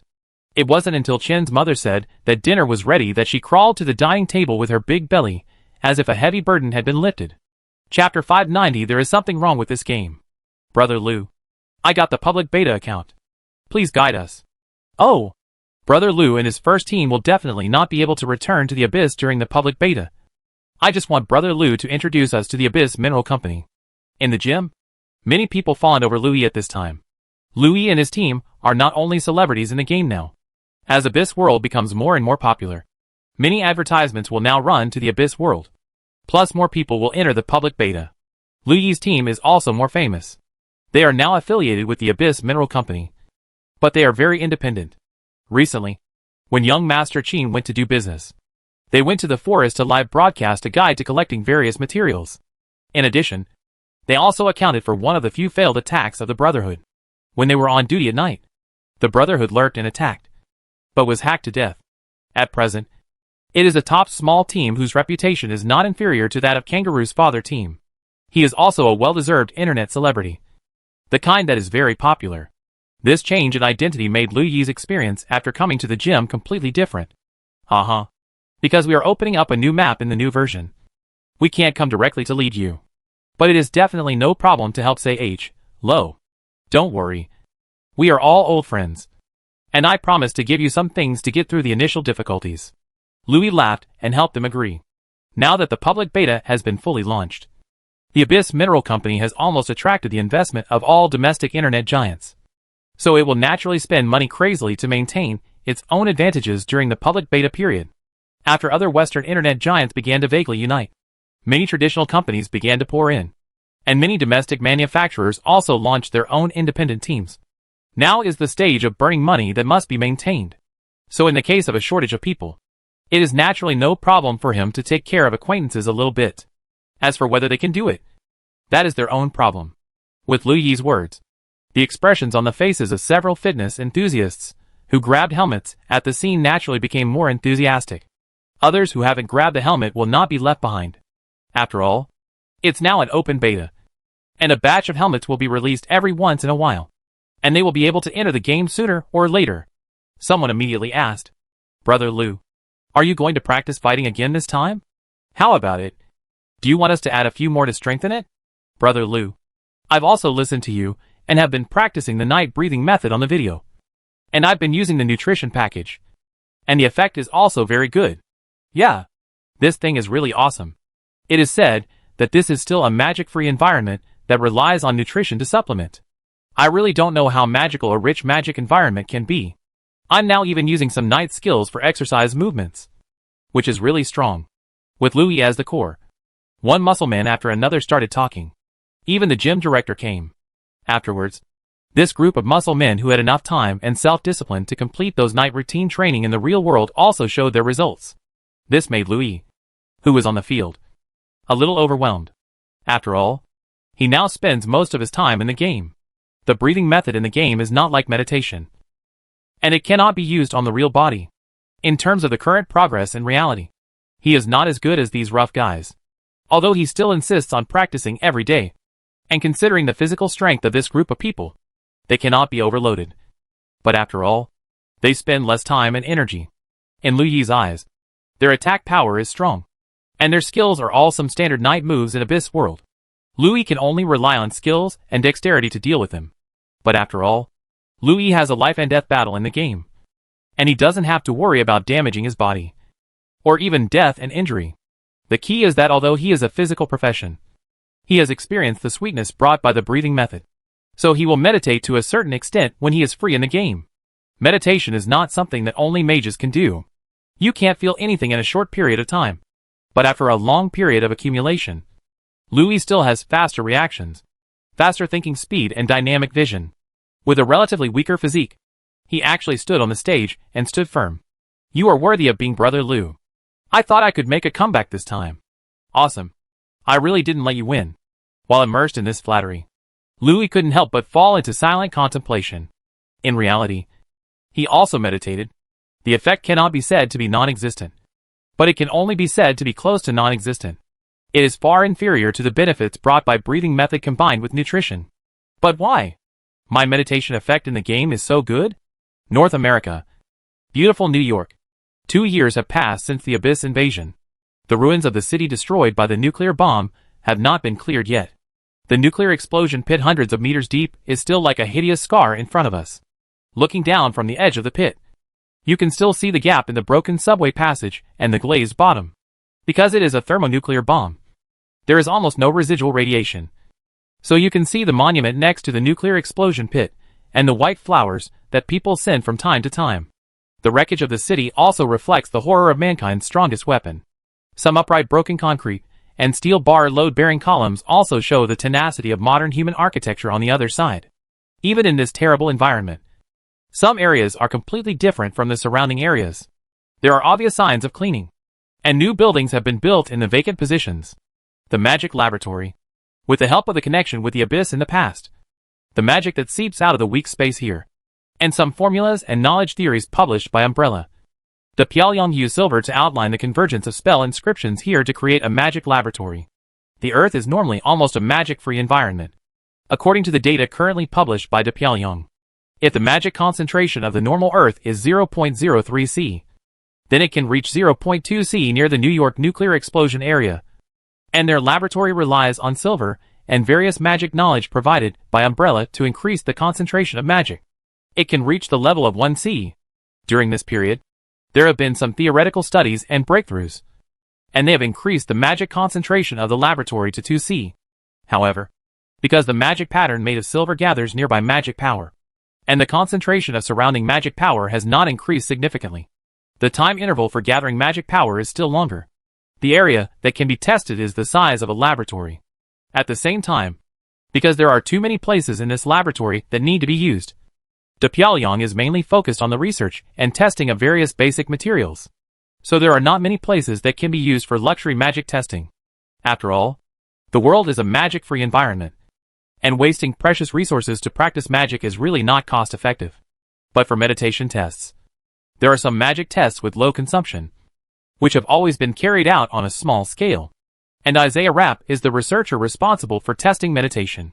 Because meditation in a magic environment itself will consume magic power to baptize mental power. So the consumption is still quite a lot.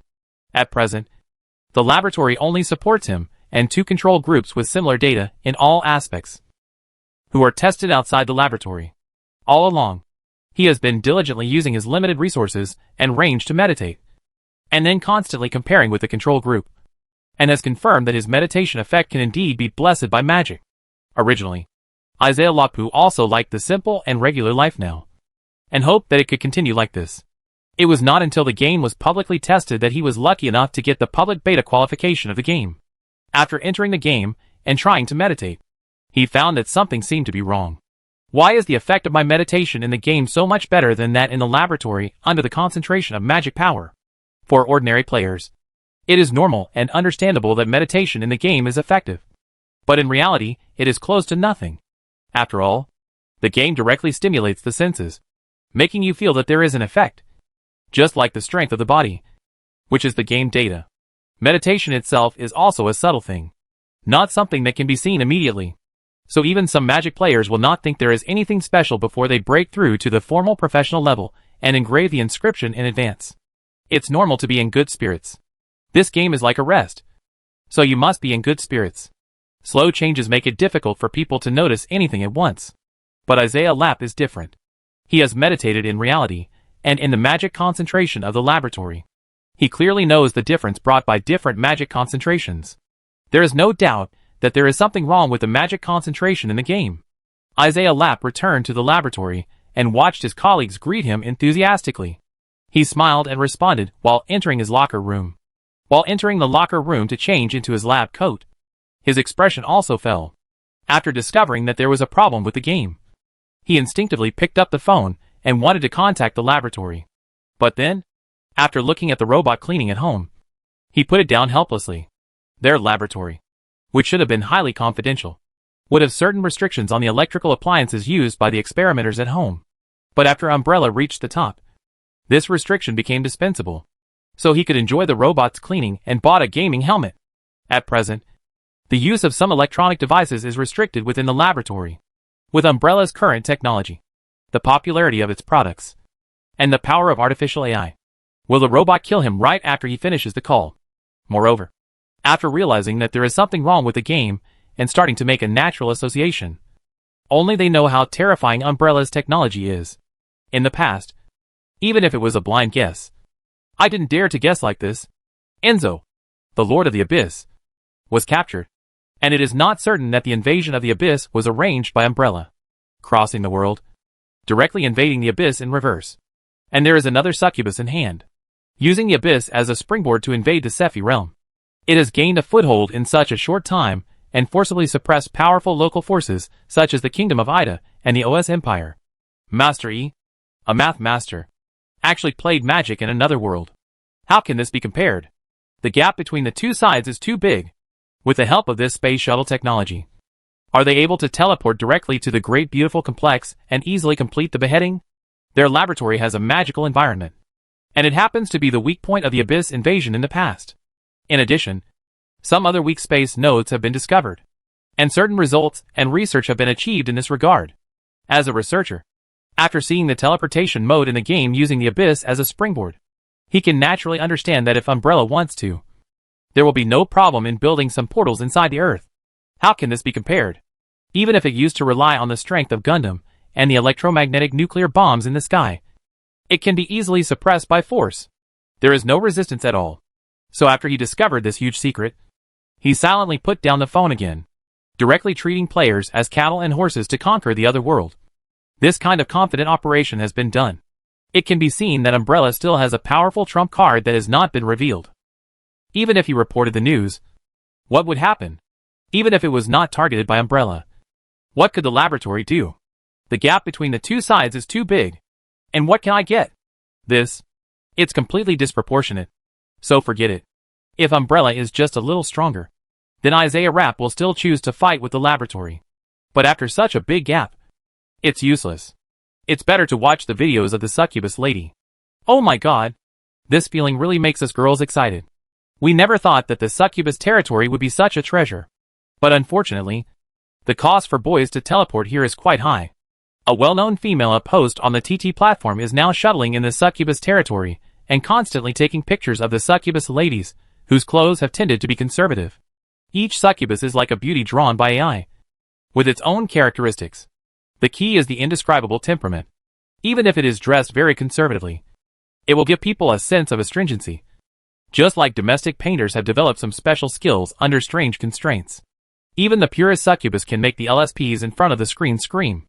Then, inexplicably, there are more novice anchors who specialize in filming the succubus territory. These anchors have a large number of viewers, but there are very few barrages, which seems very strange. However, the appearance of the succubus territory, in addition to greatly alleviating the pressure problem of the novice village, has also inexplicably caused a huge pressure on many female players. Succubus is too foul.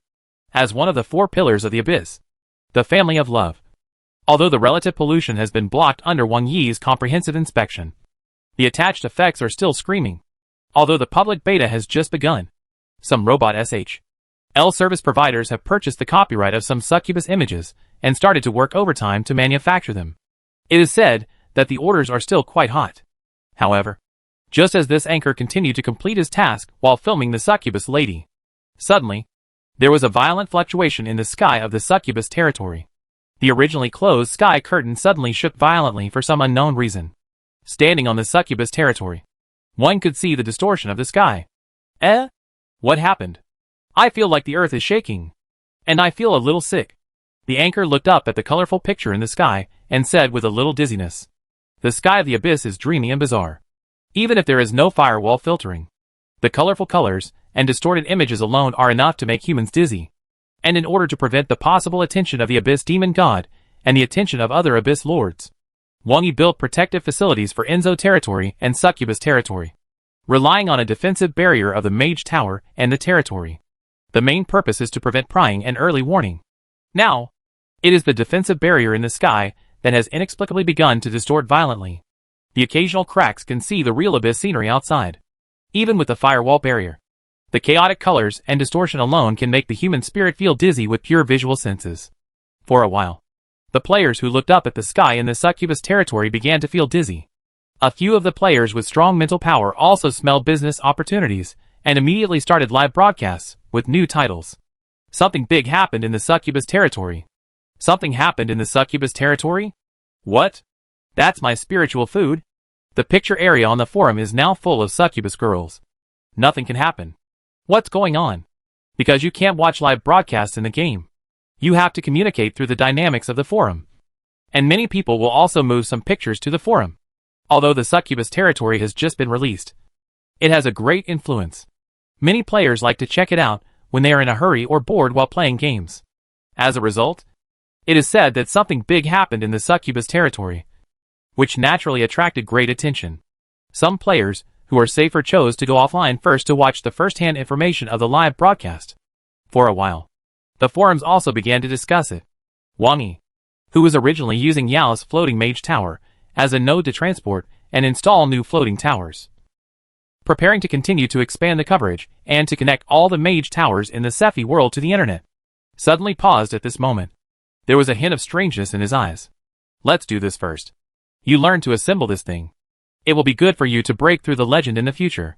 I have something to do and leave first. Wangi no longer paid attention to him when he was preparing to train an assembly tool man. He disappeared from the spot in a flash. Farewell, my lord. Yao is now respectful from the bottom of his heart. Originally, his strongest point is that he has the prophecy for the 8th level magic that can mix other magic attributes. He can't release it alone, and can only rely on the help of the magic tower. But now after joining this god, relying on his transformation of the magic tower, I have learned some scraps next to it, and I can naturally feel my improvement. Now I can be regarded as a serious existence that can release 8th level magic without external force. And I am a leader among the great magicians. But looking at the place where Wangi left, Yao also fell into deep thought unconsciously. It is clear that the master wants to complete the placement of some floating platforms recently. I'm afraid something happened when he suddenly changed his mind. Although I know that it is not good to speculate on the master's purpose. But as a great wizard, curiosity is always the first thing in her heart. I don't know what's going on. As a legendary succubus, the Abyss Lord of the Succubus territory, and the lover of love, Delis is not a weakling in the legend. Especially recently, she got some 10-in-1 tonic pills, and her strength has been significantly improved.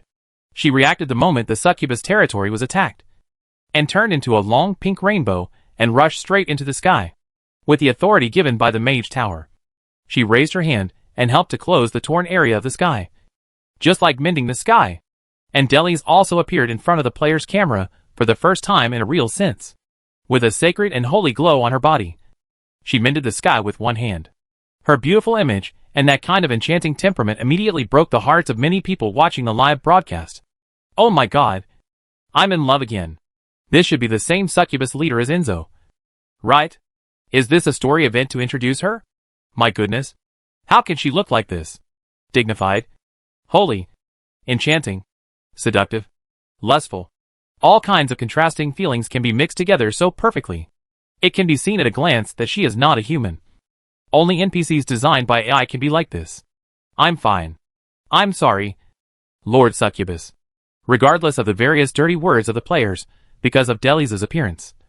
Delis raised her hand to seal the short crack in front of the sky defense barrier, and then raised her hand to grab the void. Some strange spores that came in through the crack before appeared in her hands. After those spores that were almost invisible to the naked eye were mixed, they actually absorbed the magic power around them and grew against the wind, and began to gather continuously. But the next moment, they were completely pressed to death by Delis, all destroyed and withered. Druid? Delis' pretty face was full of frost, as if she had recognized this breath. Because of the characteristics of magic, many professions actually have something in common. At most, they are called differently, but they can be translated to express the same meaning. And Druid is also a profession that can be seen occasionally in the abyss. But it is not as notorious as the mage. This is a special group of people who love and protect nature. Overall, they tend to be peaceful, but they will also take action to protect nature. However, if this profession appears in the abyss, it is not a good thing. At least for the druid who came in. Druids are very good at some dream spells, and are also good at some plant growth, change, and healing spells. But just like a wizard who is too powerful is easily noticed by wisdom, overly powerful druids are easily affected by life in the revelation of dreams, and thus actively enter the abyss, and then slowly erode. There is no doubt that this guy who can break through this barrier is definitely an extremely powerful existence. And after coming here, Delis also found that there were 3 figures outside the barrier. One of them should be the druid who launched the attack, and the other 2 were wearing leather armor and holding double blades, and the pointed ears represented his identity as an elf. The last one was covered with robes, and his appearance was hidden under the hood. Obviously, he was a magician. The material world dared to explore the abyss, and the 3 of them went out and took the initiative to attack the Abyss Lord, which undoubtedly proved the strength of the 3. Each of them is a legend, a legendary group that broke through the space barrier from the material world and entered the abyss, and then wandered to the nearby. Chapter 591 Visitors from Other Worlds. The normal airspace in the abyss is colorful and filled with various magic storms and space distortions. If a material planet is swallowed by the abyss, it is likely that its size will collapse thousands of times. And the entire abyss seems to use a completely different set of physical rules, which can even be regarded as multiple sets. Many things don't have constants at all, and often change with the changes in the abyss tides. It is in this chaotic abyss that the succubus territory, which is like a floating continent, has a faint colorful glow outside that covers the entire succubus territory. In front of a certain position of this huge barrier, there are 3 figures floating in the void, looking at the blocked and healed defense barrier in front of them, with surprise on their faces. One of them was covered with some moss-like plants, and a tall figure covered with some flowers and grass-woven clothes. He said in Elvish with some surprise, "It was repaired? There is indeed a legendary Abyss Lord, and the strength of this defense barrier is indeed beyond expectations. Potter, this is your area of expertise. What do you think?" Obviously, the legendary druid was vaguely the leader among the 3 people, and even the robed figure was standing on the side in a Loki manner. From the changes in the attack barrier just now, it was definitely done by a wizard, and it should be a person with strength above me, even if the Abyss Lord inside didn't come to repair it before. This barrier seemed to have a spontaneous follow-up response mechanism, but it was repaired before it started. Maybe it was really a barrier arranged by the Sephi world in the abyss. The robed figure's hood covered his face, but from the shadow of the hood, a pair of clear eyes flashing with blue arcane light could be seen. At this time, the elf wearing leather armor and holding a double blade frowned and said, "When we broke through the barrier just now, it actually gave me a very bad feeling. My spiritual sense told me that if we enter, it will be extremely dangerous. Is this the subsequent change you mentioned?" Hearing his words, the robed figure called Potter couldn't help but feel a little surprised. This partner is a professional demon hunter. He has an innate spiritual sense of crisis, which can play an excellent role even in an environment like the abyss. This is also one of the reasons why the 3 of them dared to venture here. Since the other party said that there will be extreme danger, it may not be a simple change. I can't see it. I only know that there are hidden changes in the follow-up. But if it is your feeling, it may be true. In this case, I think we can leave first. This is not our original goal. Emika, what do you think? The demon hunter turned around and asked the legendary druid. This time, the 3 of them came in with this legendary druid as their lord. This is an existence whose strength has reached the end of the legend and is about to touch the demigod realm. The reason why they jointly entered the abyss was not only because they found an entrance to the abyss and accepted the mission to come in and explore. Another reason was that if the druid wanted to break through to the demigod level, he had to enter the abyss in advance to test his own resistance. If the influence of the abyss is great, then there is no need to consider any breakthrough. Because after the breakthrough, you may go crazy directly and be affected by a very powerful abyss demon and fall. For this, even the elves who have 3 gods and have footprints on many material planets have no solution. Even their gods are quite taboo about this matter and never mention it. It is just a mandatory requirement that druids and mages must report if they hope to become demigods. Druids must test resistance, and mages are directly prohibited from trying to break through. In the history of their world, there have been fallen demigod druids who have created tragedies that are almost annihilating the world. The druid elder who originally loved nature, cherished life, knew various treatments, and catalyzed food and loved peace suddenly changed his personality. Moreover, some of the original natural spells were suddenly distorted into existences that were more terrifying than undead magic. At the beginning, the elven high priest and the elven king, who were also demigods, joined forces, but were killed by the druid elder in the opposite direction. In the end, it was a god in their world who took action to end this catastrophe. Now that Emeka Hagrid has entered the abyss to test his strength is naturally unfathomable and has reached the limit of a legendary druid. It can even be said that if it were not for this ceremony, he might have the ability to try to break through the demigod. Only such an existence can make the proud legendary wizard willing to assist. But of course, observing the changes in the druid and curiously understanding the reasons is also one of the reasons why the legendary wizard followed. Your feeling is not wrong. Let's go! Emeka Hagrid's tone was calm, but quite decisive. At first, I just thought that there would be clues in this place protected by the barrier. But even the demon hunter felt a sense of crisis and used the word extreme, which might involve the abyss demon. Because even if the nearby abyss lord appeared to besiege, with the strength of the 3 of them, it would be no problem to retreat unscathed. On the contrary, although the abyss demon is easy to deal with if you find a pattern because of its lack of consciousness, it is undeniable that the size of the abyss demon itself is usually larger than that of a normal god. They could only choose to find patterns to evade. Once they were caught, the consequences would be disastrous. However, just as they were about to leave, the protective barrier in front of them, which had been torn by them before and then repaired, suddenly opened like a wave, and then a peaceful elf language came out. I didn't expect to meet the elves in the abyss. They attacked my barrier for no reason and left without saying age, lo. This is too ungraceful. The sudden appearance of the elf language and the separated barrier made the 3 people's faces change. They didn't even have the desire to communicate. They instantly broke out and retreated quickly, turning into 3 streams of light and moving away quickly without any hesitation. Whether it was this sudden change or the extreme danger mentioned by their companions before, they all understood the risks. This is the abyss. Even if they are strong enough to resist this danger, if the movement is too loud, it is likely to attract the attention of the abyss demon god in the nearby area. That's a big trouble. When Wang Yi was doing things in the abyss, he also emphasized quick, ruthless and accurate, quick battles and quick decisions. And the less noise the better. These 3 also followed this rule of action.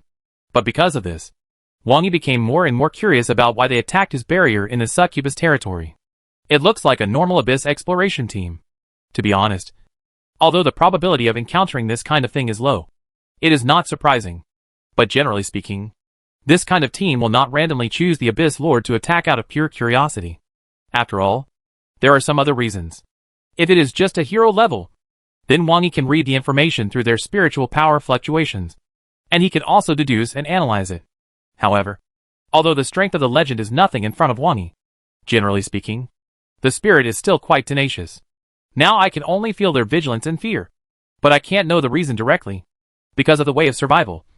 The elves are far less powerful than the Zerg, but they are also a race that has taken root everywhere. Unlike the weird survival ability evolved from the Zerg, the elves are more tolerated by the worlds because of their natural love for nature. Even alien species will be favored. As the tree of life grows, the first batch of elves will grow directly from the tree. And then this group of first-generation elves will take root and reproduce in that world. As immortal species with strong racial talents, they will eventually stand out slowly. However, the elves in the Sephi world disappeared because of the conflict with the blood race and various problems of their own. It is also normal for the elves' language and songs to appear in other worlds because of the characteristics of the elves. Emeka Hager and his team did not stop because of the words of the elves, but ran faster. Especially the demon hunter, whose spiritual sense kept jumping with danger. At least they are all demigods. And they are not ordinary demigods. The demon hunter fled at high speed while reminding the two people in a panic. Speed up. Speed up. If they can communicate normally, they shouldn't be the Abyss Demon God. If we meet the Abyss Demon God who can communicate normally, we will probably be contaminated the moment we see him. Just when the three of them turned into streams of light and evacuated quickly, they were suddenly shocked to find that the direction they were fleeing from had turned into the barrier crack they wanted to escape from. Tampering with the rules of the Abyss? It's the Abyss Demon God. The various rules of the Abyss are chaotic, and even the physical constants are not fixed values. However, to change the rules here, only the Abyss Demon God can do it. But before they could think about it, and before they could turn around, the crack in front of them kept expanding and swallowed them in. From the perspective of the game players in the succubus territory, they saw a crack appear and 3 streams of light rushed in. Oh! The boss is coming! Is it the battle of the succubus lady? It's really exciting. I hope your excitement is serious. The moment these 3 streams of light rushed into the succubus territory, they were instantly distorted by the rules and moved to the wizard tower. The 3 of them suddenly looked at the small table in front of them, the figure sitting behind the table, and the charming succubus who was making tea, and they felt a little dazed for a moment. We are legends. Emeka Haggard has reached the peak of legends, and Potter is also a legendary wizard. Even if they meet a demigod, they dare to fight. Combined with the spiritual perception of the demon hunter, this is the confidence they dare to enter the abyss. But at this time, they felt that the 3 of them were like babies, being tossed around at will, and then became like this. At this time, they didn't even have the vigilance, because it was useless. However, looking at Wang Yi's normal humanoid appearance and the submissive succubus lord next to him, the 3 of them thought quickly in their hearts. It shouldn't be the Abyss Demon God. A god living in the abyss? How is it possible? They have reached this status, and they are not completely ignorant of gods. Knowing that faith is harmful to gods to a certain extent, every god can avoid the abyss, even if they may build some teleportation arrays with the help of the abyss. But for the gods, every time they approach the abyss, it is almost like entering a shithole. Originally, the faith that they had finally gathered was easily polluted by the abyss and went berserk. It is not uncommon for powerful gods to enter the abyss, but they all have to do so for a purpose. So many of them have failed. But now, there is actually one who just stays here to drink tea? Is he crazy? Although we have to admit that this succubus lord is very hot. The gods should not indulge in such low-level interests. Right? Don't want to die. There was no action, no resistance, and in the end, it was the legendary wizard Potter who felt the surrounding wizard tower-like shape, stepped forward uncertainly and said, "Respected God, were you a wizard before?"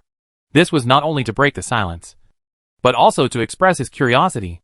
The protective barrier outside was also like this, and this wizard tower was also like this. Although the means were sophisticated, he could see the traces of wizards in it. This time made Potter feel very excited in his heart. Even in their powerful world with 7 gods walking in the world, there are no demigod wizards. It feels like the wizard is blocked by the legend. The elves have a god in their world, and they have received inspiration from him. It seems that the situation of the wizard is a bit similar to that of the druid, or even worse, and it seems that even talking about it is taboo. So this time, he agreed to accompany him so decisively. He wanted to learn from Emeka Haggard what kind of person he is. Who would have thought that everything was fine and smooth before? But when he was completing a side task, he encountered such a thing. It is indeed a wizard. Now I don't like to call myself a god. Wang Yi did not hide anything. He felt some interest in these 3 people. Although I started as a necromancer, I am not a bad person. Wang Yi first defended himself, which made the 3 people's souls tremble at the same time. Damn! A god who started as a necromancer. No wonder he is hanging around in the abyss. What kind of devilish combination is this? Are you threatening me? This thought flashed through the minds of the 3 people at the same time. But then, they found out with some sadness that they really accepted this threat. This combination. Even if they are legends, they can't escape. They can't even commit suicide. Although I'm not a bad person, I'm fine here. And you suddenly attack my house without saying a word. This matter must be discussed, Wang Yi said lightly. with a faint golden glow in his eyes. A strong divine power appeared in the entire mage tower, making several people including Delis bow their heads unconsciously. Because they are legends, the fluctuations of soul condensation are relatively small, so Wang Yi cannot read the information directly. However, simply judging whether they lied or hid something can still ensure that there is no problem. If the problem can be solved peacefully, Wang Yi doesn't want to make it bloody. 7 realms? After Wang Yi heard the 3 people slowly speak out the information, he was also a little surprised. The world they originally lived in was an extremely powerful world, and their comprehensive ability was even above the Cepheid realm. However, they are not special gaseous planets like the Cepheid realm, but 7 near-Earth planets in a star system. Gods were born on each planet. The world will of a single world is not as strong as that of the Cepheid realm, but after the gods of each world set the tone through cordial communication with each other, they completed the teleportation array connection of the 7 planets. They even have alchemical spaceships that can cross the planets. It is actually rare to have 7 Earth-like planets that breathe life in a single star system. This proves that the mass and gravity of that star are much stronger than the Sun, because the gravity of the Sun can only ensure the existence of 6 near-Earth planets in the habitable zone at most. If the number is more, the gravity between the planets will break the balance, and the 7 planets here form 7 realms, and they are connected to each other, which is enough to know the strength of the stars in that galaxy. However, the larger the mass of the star, the shorter its lifespan, but it is not known at which stage. Wang Yi quickly summarized the outline of only the part of the information they revealed.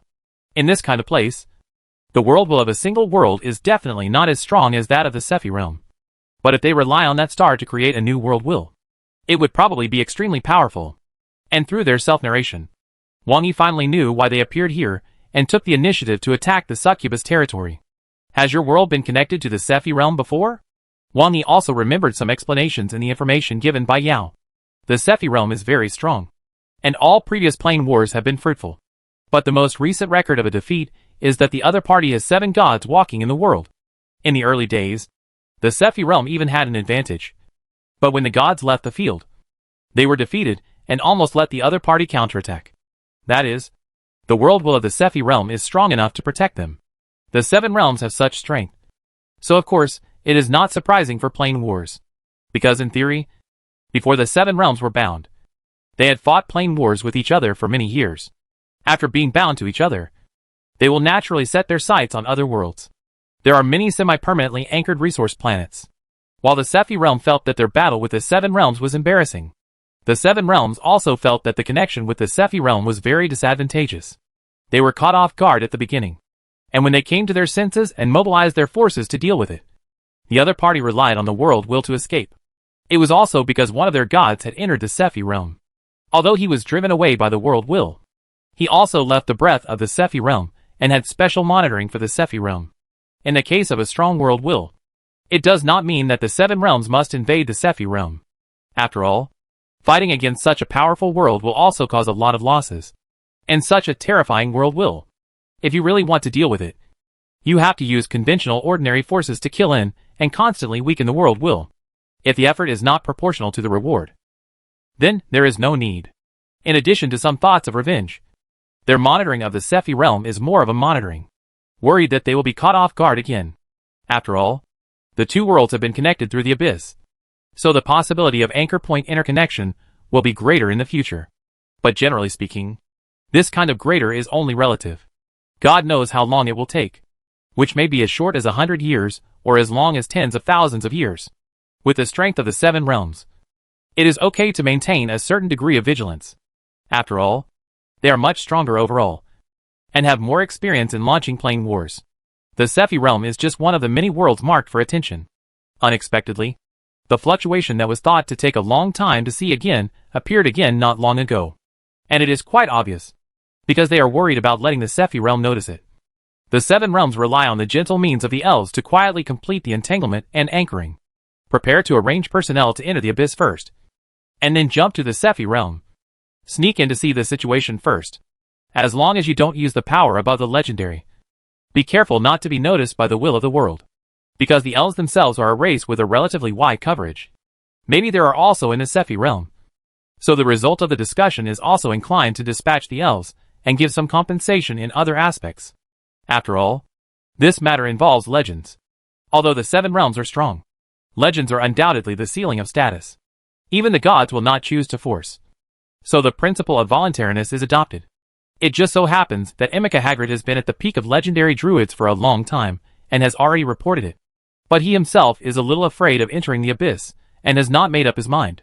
It's just right to take advantage of this time to make up his mind. He also invited 2 of his friends to form a standard exploration team. There are 3 legends with their own characteristics without any burden, and the Lord of the Abyss has to shake his head when he sees them.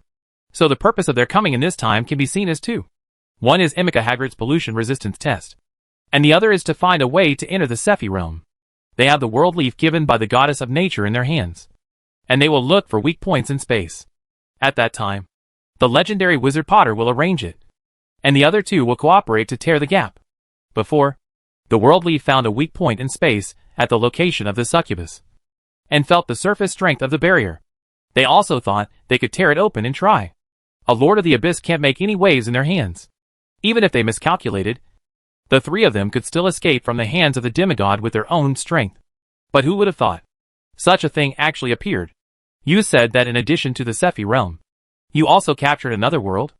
After Wang Yi had almost plundered them, he asked a new question.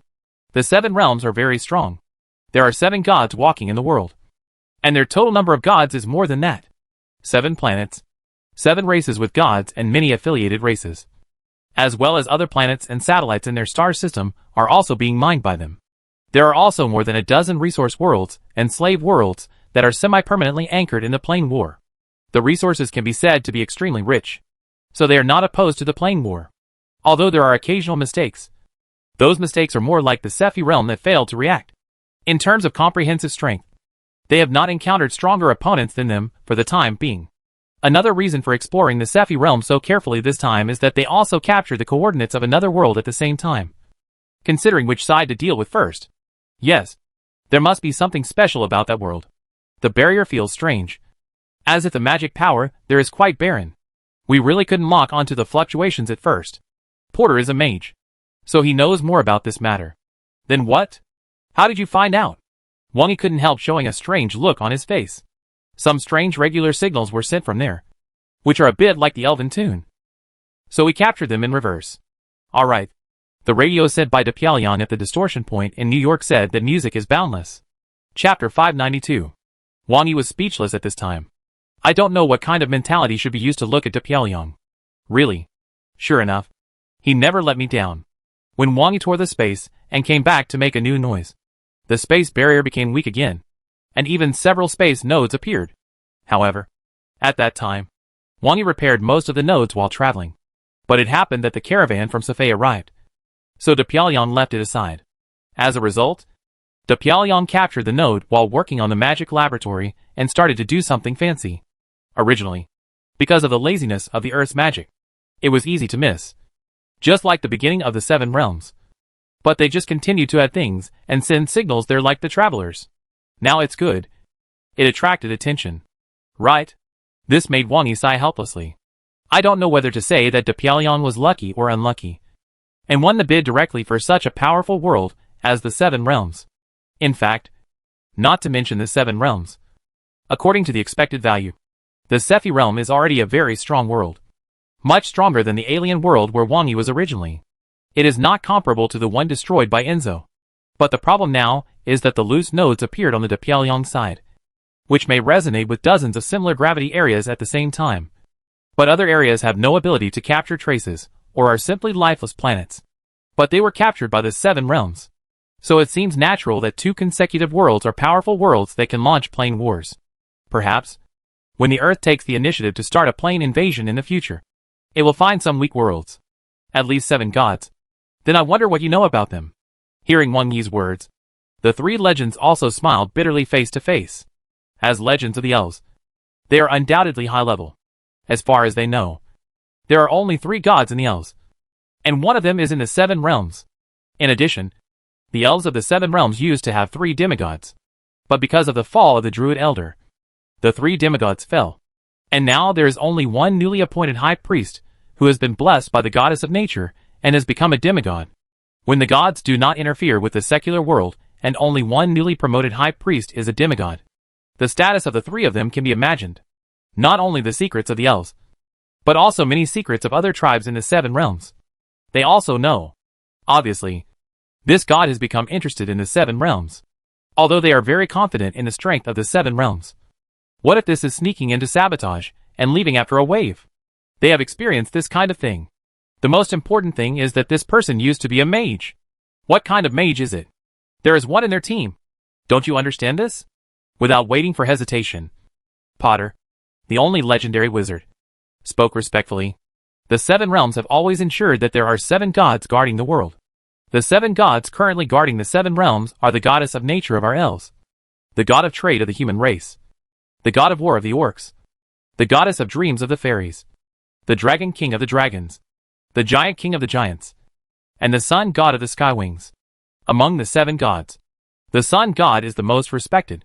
He is the supreme god king of the seven realms.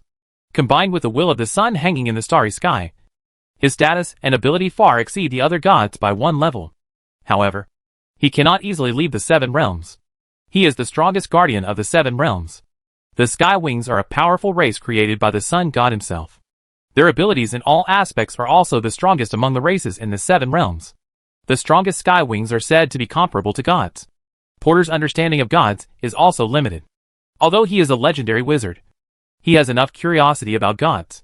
But the divine power of the seven realms is too strong, and there is no possibility of any resistance.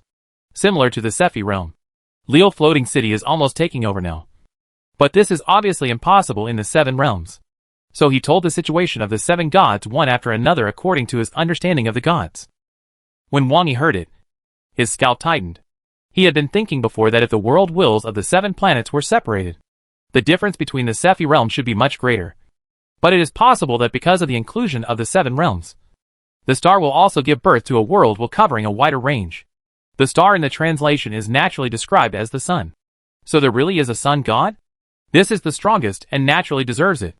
Wang Yi suspects that this guy is strong enough to beat ordinary abyss demons. Generally speaking, because abyss demons no longer need to maintain their rationality. Their comprehensive abilities are generally stronger than those of racial gods. But the sun god is definitely not one of them. However, after hearing some of Potter's words, Wang Yi also understood that perhaps the sun god himself was also subject to some restrictions. The Mother Earth goddess also combined with the Sephi realm. But she can still leave. The sun god seems to have been tied up as a ground-bound spirit. However, with the tyranny of the sun's will, it seems normal to be tied up in the opposite direction. As for dissolving the poison of faith, Wang Yi's eyes were also a little deep for a while. Ordinary gods are all from racial gods. But why does the sun god create a race himself? Faith is poisonous. Then destroy the source of faith and tailor a set for yourself. It's really cruel. As a god who relies on information and computing power as the main body and does not rely on faith, Wang Yi also made his own analysis through some of Potter's words. It is not that the sun god has brought all the creatures of his line back to the source, but that he should cleanse the intelligent creatures that can provide faith, and then cultivate them himself. Taking the earth as an example, Wang Yi himself wiped out all humans, and then cultivated a group of individuals who have completed genetic modification, castrated organs such as emotional hormones, and are emotionally indifferent and obedient from the genetic information library reserved in advance. Potter's simple evaluation of the Skywing tribe is that they are powerful, emotionally indifferent, and take completing the Lord's mission as the supreme honor of war weapons. Alright, they are matched.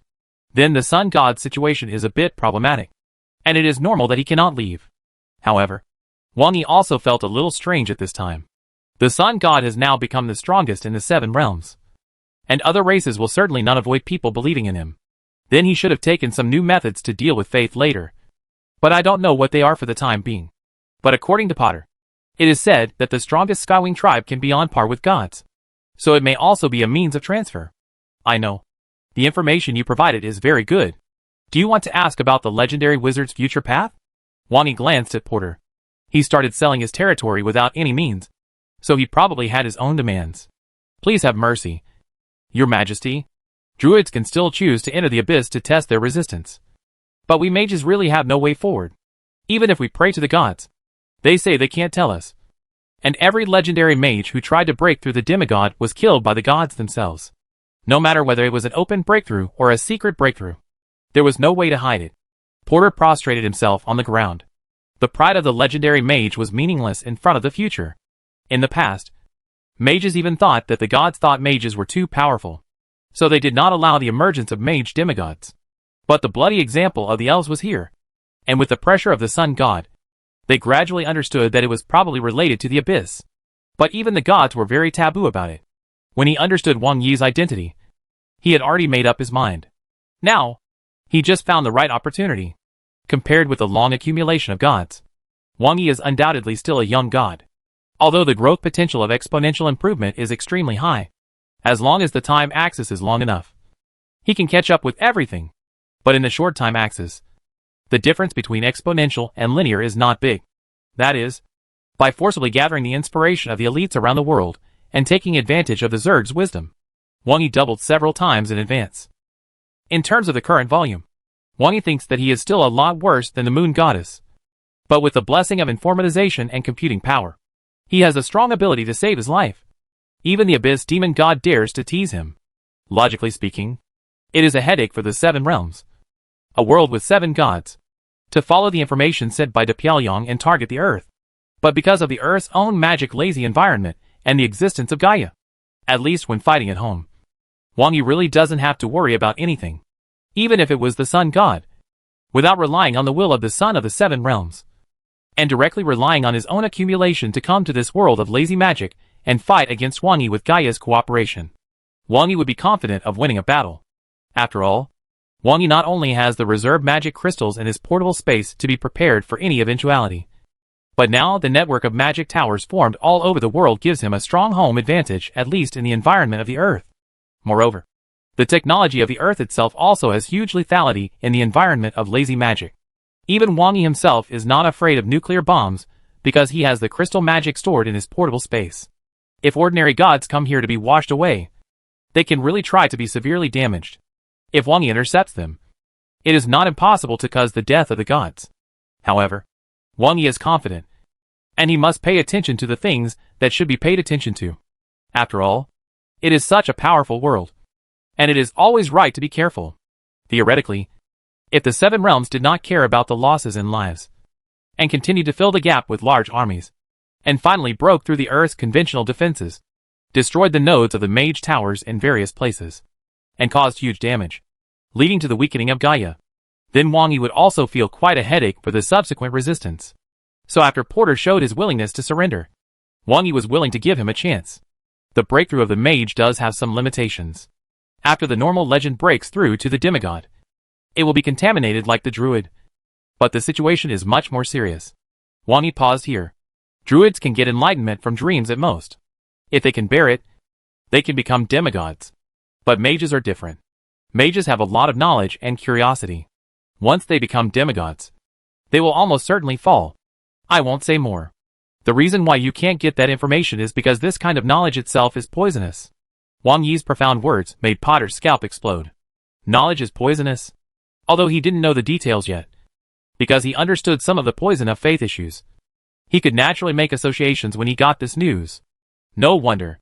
If knowledge is really poisonous, then it is almost impossible for mages. This made Potter's expression pale. And then he looked at Wang Yi and said nothing. He really wanted to ask how this person broke through. But why would he ask about the core secrets of this kind of people with his status and the price he paid? People should have some sense. But for me, it's not a big problem to protect a few people from pollution. A smile appeared on the corner of Wang Yi's mouth. He relies on information and computing power, and can achieve omnipotence through omniscience, and can even get the wool of wisdom through the Zerg firewall. So it is no problem to build a firewall for players specifically targeting the pollution change parameters of wisdom. The attention and pollution faced by legendary mages when they break through are definitely more serious. But Wang Yi personally protects a few of them, so the problem is not big. There are only 2 serious great mages under Wang Yi now, and Zabo is hopeless to become a legend, and he can't even help him. Although Yao is loved by the world and has good talent, it is uncertain whether he can break through to the legend. This is the case when Wang Yi is willing to guide him. If it was before, it would be almost impossible. It is not so easy to break through to the legendary mage, whether it is the undead mage or the speaker of the Council of Elders in Calais. They are great mages with much more ability than Yao, but they are just apprentices of the genius mage in Calais. But the genius mage has not really entered the legend yet, which shows the difficulty and gap. Wang Yi can give Yao a chance, which makes Yao cry with joy. So Yao is loyal to Wang Yi now, because this may be the only existence that can take him to see the farther scenery. Potter is actually in this choice now. The end of the mage is legend, and the existence in front of him, who has achieved the god in the body of a mage, can protect himself and give himself the opportunity to impact and break through. Although he has not reached the pinnacle of legend, Potter has made a decision in his heart. In the sighing eyes of his two companions, Potter respectfully prostrated himself and kissed the ground. I, Potter Coldwind, am willing to be the running dog of His Majesty and offer you all my loyalty, faith, and even soul. Although this disappointed Emika Hager and the others, it was not easy to say anything at this time. Among them, the top legendary druid Emika Hagrid, whose ability may be even higher than Potter's, sighed and said, "Your Majesty's talent and divine power are indeed incredible. But I believe in the goddess of nature, and I am not ready to change my faith. Nor am I ready to sell out my world. If you are interested in my body and soul, please erase my mind. Every legend needs to walk his own legendary path. Wang Yi cannot directly read the information of their souls, because of their strong spiritual will. Death is a terrible thing. But since Emika Hagrid has already stepped into the abyss to take on this task, and is ready to pursue the path of demigod, he has long put life and death aside. Knowing that this person started out as a necromancer, he did not pray for him to give him a decent face. A legendary druid material is probably quite rare for gods. Even gods would not dislike the surrender of a legend. So the other party would definitely not waste such high-quality materials. He just prayed to erase his consciousness. Even if a new consciousness was born, he did not want to see himself destroy his own world. Yes, you have been in the abyss for so long, and have not been affected by the summons of that person. You do have the potential to become a demigod. Wang Yi glanced at Emika Hagrid and smiled in appreciation. Then it's as you wish. Then he raised his hand, and a terrifying stream of information directly bombarded Emika Hagrid's mind, instantly formatting his soul completely. A top legendary druid with the potential of a demigod, in the magical environment of the abyss where Wang Yi was, could not even resist for a moment. Completely lost his mind, and froze in place with a little peace and regret on his face, losing all his life. Emika! The demon hunter also made a sad and angry voice at this time, and clenched his double blades for a while, as if he wanted to complete the final resistance. Most druids have a peaceful personality, love nature, and will choose to accept their fate. But demon hunters are definitely not people who let others slaughter them. But before he could exert his strength, he was entangled by chains, blocking all the soul fluctuations. Looking at the chains surging out of the void, and the feeling of powerlessness on his body, the demon hunter sadly found that he couldn't even struggle with Potter, a surrendered believer. As a mage, he naturally knows the most information, so the rest should not be wasted. Legends. It is indeed not so easy for them to give up their own beliefs and surrender. The druids had reached the threshold of strength. If they studied their living condition for too long, they were not sure whether they would be noticed by life. They already had wisdom.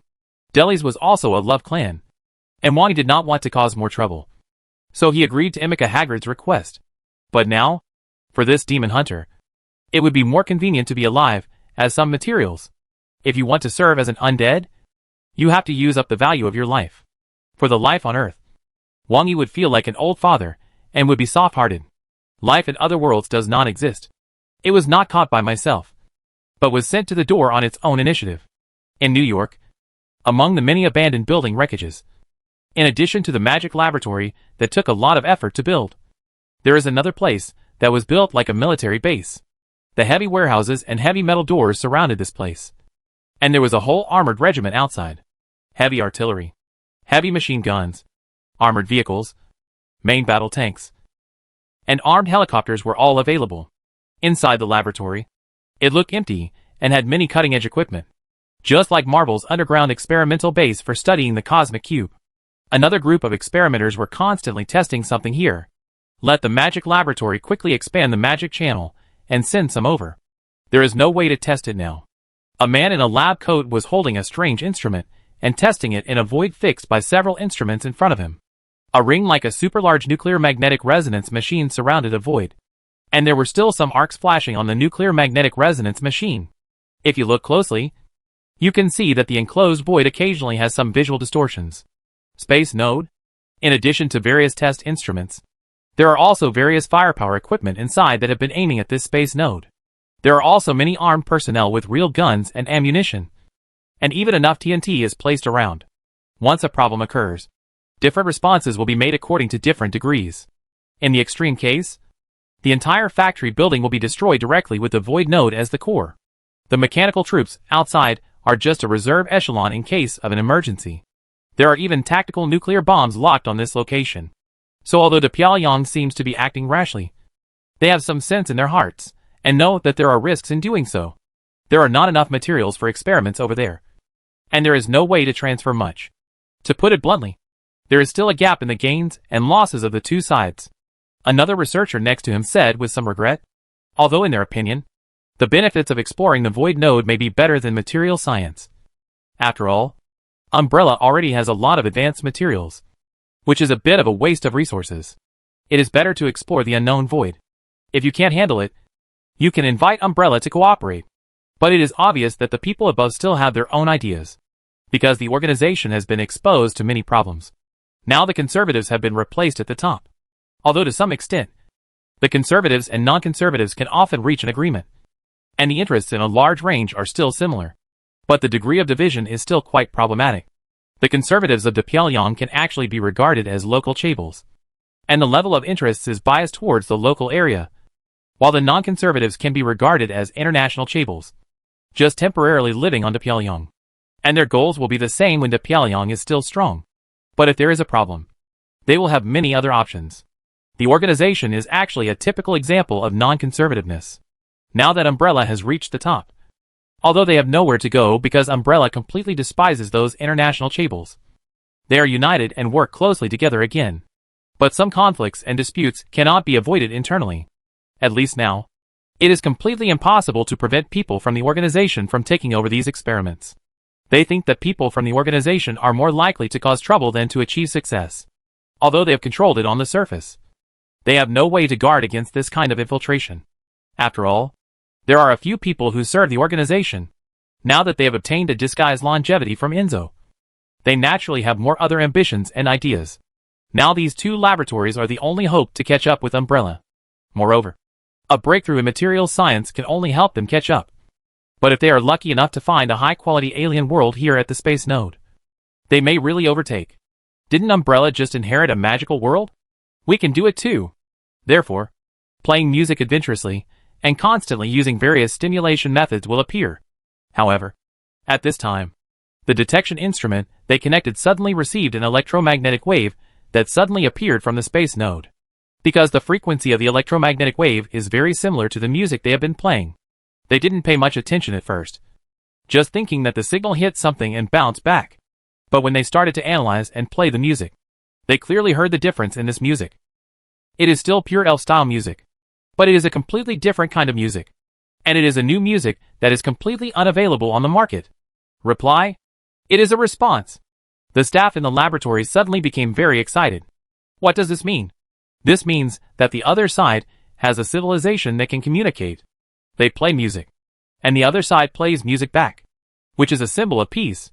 This time, we won the bet. Chapter 593. Olops, one of the 7 realms, is an Earth-like planet. In the past, this was the homeland of the orcs, and the place where the god of war became a god. However, as the 7 realms have been connected for many years, there are now many other races in Olops, and even some other races have been established. The temple of the god of war has never taken this seriously, and this may even be something the temple of the god of war has done on purpose. The temple of the god of war has always been quietly doing to maintain the tough folk customs of Olops and the aggressive nature of loving war. The temple of the god of war has always advocated the exploration, development, occupation, and plunder of other worlds. Every time the 7 Realms Council is held, the temple of the god of war will propose to increase external development. Today, the 7 realms not only have 7 material planets in their own star system, but also have more than a dozen resource planets and colony planets that can be anchored and reinforced for a long time. And there are countless material worlds that cannot be anchored for a long time and can be plundered once. In addition to several races with gods, the 7 realms also introduced many other races, with more species than the Sephi realm. Among them, the god of war's ranch, Olops, is the realm with the most complete races. as long as the fighting will meet the standard. The temple of the god of war will allow migration. The most populous people in the entire Alps are of course the orcs. This green-skinned humanoid creature is born for fighting. Each one is a natural warrior. Although the general orcs have low spiritual talents and no spell-casting ability. But occasionally, the orcs will be born with mutant individuals of prophets. And each prophet seems to have gathered spiritual talents that other orcs do not have. There are shamans, warlocks, and even wizards, occupying 2/3 of the land and half of the population of the entire Alps. Half of the remaining 1/3 belong to the human race. A group of losers fighting for power and profit on the human mother planet Mythos. And there are more than one group.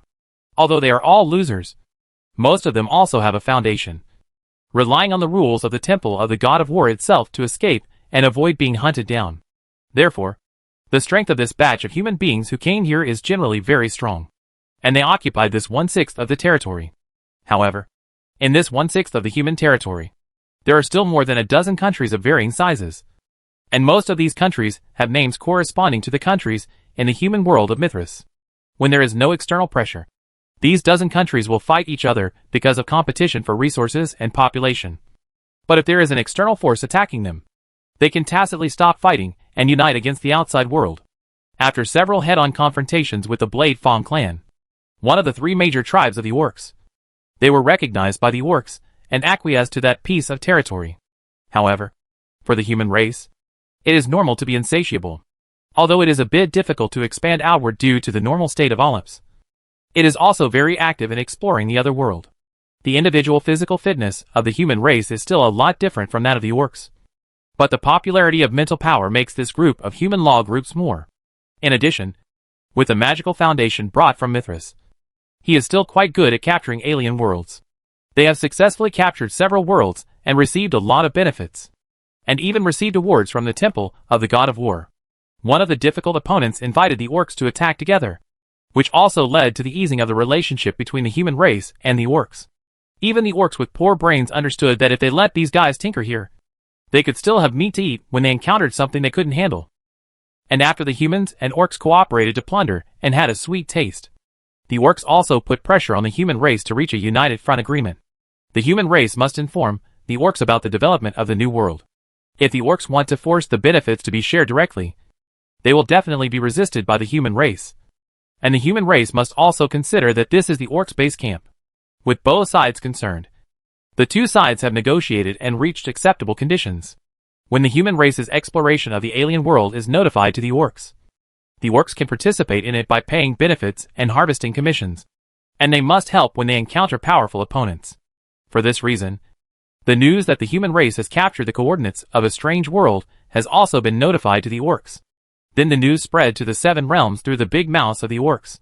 Alps is the ranch of the god of war and the base camp of the orcs. So they are showing off without worrying about others coming to snatch it. However, although the coordinates of the captured world this time have been found, it feels a bit slippery, and it takes time and effort to capture. Alps, the territory of the human race. The kingdom of Gilxu is a human country ranked in the middle of the Orb star. The original founder of the country was the prince of the kingdom of the same name on the human mother planet Mixius. He failed in the fight for the throne, and led the remnants to flee to Alps, and opened up new territory. Even according to the news of the 7 realms, the kingdom of Gilxu on Mixius has declined. Now it has sent envoys to borrow a few strong men to calm the situation, but was decisively rejected. Only today, in the border area of the kingdom of Gilxu, a group of neatly arranged troops appeared. Various flags were flying, and the emblems of various nobles were set off against each other. But in terms of scale, it was far more powerful than the kingdom of Gilxu itself. And it seemed that many legions from other countries nearby had also come. Elite armor, neat formations, station camps and towers, and flags fluttering in the wind all brought a strong sense of solemnity to the vicinity. In addition to the various armies of the human race, there were also some legions of other races. The most conspicuous were the green-skinned orcs, each with a warg. Although their discipline was far less orderly than that of the human race, the entire stationing point brought out a sense of vastness and wildness. Now during the break, some duels were still being held, forming many circles, fully reflecting their own sturdy characteristics. The key is that when these orcs were dueling, there were still many human races watching on the side, and many of them opened some odds, leading these green-skinned orcs to participate in these duels in an alternative way. 1:7. 1:7. Such high odds. If Ceres wins, he will get 7 times the profit immediately. And everyone knows that orcs will not hold fake matches. A man wearing dirty leather armor, and with a scarf covering his messy hair, kept shouting loudly. The person who opened the market was not doing charity. The fact that he could afford the odds of 1:7 only meant that there were too many people betting on the other side. Even if the odds have been reduced to 1.1. If Ceres does not have enough bets to support it, it is possible that they will face some financial pressure. The fact that the orcs can open such a handicap and still be recognized by them is enough to show the power of the person behind it. From the clothes of the shouting person, you could also smell the smell of mercenaries. The Frostwolf Mercenary Group. A well-known mercenary group in Olymps. Although the founder is a human, the races in the group are all-encompassing. And they are popular everywhere. The turbaned man shouted for a while, and finally finished the task at hand. He was relieved, and then came to the side of a short-haired female swordsman in leather armor and complained. I don't know how long it will take this time. Didn't I hear that the elves' songs were broadcasted over there? It would be easier if both sides worked together. Right. Anchoring and reinforcement of the portal were obviously not something they needed to consider, and they would not be notified in real time. However, the leader of the Frostwolf mercenary group, Frostwolf, was indeed very powerful. With his own ability as a top knight, he managed to sneak into the decision-making council of this operation. Although he was just a marginal figure with no right to make suggestions, he could always know the information first because he could take the initiative to participate in the meeting. Indeed, the elves' songs were heard over there, using a special light frequency transmission. Those wizards fiddled with it for a long time before they made a similar one and sent it back. The short-haired female swordsman in leather armor had an ambiguous relationship with the leader of the Frostwolf, so some of the information she could get was clearer. When asked by his companions at this time, of course he would show off a little. You are well informed. According to the current situation, the other side seems to be a place with extremely poor magic power. The Tower Master of the Glory Tower came here to conduct a test. It seems that the mental power cannot break through much over there. He can only feel that some mortals will move around occasionally. It can be determined that they are humanoids, and their language is unknown.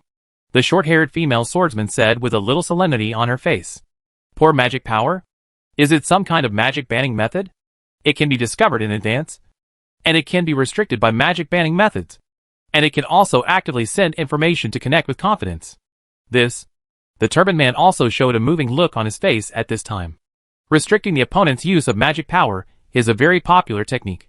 From the small knight using breathing to disrupt the flow of nearby magic power, letting the magic power run wild to reduce the structure of the spell model, thereby reducing the power.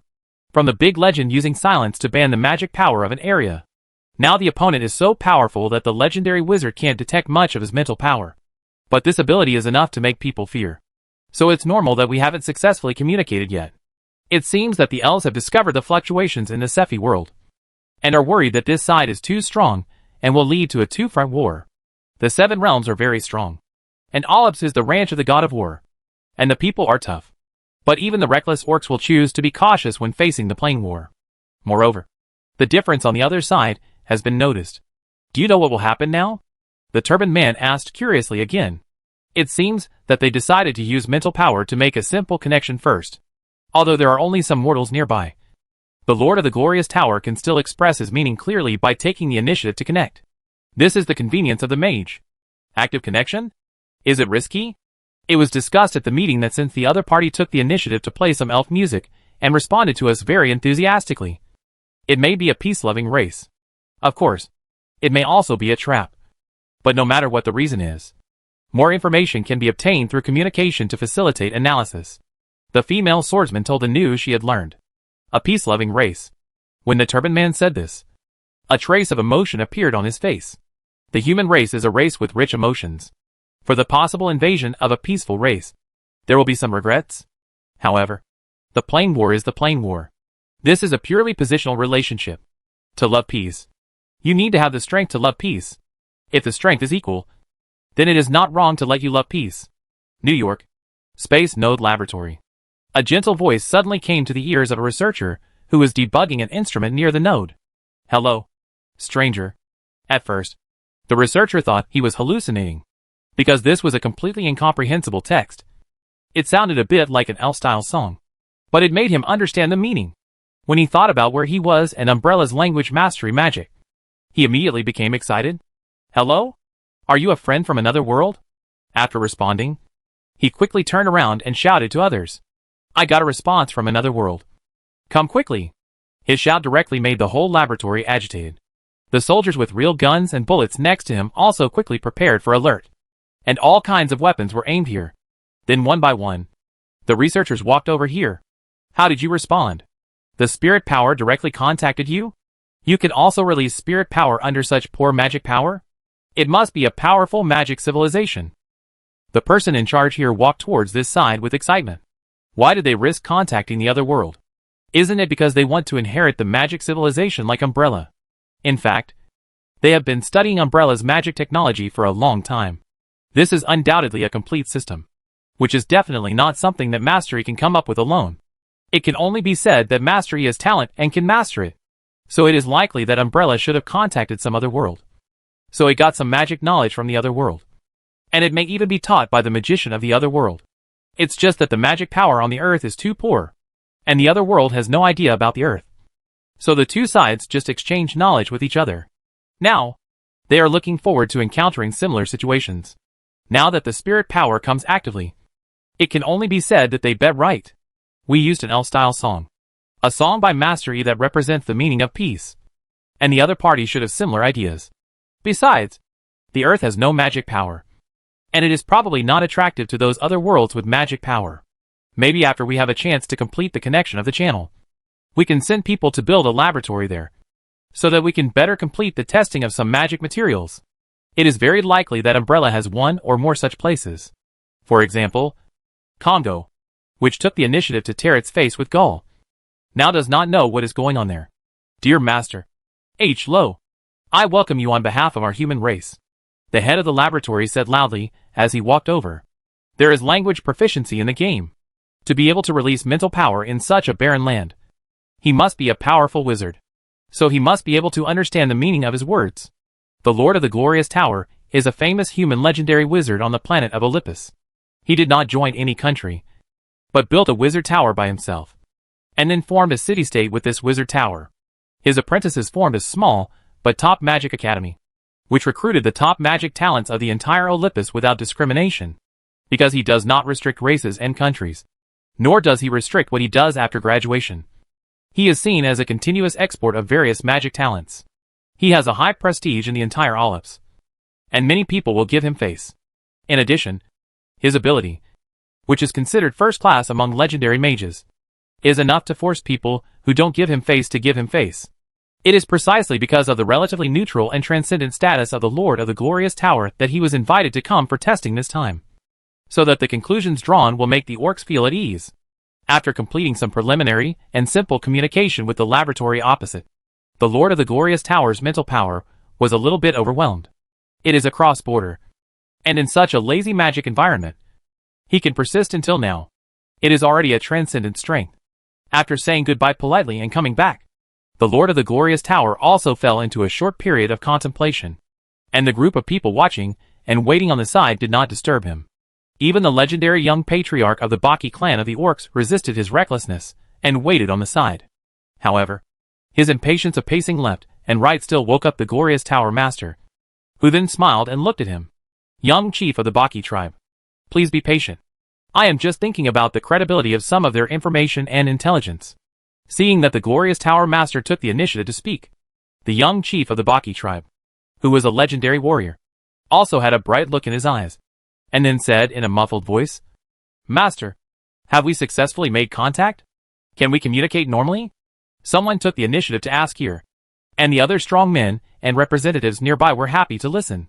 The Glorious Tower Master, who was dressed in a simple white wizard robe, did not put on airs and responded in a gentle tone. Indeed, we have made contact and completed preliminary communication, but the accuracy of the information needs to be confirmed. I always feel that there is something wrong. What do you mean? Young chief of the Baki tribe asked again hurriedly. Based on the simple communication at present, although they are wary of us, they are more excited. After all, he is a legendary wizard. Even if the environment over there is a problem, it is impossible to charm and read minds through the air. but it is still possible to judge a mortal's emotions. Excited? The face of the young master of Blade T sank. Only the strength of the Lord of the Glory Tower can communicate. And the other party must know that he must be a legendary wizard. In this situation, they can still be emotional, which can only be said that they are very confident in their own strength. This is what I am surprised about. They seem to know something about magic and planes. They are also very clear about the concept of planets. But their previous performance seems to want to learn some magic knowledge from us. For this reason, they are willing to exchange with Mithril. Mithril. Asterisk in. Hearing this hard currency of the universe that can be circulated even in the abyss. Everyone around this space node's eyes lit up. Mithril is rare. Right? It's not. But the demand is too high. Moreover, the reserves of Mithril itself are not much. Although some top mages can make Mithril with other elements through some unique techniques. The energy and cost consumed are too high, which is higher than the value of Mithril itself. So the best way is to mine. The Seven Realms are tirelessly engaged in plane wars, plundering wealth, and colonizing planets. One of the most important resources is Mithril. However, the distribution of this thing is quite irregular. Some places are rich, but in barren places, it may not be found at all. Now at least it can be confirmed that the Mithril reserves in this plane will not be too small. Otherwise, it would be impossible to directly ask for it as an exchange. Your Excellency, the Tower Master means that they have a certain understanding of magic, know the importance of Mithril, and can even complete the communication of space nodes. But they have put forward such a weird request to learn magic. A blonde human knight took a step forward at this time. He is sunny and handsome, with a handsome appearance and a little holy aura. He is a legendary knight who has been favored by God. Mr. Nihilius is right. This is what I am puzzled about. So I am worried that this is a trick of the other party. They want to induce us to open the barrier to invade, and then do something to us. After all, they are a civilization that has a clear understanding of the concept of the planet, and should not be so ignorant. He paused and continued, and I can vaguely feel his fear and confidence. He seems to be worried about our invasion, but he should have the confidence to resist. This is actually what the Lord of the Glorious Tower is afraid of. I don't know how the magic lazy environment over there was caused.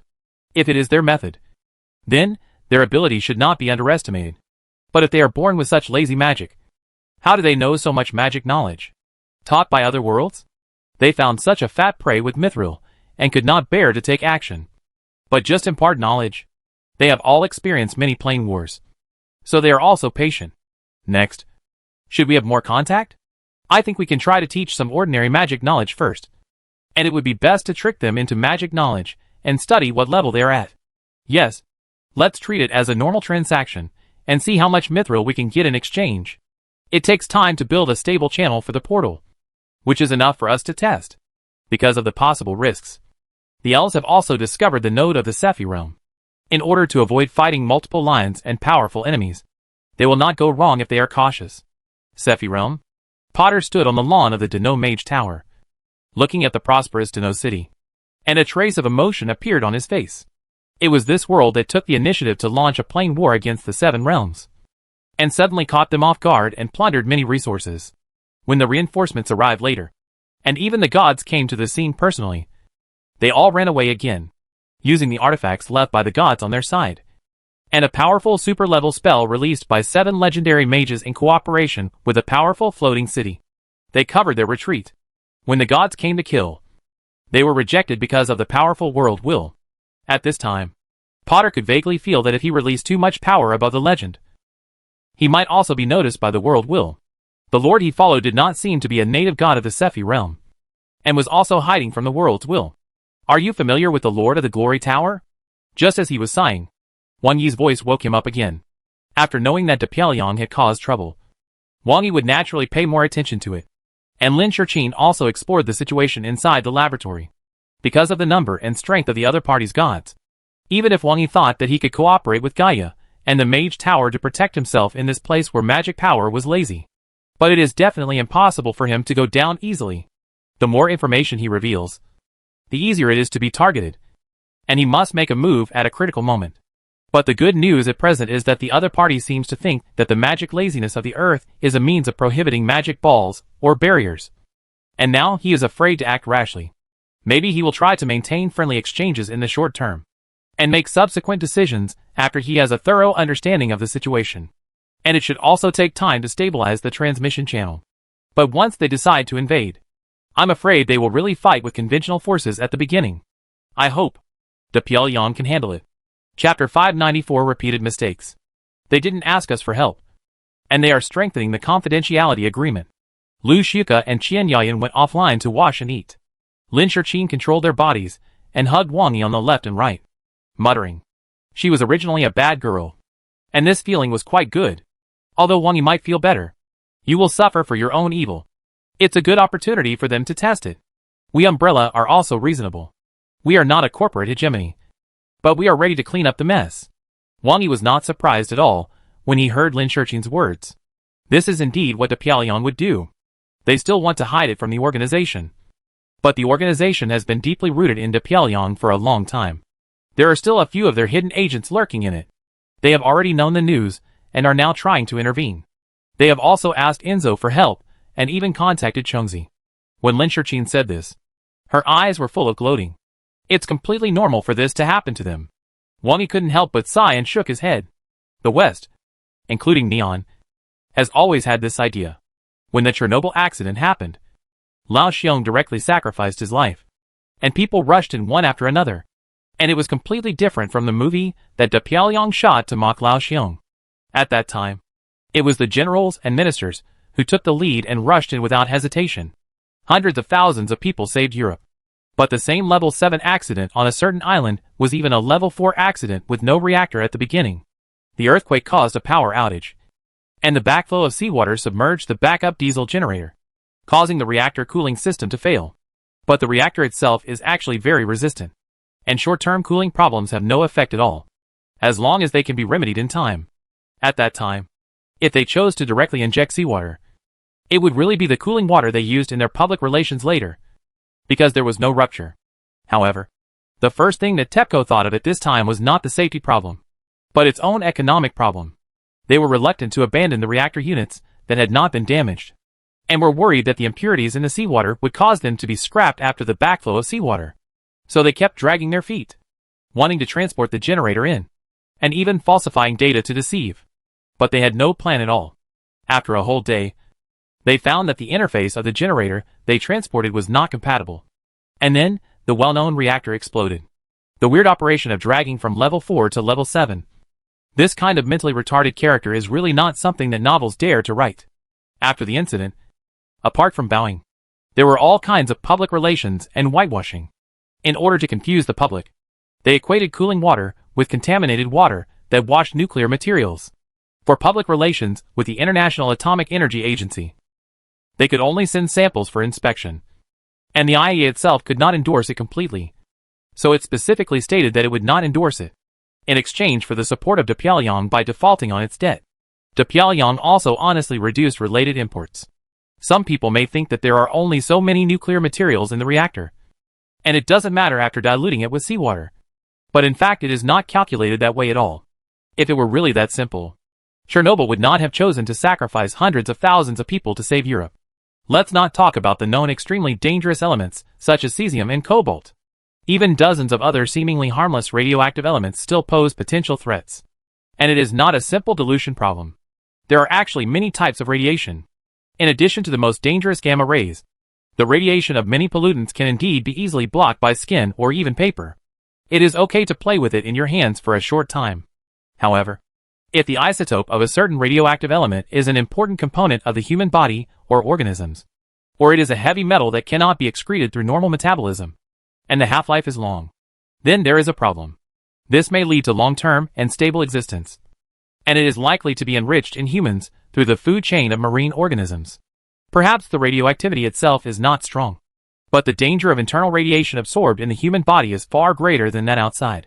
From time to time, the radiation is thrown out inside the cell, and it is guaranteed to hit the DNA and interrupt it, which will undoubtedly increase the risk of cancer.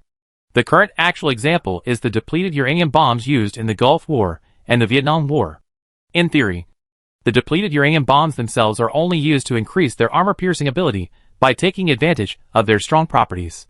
However, as the explosion disperses, some uranium-238 is absorbed by other animals and plants, and slowly begins to accumulate. The probability of deformities and cancers in the vicinity increases greatly. And the cancer incidence rate in Iraq has increased by 40 times. This is because uranium-238 mainly stays in the local soil and cannot spread outward. Because of the long half-life and humans are at the top of the food chain. The enrichment phenomenon can be said to be inevitable. It is just a matter of early and late. This change is subtle. And such a large-scale discharge of nuclear wastewater into the sea is also something that humans have never done before. It can be said that there is almost no experience in dealing with it after the incident. And there is no reference. It is like opening Pandora's box. Because of the mechanism of radiation, there will not be a large number of human deaths and acute radiation sickness in the short term. So it is not obvious. Which is also the reason why they can confidently cover it up. But in the long run, it will inevitably increase the overall risk of cancer in humans. The increase in the proportion of this disease is actually difficult to detect in the short term. And it is also difficult to arouse vigilance. But the number of deaths caused by it will probably be beyond imagination. Far beyond imagination. This is truly a disgrace. It doesn't matter to some upper-class people, because they can avoid this cycle to the greatest extent possible. Besides, cancer is not an incurable disease for them. And there are ways to delay it. It may even promote anti-cancer drugs. For example, the BlackRock Group in the hands of the organization has shares in TEPCO and many cutting-edge pharmaceutical companies. Isn't it wonderful to greatly increase potential customers? Life or death? What does it have to do with them? The official spokesperson of the organization, the person in charge of the BlackRock Group, said that they like to use force means to force others to pay. This is a very efficient and simple operation. For example, if the acquisition of the Pyongyang land encounters difficulties, then a mountain fire will be okay. And the subsequent rescue will be a little stumbling block to suppress the media. Pay attention to the rescued kittens, etc. And it is easy to control. What else can you do if your house is burned down? All your savings are gone. You have lost everything. Are you still waiting for the official to Pyongyang to rescue you? This is none of their business. Most of the victims are missing. And the few remaining victims have lost everything, and it is difficult for them to survive. They are just given some money, and can't even speak. Compared with the different light bands of wildfire relief in a certain eastern country. And the city rebuilt on the ruins after the earthquake. There is really no comparison. Any disaster in China is almost broadcast live by the whole nation. But it was impossible to see it in the West before. That is, now TT's communication method can have more channels. With all kinds of operations that can't be written in novels. It's not surprising that Pyongyang would make any choice at this time. I have installed some corresponding rail guns in Nanchunmen and Tianting, and can provide support for cleaning the ground when necessary. Lin Shurqin also gave a decent answer to Wang Yi's inquiry. In addition, remind them that there are also intrigues between the planes. So be careful. Wang Yi also made some arrangements casually. Pyongyang may be evasive, but she must remind them when necessary. As for whether they have other suspicions, and worry that Umbrella will snatch their nodes and laboratories, that is their own petty mind. Umbrella has always been upright in doing things. This is also a kind reminder. Understood. Lin Shurqin received the order with a smile. Then Umbrella issued a kind notice. We are deeply concerned about Pyongyang's experiments in New York. It is better to accept the supervision of the international community when it comes to space nodes. Even if you really contact the other world, please remain vigilant enough. Don't say that I didn't warn you. The Pyongyang authorities were numb when they saw the notice from Umbrella. Isn't this a threat to us? The words at the beginning were often said by Pyongyang herself. Anyway, as long as it is not in line with Pyongyang's own interests, they will be deeply concerned and then find a way to stop it. Now that Umbrella asked me about it, the first thing I thought of was that Umbrella wanted to seize our laboratory. What jargon did they use later? Doesn't this mean that they should not be blamed for killing without teaching? Don't bother with them. They express their views in this way, which means that our actions are correct, judging others by themselves. They never think that Umbrella is just kindly reminding them. There must be some conspiracy. Usually, when Pyongyang points fingers at others, it's okay to look at it the other way around. After they put their previous hegemonic thinking on Umbrella's head, they immediately figured out everything. We are on the right path. So they just pretended that they didn't see the meaning in Umbrella's words. And only the official spokesperson responded. Thank you for Umbrella's reminder. We will be careful. The location is in New York. We believe we can still solve the problem ourselves. Thank you for your kindness. The beginning and the end are thanks and flattery. And naturally they also hope that Umbrella will not be petty and keep staring at them. And the Pyongyang submissive attitude is also a pity. It is true that Umbrella is now intimidating the world. But apart from South Korea and Japan, it has not interfered excessively in other countries. If the Pyongyang is so submissive, and Umbrella still takes ruthless action, it will easily make others feel precarious. As expected by the Pyongyang, Umbrella only warned to be careful, and did not say anything after they responded that they would be careful. Do you think Umbrella knows that we have contacted the other world? It is possible, but I think it is more of a precaution. They probably got the knowledge in this way. Yes, but necessary precautions are still necessary. Let the guard team arrange more people. Seventh World. Olives. A large number of tall stone people carried some construction materials, and sent them to the time and space node continuously. At this time, the location of the time and space node has already taken shape as a magnificent building, under the continuous guidance of the students of the Tower of Glory. Some subsequent placements and detailed modifications are also in continuous operation. Anchoring the space node is a technical job and also a huge project. It is useless to just find the node. How to open and form a stable and safe channel is the key. This is what is being done now. The Expeditionary Council temporarily formed by Olives has been formulating plans and maintaining discussions. But today, whether it is the legends with the right to speak in the Expeditionary Council or the top heroes who are listening, they all respectfully came to the temporary camp and waited. Not long after, a brilliant golden light appeared in the sky, as if forming a bridge of light and falling to the ground. Then a burly middle-aged man full of masculine breath and a granite-like upper body walked down from the sacred golden bridge. This man has well-proportioned and almost perfect muscles, full of a kind of mechanical beauty. His appearance cannot be said to be handsome, but he is quite masculine and has a different kind of charm. Meet the High Priest. N. Everyone present bowed their heads and spoke respectfully at the same time. This person is the High Priest of the God of War in the Orip's God of War Temple, whose status is comparable to that of the Pope. And he is also a demigod. You all have worked hard to spread the glory of the Lord, so there is no need to do so. The voice full of majesty, even if it is soft, brings an invisible pressure. Even the legendary wizard, the Lord of the Glory Tower, showed enough respect at this time. The anchor point is in Orips, and so many powerful teams have been organized. It is impossible for the God of War Temple not to participate. This is to launch a plain war and spread the glory of the God of War. Maybe there are excellent races on the other side that can be absorbed. If they are not excellent, they can be used as slaves to directly develop resources. I came here this time to confirm your progress. And at the same time, I have to tell you some precautions. Without waiting for anything, the High Priest went straight to the camp after coming down, and naturally formed a team with him as the core. Can you, the High Priest, come here in person to remind me that there is a problem in the Sephi realm? The Lord of the Glorious Tower walked the closest position and said in a questioning tone, Yes, the three legends who went along the crack have lost contact. The High Priest said it directly without any twists and turns. This made many people at the scene slightly shocked. Even Emeka Hagrid went to the Sephi realm this time, and he couldn't even send back any news? The Lord of the Glorious Tower was shocked. Even as strong as the Seven Realms, there are a number of legendary strongmen. After a long time, most of them will know each other, and many people will have a bottom line, especially for veteran legendary druids like Emeka Hagrid. It is only because of the restrictions of druids that he has not broken through to the demigod.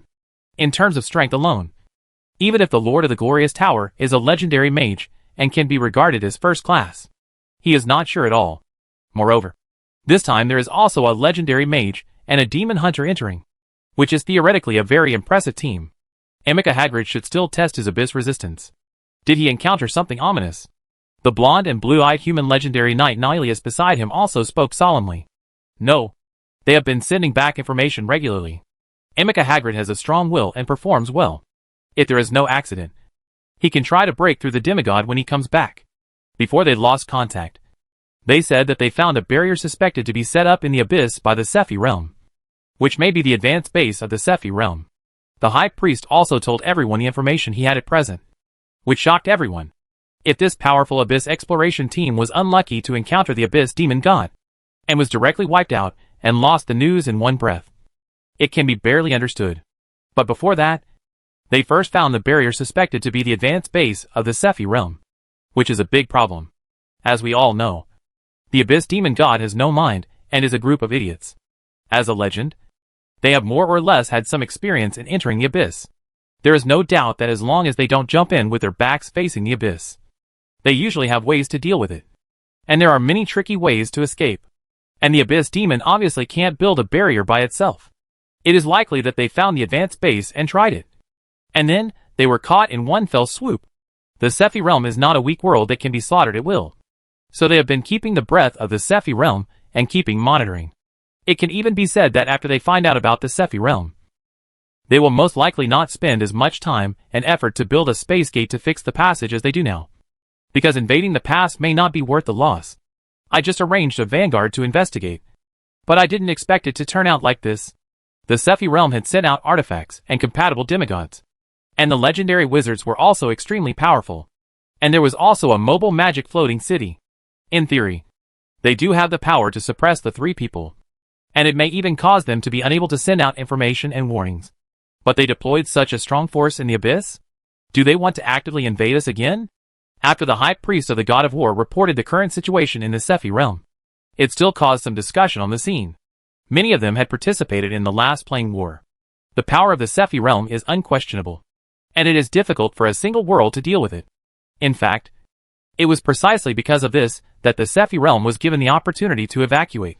After all, the seven realms are not a whole.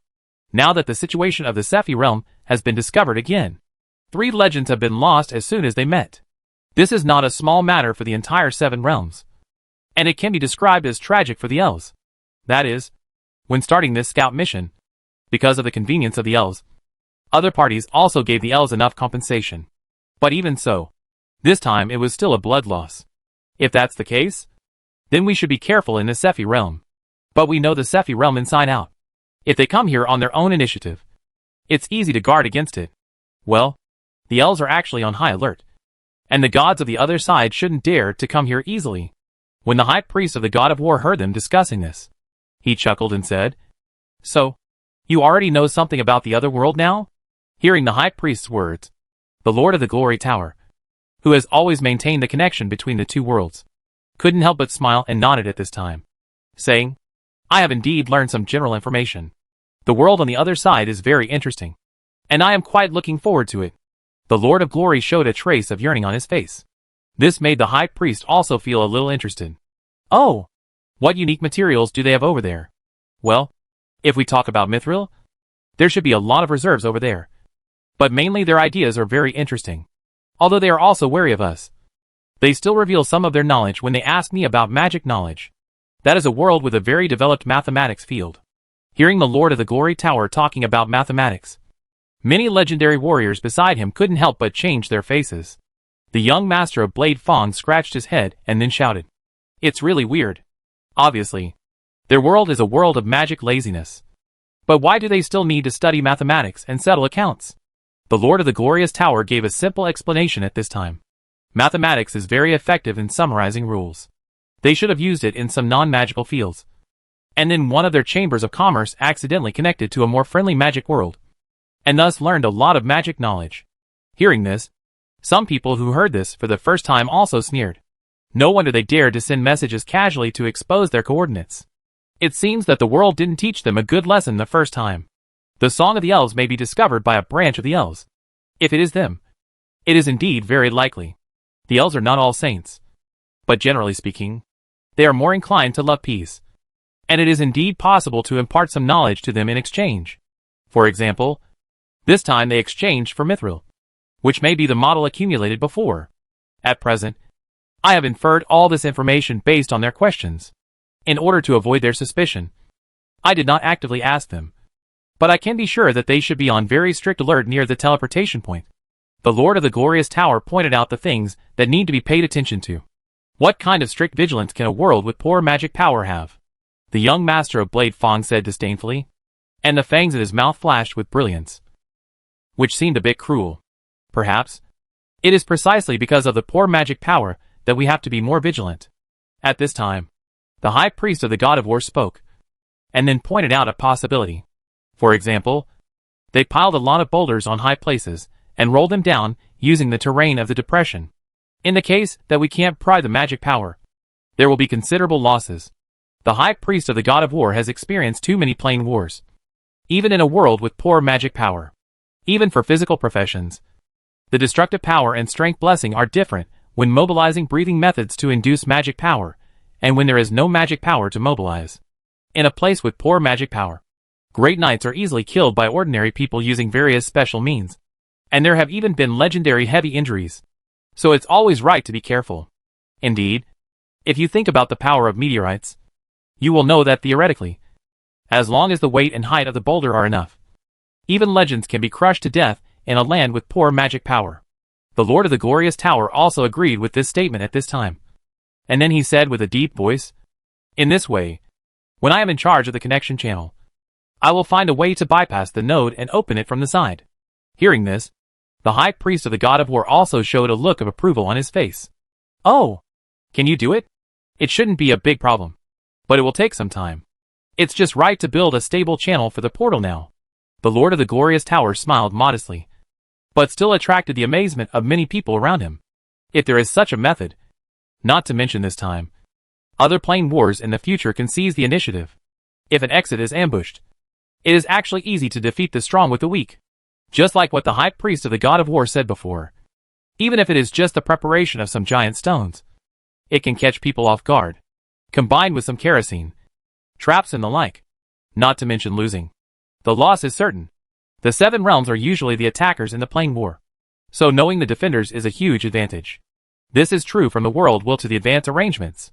Now, they can try to bypass and catch the enemy off guard. They are also looking forward to the harvest later. Looking at the portal that is being built in full swing, they are also ready to increase the urging. Chapter 595, Diverting the Trouble. According to some previous rules, it is usually necessary to build a stable channel for the portal, plus some tests. The time is 3 to 8 months from your side, and it will rarely exceed a year.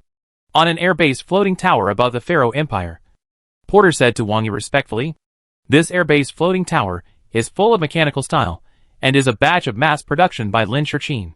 It was transferred from Yao's magic tower, and then began to assemble. Now, the air-based floating tower accessories can be transferred from the air-based floating tower for assembly, which is much more convenient. The ones responsible for assembly are Yao and Porter, who just got it. However, as a legendary elf mage, Porter is only responsible for guidance at this time, and it is mainly done by Yao. As a great mage, Yao is also willing. He feels that he has learned a lot in the assembly process, and he can always get guidance from a legendary mage. When he first saw Porter with his hood lifted and his elf ears exposed, he was greatly surprised. "I didn't expect that the elves now have a legendary wizard." But later Yao also vaguely knew that this one was actually from another world. It was an elf from another world. Moreover, Temo was the seventh world that the Sephi realm had encountered before. In addition, he also knew that this His Majesty was not the powerful world god named Seventh World. And it seemed that his base camp was also targeted by the other party. However, the world with gods usually does not have to worry too much about the invasion of other worlds at home. As long as they are rational and intelligent creatures, it's actually okay. Too much loss will not be worth the loss, which is the best way to stop the war. When the Sephi realm launched a plane war and encountered a world with gods, it was not just the seventh world, but the strongest of the seventh world. In other parts, even if there was only one world with a god, Sephi would at most plunder it and leave, and would not stimulate the other party's tolerance limit. The world with gods is extremely difficult to conquer. If that world does not have some irresistible resources, then even a more powerful world would not be willing to spend a lot of energy to consume the other worlds through conventional wars, and then attack in one go. Because the gains do not outweigh the losses. Only with strength can peace be achieved in the true sense. What really gives people a headache is actually some Abyss invasions. Because even if the Abyss Lord cannot be defeated, many will be stupid and stubborn and come over to exchange their lives for injuries. And usually neither side will benefit. Lord Potter, do you mean that the Seven Realms will take at least 3 months to prepare? After Yao finished the work at hand, he also came over to join the conversation. The master he believes in is the mage becoming a god. And now there is a legendary mage on the side. Joining the discussion is also helpful to expand his own horizons. Yes, not as fast as your Sephi realm. Your surprise attack at the beginning can be regarded as making us very frustrated. Potter said with some emotion that the Sephi realm also has its own merits, especially their short-lived magic floating city, which brought considerable losses to the Seven Realms. In the end, they just grabbed a handful and ran away. And in the end, it was actually the 7 realms that suffered a loss.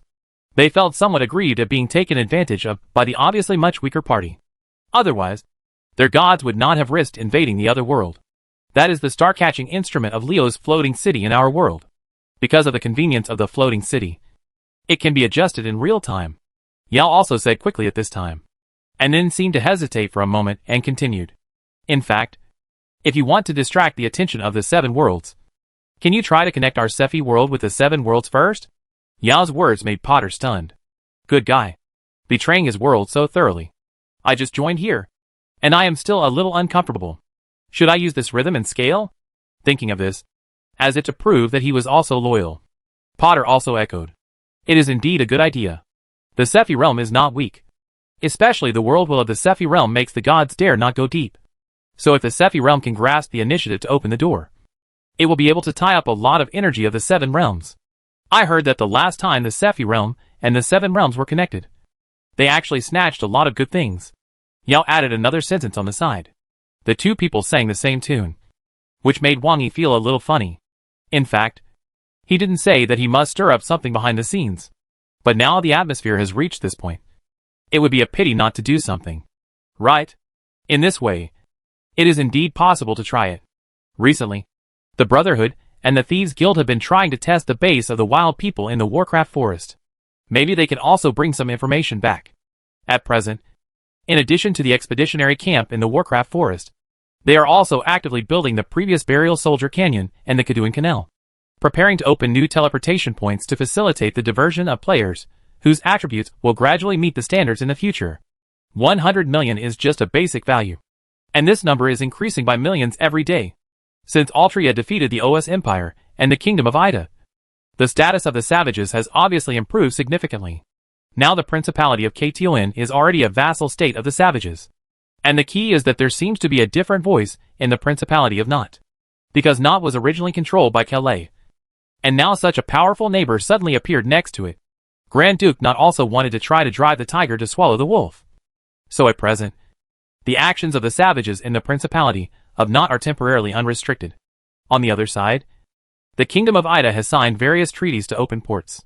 And the players pouring in are almost foreigners. But at the same time, the status of the savages has been improved on the surface. This also means that the fame of the savages has skyrocketed, which is incomparable with the past. There are more and more forces secretly eyeing the savages. They dare not target them on the surface. But secretly many means are used. If the savages are really just an ordinary race, there is really nothing to do. With so many tribesmen, it is impossible to take care of every one of them. Those who disappeared during exploration, those who were attacked by monsters, and even those who died of normal birth, aging, illness, and death, all seemed normal, as long as the hands and feet were clean. Kidnapping, assassination, torture, etc. seemed to be justified, and would not cause any waves. After all, the dead can't talk. So it doesn't matter if a few people are missing. The Brotherhood is a professional group. But unfortunately, these guys are facing players. Wang Yi couldn't help but use the signal connection to open a live broadcast. Brothers, they are asking me about the expeditionary camp. Do you think I should tell you? A player kept typing in the void, and then quickly launched a PK vote for sending gifts. The result was that he was asked to tell it. Hurry up. Anchor. You can't just enjoy it. Let them come to the camp to deliver it. I'm waiting for the delivery to my door. Looking at the popularity of the live broadcast room, the captured players also showed joy on their faces. This made the few people who had him hung up and tied him to the torture device look at each other. What to do? Why is he still laughing? Isn't he a pervert? They are not members of the Brotherhood. They can be regarded as wild adventurers and mercenaries. They will also go to places like the Thieves Guild to take tasks. This time, they received a task to test the savage camp. Nowadays, the savages have been continuously expanding the trade routes in the Warcraft forest. And there are also external caravans entering to complete procurement and trade exchanges. They actually went in with the caravans. But because they were too different from the savages, it was not convenient to sneak in. After thinking about it, they prepared to kidnap some savages for interrogation, ask about some precautions and habits, and then pretend to be savages to go in. They even spent time to get language potions for this purpose. This is different from language proficiency. It is something that can make people learn a language quickly. It is unpopular and not cheap. In principle, it is also interchangeable with language proficiency. The added aspects are the adaptability of the vocal cords and language habits, combined with the magic items of language proficiency. As long as the interrogation is detailed enough, it should not be a problem to blend in. There are many people who accept the task this time, and the rewards are rich. They don't want to fall behind. The Warcraft forest is vast and boundless, and it can be called a forest ocean. There are countless unknown types of Warcraft in it, and there are even unknown types of intelligent races. It is even rumored that some of the remaining members of the Elves, and even the Blood Clan, also live there to avoid disputes from the outside world. Occasionally, some losers in the competition and refugees will choose to risk their lives to enter. So when the Savages just came out of the Warcraft forest, it did not cause much waves. It was only with the singing of the elf-style songs, and a series of subsequent rumors about the Savages, that the Savages really became famous. At this time, because of the savage goods and characteristics, more and more caravans began to head towards the Warcraft forest. Some directly completed trade exchanges in places such as Dano, and some were willing to go deep into the Savages to buy some things that the Savages themselves were unwilling to waste time bringing out. With the coming and going of people, the trade route that was originally led by Qin to Shao and the Flame Dog caravan became wider and wider. At the beginning, it was just a trade route that was forcibly pulled out by the size of the Flame Dog, and there was no time to deal with the stumps and broken branches on the road. However, as more and more players and caravans passed by here, there were some small tasks to remove tree stumps.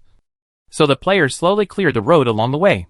The trade route is getting wider and wider, and the ground is getting smoother and smoother. The fire dogs trampled back and forth, making the mud hard, and then sprinkled some with chips and gravel. Now this trade route can even pass horse carriages. Moreover, there are many people traveling on this trade route now, and you can see groups of wild people from time to time. You can also see them carrying bags or driving carriages. You can also see a docile fire beast passing by from time to time. The outermost part of the Warcraft forest trade route is the fiefdom that Qin Xiang and his fire dog caravan got when they defeated the noble coalition. Now it has been built in a proper manner, and there are also many commodities in it. Now there are players who are responsible for carrying the exchanged commodities, and then sorting and classifying them here. It is like forming a logistics transfer station. Some modern logistics models are partially applied when conditions permit, making this place extremely efficient. At that time, the fire dog caravan formed can be quickly packaged here and then go directly on the road. Some other caravans that come here can also choose to purchase goods here. At this time, 3 figures wearing tattered animal skins, with messy hair and black faces, have just left the transfer station, carrying some goods traded from other places, and embarking on the trade road to the Warcraft forest. Judging from their appearance alone, these are undoubtedly 3 savages. The chats between each other are also standard savage language, and at first glance, there seems to be no flaws. But what the 3 of them didn't notice is that the savages who occasionally passed by and saw the 3 of them would show some strange expressions. Some of them couldn't help laughing, but savages often do some funny actions, which is their standard. So these 3 people will also show some silly smiles in response, and they don't feel anything wrong. It's impossible that they were exposed at the beginning, right? Obviously so similar. They even secretly tested with the same foreign caravan before, and they thought that the 3 of them were a savage team. Don't worry. If they really found out, they would have come to deal with us long ago. The strength of the barbarians here is very strong. If they were surrounded by muskets and shot, we really couldn't escape. The 3 of them are all standard professional ranks. Otherwise, they wouldn't be able to capture the players and interrogate them so easily. But although the barbarians are called barbarians, and sometimes they do things in a funny way, their abilities are still beyond doubt. The camp was well organized before, much simpler than the warehouses of those large chambers of commerce I have seen. Even if it is the first time to enter, you can easily find where you want to go, and buy what you want according to the signs. Angelo was also a little emotional at this time. Yes, they have their own unique civilization, and to some extent, they have advantages. Take the heavy muskets that can threaten the professional ranks. We have sold a lot of them, but I haven't heard of a few blacksmiths who can imitate them. Even if there are, they are probably very few. But the barbarians themselves almost have one in their hands. Another of the 3 also felt a little sigh and touched the one he had grabbed. For heavy muskets, even as a professional, he couldn't let go. It's so convenient. It makes up for some of the shortcomings of long range. The key is that it's easy to fire. Just pull the trigger, with your own physical fitness and reaction ability. You can also do it by pulling away and shooting backhand. It's a pity that only the savages can get this kind of bullet. And now they have to use it sparingly for camouflage. When the three of them entered the trade route of the Warcraft forest, many passing players even turned on the video to record them, and then uploaded them together. Brothers, I laughed to death. These three guys still think they are pretending to be very similar. Haha. The silly smile of the sand sculpture NPC almost made me unable to hold back. What are you laughing at? They are the murderers who seized the weapons of our companions and brutally killed our savages. Haha. However, most of the passing players just watched and laughed at most. And there were also many players who didn't see the live video at the beginning. And some players really regarded them as players. And now there is no player team to brush them. That is because there is a group task now.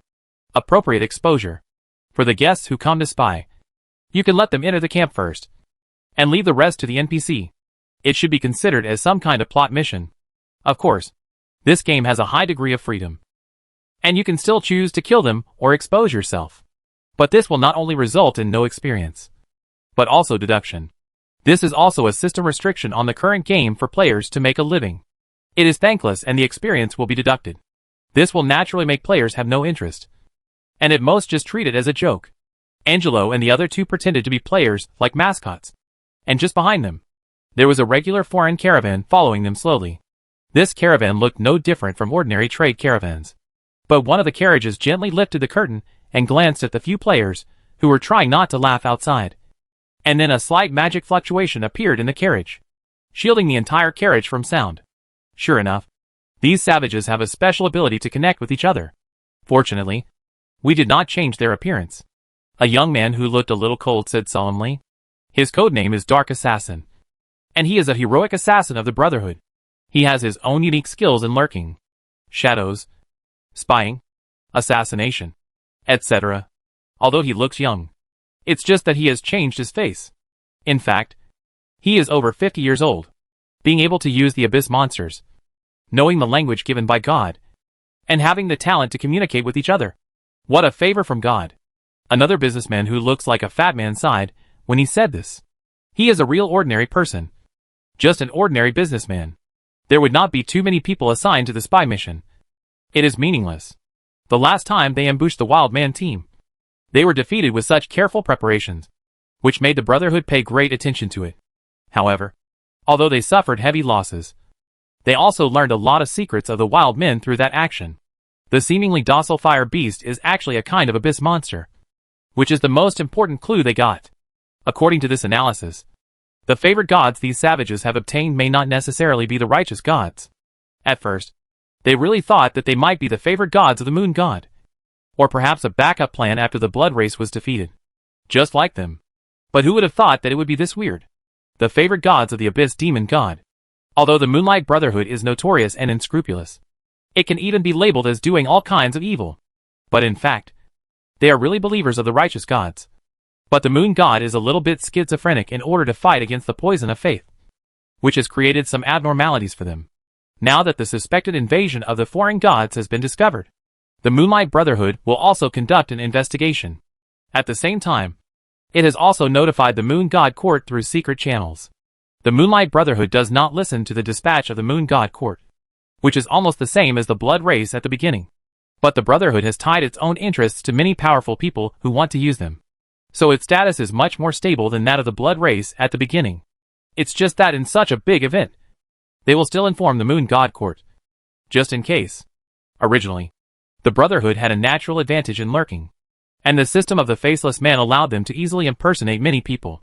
Impersonating in a purely physical way can avoid many magical detection methods. Of course, the savages are no exception, but as they subsequently used kidnapping, torture, and skinning methods. But they also vaguely noticed the problem. These guys felt more excited when they were tortured. 1 or 2 are fine. But everyone is like this. Is this a natural pervert? Racial talent? And they are almost immune to mental magic. They can be killed with mental magic, but they are immune to convenient methods such as hypnosis and suggestion. Later, they slowly discovered that even if the savages were controlled and tortured, they seemed to be able to contact the outside world. This can also explain why they inexplicably overturned several times with these strange gods, if they still choose to impersonate the savages. It would be too bold.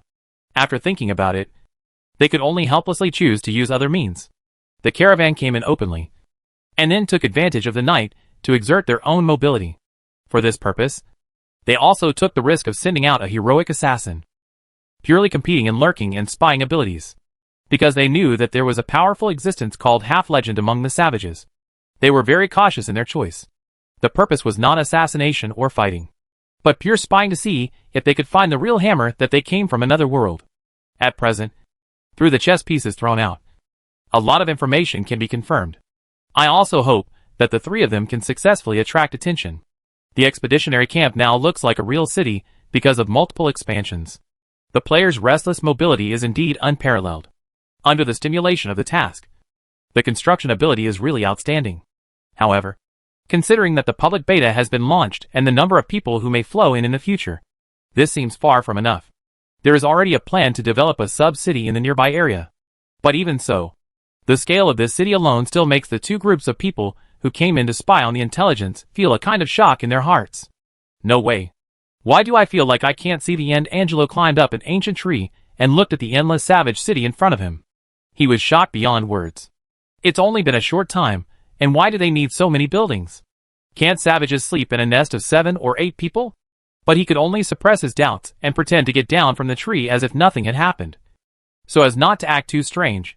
Compared to their shock, the heroic assassin Dark Thorn in the Brotherhood caravan behind him had already begun a comprehensive analysis. The construction of the satellite city had been seen on the road. If they really wanted to live in the area divided, how many people did they want to bring in? Judging from the scale of their enclosure, it would be enough for a capital city of millions. Right? If the savages were to live in a nest of 7 or 8 people, and could go without food and water for a long time under extreme conditions, it would be no problem to increase the number tenfold. Thinking of this, Dark Thorn felt a little heavy in his heart. Why should I, a killer, worry about such things? However, in most of the plain wars in our Sephi world, we are the winners. If there are any who overestimate their capabilities, we can teach them a lesson. As a hero-level assassin, his status in the Brotherhood is already quite good. It is natural that he was arranged to come this time because of his superior ability. So he knows a lot of secrets. Now that the two gods are not in the Sephi world, if a plane with gods quietly sends a race of gods in, it will be a headache to deal with. The best result is that the god does not have too much malice, or because of the strong strength of the Sephi world, it is passively no malice. If it is just a friendly contact, relying on the strength comparison of both sides to sit down and talk, maintain peace and restraint, then it is fine. Trade of mutual exchange can also achieve a win-win situation. But if the talks fail and eventually lead to fighting, it will be a reverse plane war. There is nothing wrong with the plane war. It also makes it easier to promote the other side of the Lord taking advantage of the night. The Dark Thorn turned into a shadow and disappeared along the shadows left everywhere, completely losing its trace. Chapter 596. We come from the abyss. How big is this? Dark Thorn's eyes were full of shock, and he kept shuttling back and forth in the expeditionary camp with the help of shadows. Savages are a race that has little demand for living areas. In extreme cases, they can temporarily stop eating, drinking, defecating and urinating, and rely on magic to survive, just like some insects and special magic beasts. In this way, the density that can be accommodated can be much greater than that of ordinary people. But even so, they have created such a big city. Do they really want to move the whole family here?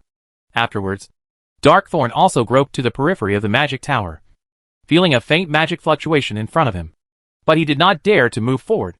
If he went forward, he would touch the warning barrier. Although as a hero-level assassin, he has many ways to break the spell barrier, and there are also targeted magic-breaking weapons. But at this time, he has no ability to solve the problem in front of him. This barrier seems to be simply placed here for warning, but it makes him completely unable to deal with it. It can be broken, but it will inevitably alarm. So although the barrier looked simple, he was sure that there was a secret within the range of the barrier. Big secret. It was probably the fenced area. What else was there besides the mage tower? Portal. The savage city was under construction everywhere, but Dark Thorn did not find any other external traces. The only way to the outside world was the road to the monster forest. It seemed that the savages did not come from the depths of the monster forest, but appeared here directly out of thin air. If that place was a portal, then everything would make sense. As a Sephi realm with experience in plane wars, The acceptance and understanding of such things were much higher.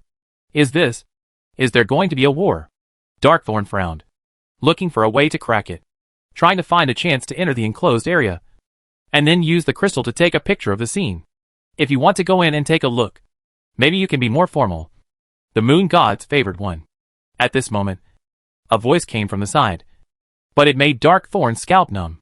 The terrifying explosive power of the hero-level assassin directly broke through the sound barrier and instantly moved away. After retreating nearly 100 meters, he lowered his center of gravity and slid to the ground with one hand, staring at the source of the sound. A young and handsome figure, wearing cirrus armor and a red cloak, was standing there quietly. The first impression of this person standing here is that he is young, full of vigor and sharpness. It seems that just standing here is like a sharp blade that cannot be ignored. The Darkthorn, who is also a hero, feels that just looking at the other party makes his eyes feel stinging. What the hell is this? The Darkthorn is a hero assassin, without the endurance, strength, and physique of the Great Knight, but in exchange for a powerful burst, agility, and latent ability. The same ability to sense the sharpness of the eyes and the breath is also first class. In the case that the other party did not hide it, he could feel that this is a hero, absolutely not beyond the scope of the hero. And the breath is normal. But that terrifying sense of sharpness and crisis made him feel that even if the opponent was hundreds of meters away, he had already put the sharp blade against his eyes. In an instant, Dark Assassin thought of the previous rumors. The Wild Knight Altria, who killed 3 people in one battle.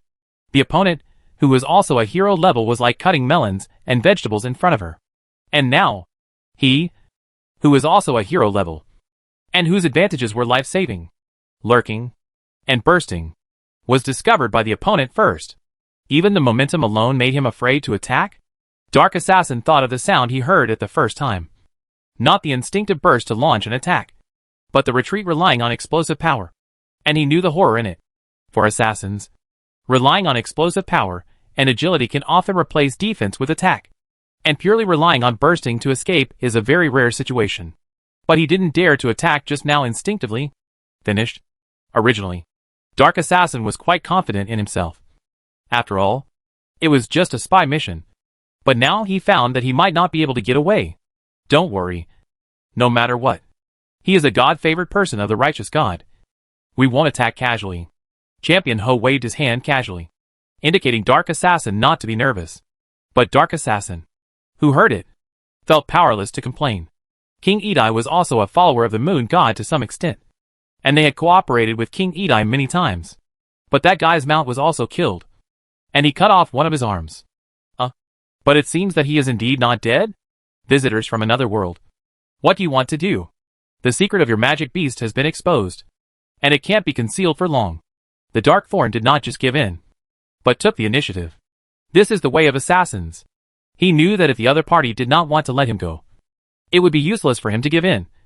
And he had already come here, and they should have noticed it. In this case, it is better to speak frankly. Hey, you seem to have a deep misunderstanding of us. In fact, to some extent, we just want to migrate into this world. Let's go. Don't you want to go over and take a look? The champion host smiled helplessly, made a gesture of invitation, and took the lead in walking towards the area of the portal. Having come to this point, the Darkthorn would naturally not be timid anymore, and just followed behind the other party.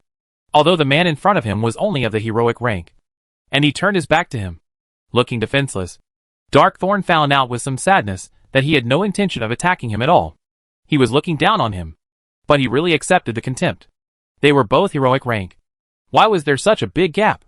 At this time, Darkthorn followed the champion Marquis through the giant fence and came to the portal, and saw the giant portal that connected to the abyss, as well as the savages coming and going. These savages were quite enthusiastic about the young man in front. They kept greeting him. Lord Champion Marquis, do you have any mission? Can we take a photo together? Why is the Champion Marquis here? Who is this person? It was obvious that they respected and loved the man called the Champion Marquis. But their tone was quite casual. This made Darkthorn feel a little unimaginable, even though they were all claimed to be brothers in the Brotherhood. As a heroic assassin, he had a very high status, and would not encounter such a casual greeting. Bring friends to see the portal. You all go and get busy. Champion Ho didn't put on any airs, and casually dismissed the players, who kept coming in and out. And the Dark Thorn who observed for a while was also a little frightened at this time. Let's not talk about these attitude issues. Just say that the frequency and number of transmissions of this giant portal are too high. It feels that there is no problem for hundreds of people to enter and exit at the same time. The key is that there is a constant flow. It is already a very stable channel. After coming here, he can clearly feel a breath of abyss. But this breath is quickly purified by some magic patterns attached to this portal. So there is no external induction. Sure enough, it is not a special case for them to get abyss monsters as mounts. They are stationed in the abyss. Planar wars can also be classified into different categories. Although they all use the abyss as a springboard. Sometimes they will enter the abyss first and then connect. And even let the battle break out in the abyss. If both sides find that the idea is difficult, they may both cease fire. Sometimes, a connection between material planets will be directly formed. But generally speaking, the gravitational fields near the areas that can be connected in this way are relatively similar. What exactly do you want to do by bringing me here? NCI said with a complicated expression on his face. As an outstanding assassin, he was also arranged to spy here. In fact, he now knows that at least his life is safe. The other party should want to use him to do something. Or convey something. In fact, with such a big commotion, the Mother Earth Goddess, who is united with the will of the world, should have known it. But he did not give any divine prophecy. The words from the Moon Goddess are not so sure. The words of the Champion Marquis made NC's heart move slightly. As if it was true, the Moon Goddess's court actually responded. After all, the Moonlight Brotherhood is also a believer of the righteous God. And they still have a lot of information channels. Thinking of this, NC's heart became a little active. So, the two gods knew about the situation of the savages? They did not regard the arrival of the savages as an invasion. Perhaps as a newly arrived species, like many introduced races? The Sephi realm is indeed quite open-minded in this regard. There are actually quite a few races introduced so far, including intelligent races, and some rare plants and animals. For now, although the savages may behave somewhat strange in character, they have not caused any harm overall. They have dealt with the undead crisis and helped the Principality of Ktion. In terms of trade, they also bring out their own local specialties for trading. Do you want me to convey goodwill? Actually, you are wrong to ask me. We are not good at conveying goodwill. The Darkthorn said calmly. If it is for the plain war, the Moonlight Brothers will still be willing to take the initiative to explore. But if they want to convey goodwill in return, they have to believe it or not. To some extent, it can be considered that you are also pure believers of the Moon God. It's rare that you actually trust a group of killers like us. The Darkthorn laughed at himself. My lord said that you might be like this because His Majesty the Moon God has encountered some problems in faith that need to be removed. For your lord, you silently bear all the infamy, which is much better than the blood race. Champion Marquis words made NC's face change slightly. As expected of a being with a god behind him. He saw the key in such a short time. Then you should have your own world. Why did you come here? Were you excluded? NCI looked at Champion Marquis with a scrutinizing look, as if he wanted to judge whether he was lying. We do have our own world. But our world is facing the invasion of the Seven Realms. So we temporarily opened up the Abyss stronghold to leave a way out. 7 realms? NC's expression also showed a shock. The plain wars in the Sephi realm over the years had not been lost many times. And the 7 realms are definitely fresh in their memory. And it has not been long since then. Yes, it should be the one who had a conflict with you. So we will also take this kind of goodwill behavior. To some extent, our positions are consistent. Right? Words are not enough. I'll take you to see. But be careful. The Sephi realm has been discovered there. And we can't leave too many traces. Ding ding ding. The Moon Goddess Temple and the Earth Mother Temple and the churches everywhere rang the rapid bells at the same time. Dolly, who was drinking in the tavern in Dino City, sobered up at this time, picked up his weapon and walked out of the tavern door quickly, looking at the direction of the bell. His face looked a bit surprised and doubtful. Several team members, who were a step slower, came up and also felt the abnormality. The strongest one among them, Steel Hammer, couldn't help but ask, "Boss, what's going on? I've never heard such a sound in the church. Is something big going to happen?" Dolly's face looked a little gloomy at this time. And then he nodded and said, "It's really a big deal. This frequency represents a plain war. Or a plain war is about to come. The legends are probably going to convene a legendary council plain war. Isn't this a good thing?" Steel Hammer couldn't help but show a smile on his face. Various stories about plane wars are widely circulated in the Cephi world, and you can hear the heroic deeds sung by the bards from time to time. No advance notice. This is not a good thing. Dolly glanced at his companion with a bad brain, because they took advantage of the savages. Their NPC team as the novice guide made a lot of money by reselling the first batch of goods. Even some of Dolly's own hidden injuries were restored by potions. Now he has the strength of a proper mid-level knight. In addition, Steel Hammer, who has the best physique, has finally taken a key step to achieve the professional level. A civilian team has 2 professional levels, which is a pretty good lineup. Perhaps it is because of the sudden strength during this period that his little brother has become a little arrogant, and he really dares to think of anything. However, looking at his confused look, Dolly is still ready to teach them some life experience. As Dolly has been in the army for many years, he has much more experience and knowledge of some things. He sighed and said, although the plane war will not be notified to everyone at the beginning, if we are going to launch it, then after the big guys have discussed it, in order to fully mobilize, we will also inform them in advance. And then the danger bell will be sounded, instead of ringing suddenly without knowing anything like now. After hearing this, not only Gomchue reacted, but also the other people's faces changed wildly. This means that we may be invaded, or will be invaded soon. And it also means that the enemy is very strong. Otherwise, there is no need to suddenly ring the bell at the risk of causing unrest and riots. Although Dolly has not experienced the plane war, since he was in the army before, some necessary training is quite complete. This time, I'm afraid things will be very troublesome. Otherwise, the temple will not take such sudden measures that may cause panic. According to the information obtained by the army, every plane war will gradually release the news in layers in order to avoid riots and stabilize the rear. This time, it was too sudden. Lord, the magic message sent by the Calais Council asked me to go back. Maybe I need to go to Leo Floating City. On another spliced air-based magician tower, Yao asked Wang Yi very respectfully. He must take Wang Yi's decision as the main one. Go. Maybe I will be invited. Wang Yi was not surprised by the reaction of the Sefei realm. Without pictures or evidence, Champion Ho went directly to the abyss with the dark thorns to see the cracks in the 7 realms and recorded the whole process. Even the divine power of the goddess of nature appeared on the other side of the crack. What else can be said about this record that cannot be more solid? The Moonlight Brotherhood can't cover it up. Even the Moon God Court can't cover it up. And directly kick the Earth Mother God Court. You boss. You can do it. Even after this incident, the 2 major courts successively appeared new divine revelations, alerting them to the invasion of the plane, and also expressed their recognition of the savages. Before, the 2 gods noticed that the savages were all tacitly agreed, and they didn't express their opinions openly. But this time, it was considered a stamp of approval for the savages. If you want peace, you can come over. The people in Sefei would fight each other, and there are many races. Now it's nothing to its savages. Anyway, Sefei is very vast, and the place is big enough.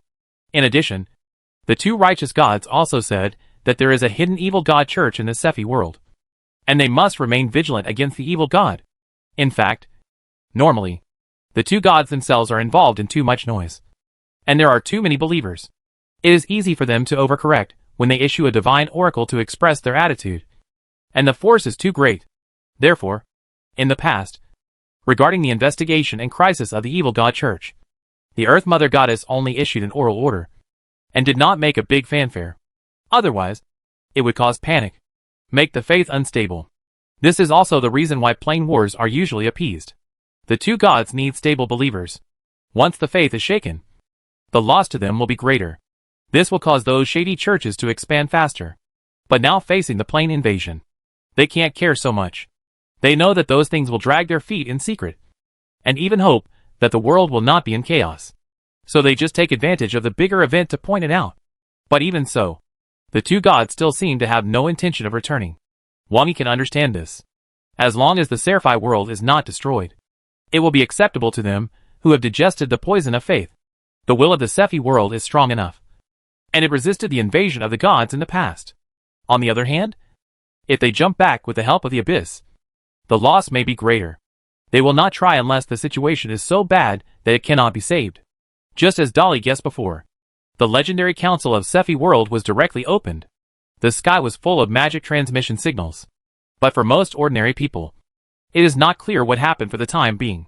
They only know that it seems to involve the Plain War, the legendary council, and the evil god church. Then the savages were recognized by the two gods. And in the eyes of the players, these are also a show of eating melons. Oh my god. The urgent feeling of the church bells before was really a bit scary. And the atmosphere came up all of a sudden. That's right. But it's a Plain War.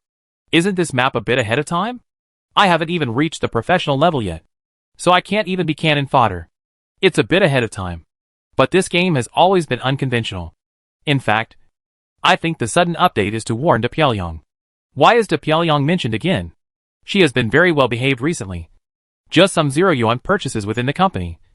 And she hasn't caused trouble for others. Didn't you read Umbrella's previous announcement? Today's Abyss World is a game with more than 100 million daily active users, coupled with many cloud players, as well as the knowledge in the game and various surrounding news. Its influence can be said to be extremely great. Originally, not many people paid attention to Umbrella's warning to De Pyongyang, because it is too far away from ordinary people, to put it bluntly, except for the victims in New York. Even the previous Abyss invasion was mostly spectators. Nuclear explosion? Awesome. But what does it have to do with ordinary people? No matter how hot the war-torn land is, the biggest feeling of ordinary people under the protection of the country is to eat melons and discuss. More than half of the population has been lost. And the conscription is a simple description that ordinary people have no such concept at all. But now Abyss World has suddenly added a data pack and brought up the concept of Plain War, which has also attracted global attention. What's the matter? Why is it so hurried to update? Is there any other intention? Then some curious players began to ask the NPC forces in various ways. And some even infiltrated the Thieves Guild. Successfully bought the updated information. Some information about the general mode of the previous Plain War. Brothers, the first updated information on the entire network. Live broadcast. The big-headed cat, who was caught by the Great Warlock and dissected on the spot by the Great Warlock, was now live broadcasting and started selling. It has to be said that the big-headed cat is also a very thoughtful player. In terms of strength, he is not at the top level and has died. There are gaps in various skills. No magic talent. And no capital behind him. So he took a different approach and started doing all kinds of weird things and exploring everywhere. But because of this, he is one of the few players who joined the Thieves Guild. When the live broadcast fans learned that this guy joined the Thieves Guild and bought first-hand information about the Plain War from the Thieves Guild, they couldn't help but feel stunned. No way. You can join the Thieves Guild? Is the threshold of the Thieves Guild so low? What channel? Introduce it.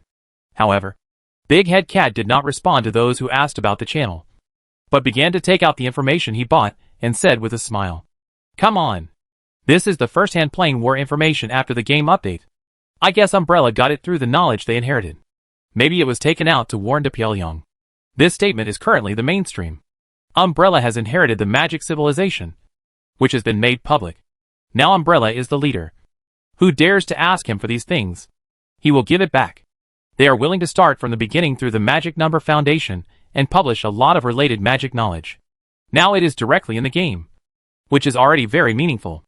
Even De Pyongyang has to praise Umbrella first when mentioning it now. Maybe there is a meaning of flattery and squeeze in this, but it is enough to see Umbrella's current face. And the last time Umbrella warned De Pyongyang, judging from De Pyongyang's perfunctory reply, it was probably not taken seriously. Now Umbrella is indeed not like De Pyongyang in the past, waving a big stick to teach you a lesson at any time. After reaching the top, it has always convinced people with virtue. Such is the situation of the Zerg, and even went there by itself. At this time, it should be normal to use the public opinion spread by the game to exert pressure. For ordinary people, because there was no concept of Plain War at the beginning, they would not collect relevant information before. So this is equivalent to a blind spot for ordinary people. Now the sudden update description reminds that there is such a thing as Plain War. After collecting information in a targeted manner, you can naturally get the update information that has always been there but not noticed. At least for players. This information may be inserted after the update. Chapter 597, the source of information from the Seven Realms.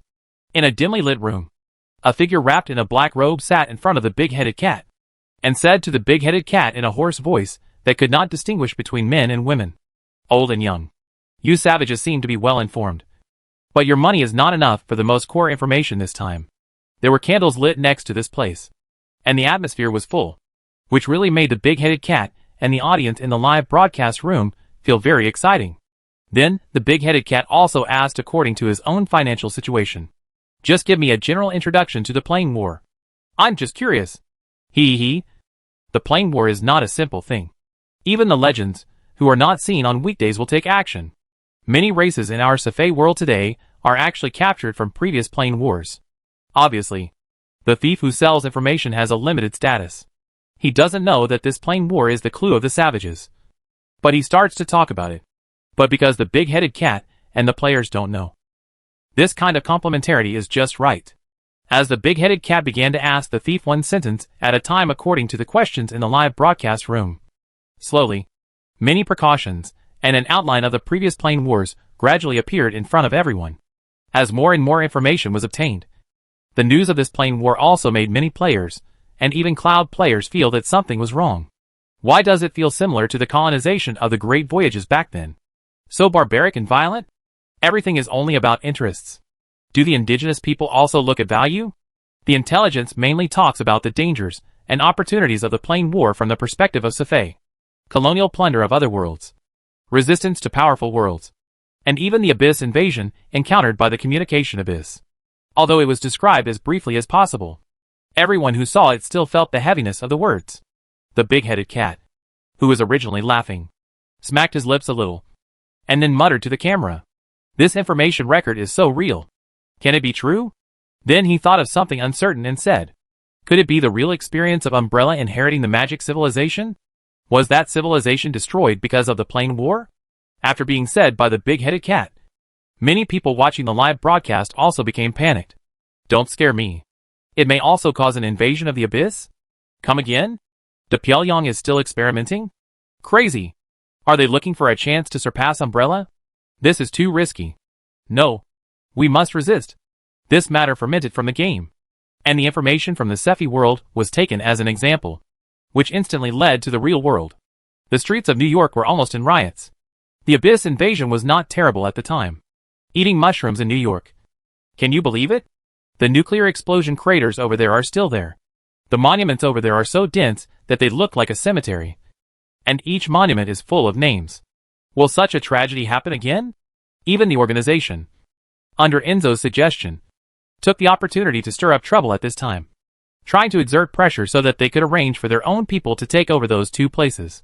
This also forced Pyongyang to respond openly to appease them.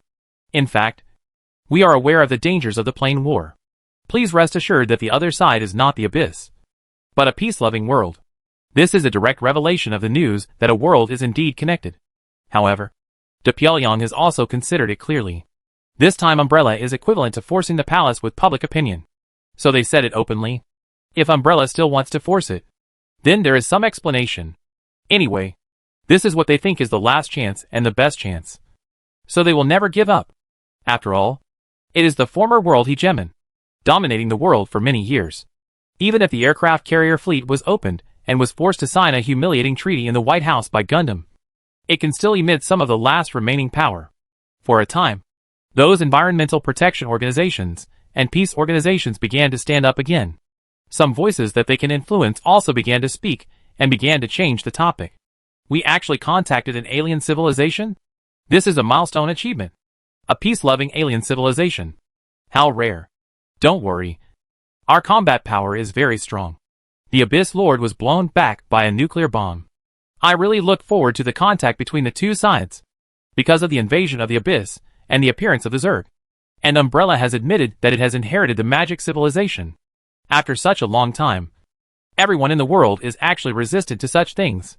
Now that Pyongyang suddenly said that she had connected to an alien civilization.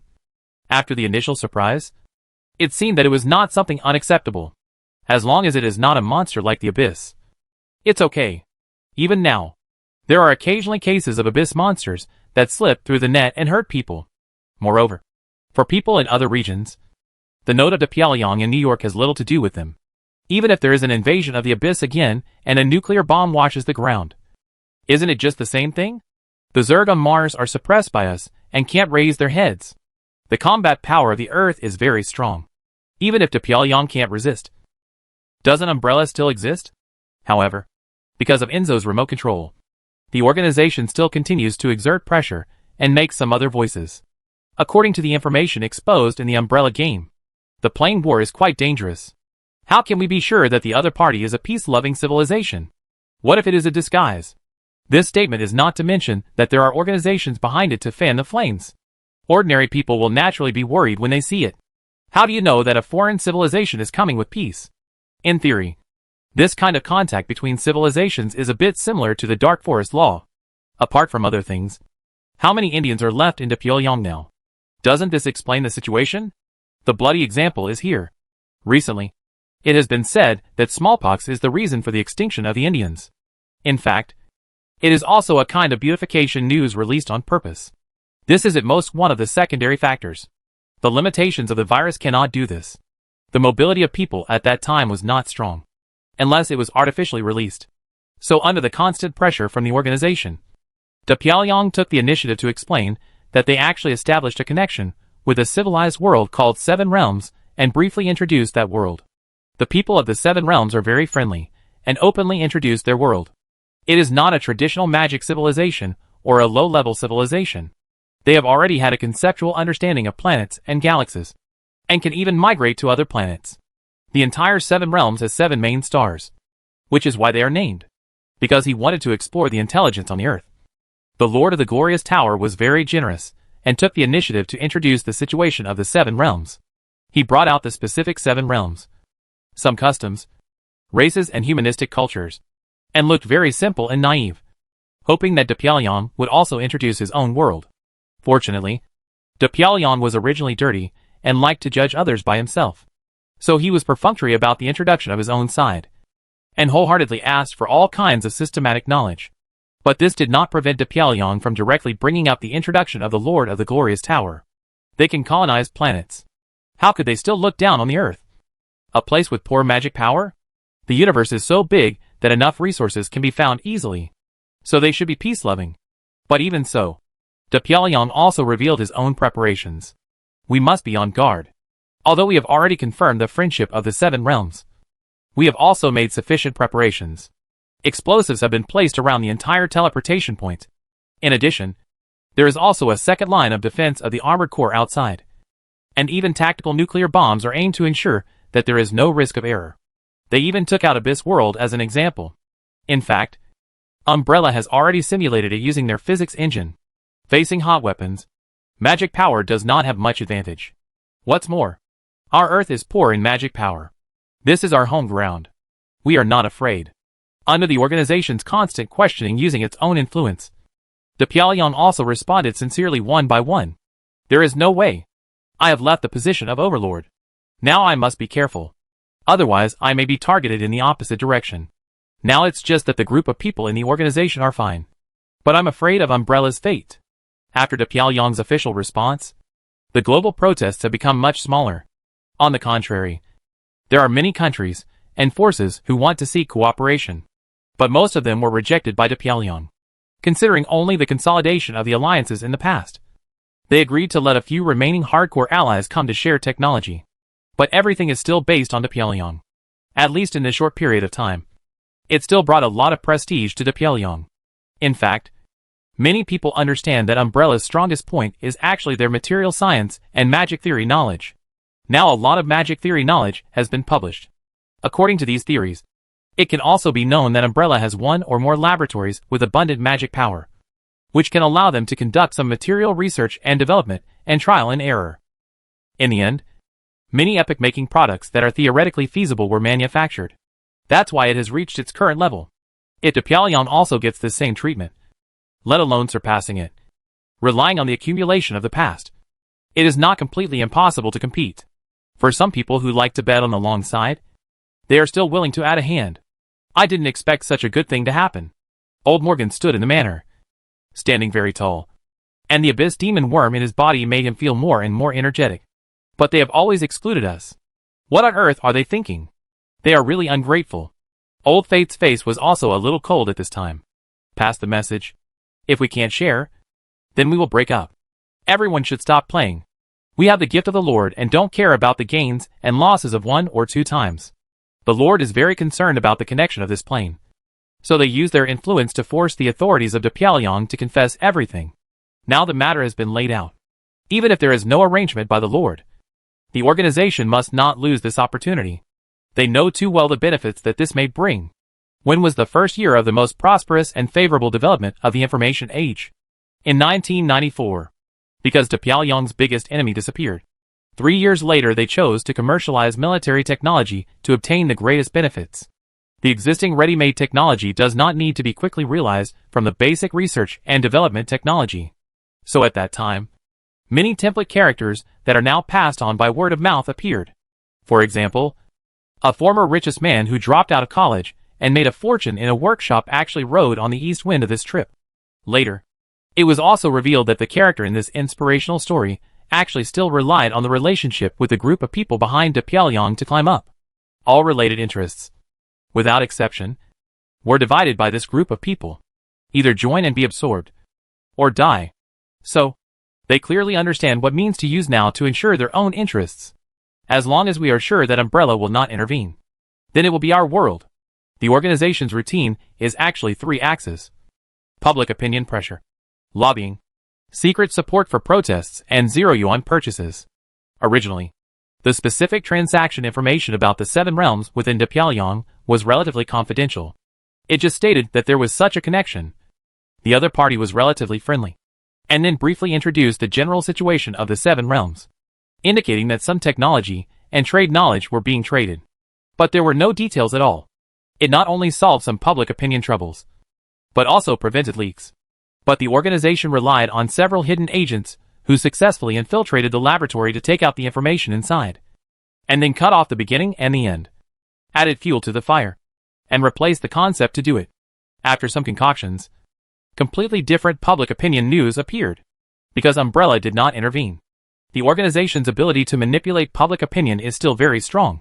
The various media that have been quiet for a long time have regained their sense. According to informed sources, the 7 realms are powerful, and the one currently communicating is a legendary wizard. If we compare it based on the news from Umbrella, the strength of a legendary wizard should be equivalent to the performance in the game. Perhaps it can be called a mobile nuclear weapon. With their dexterity, perhaps our weapons may not be able to lock on. Magic laziness is not invincible, and the magic laboratory next to it is worrying.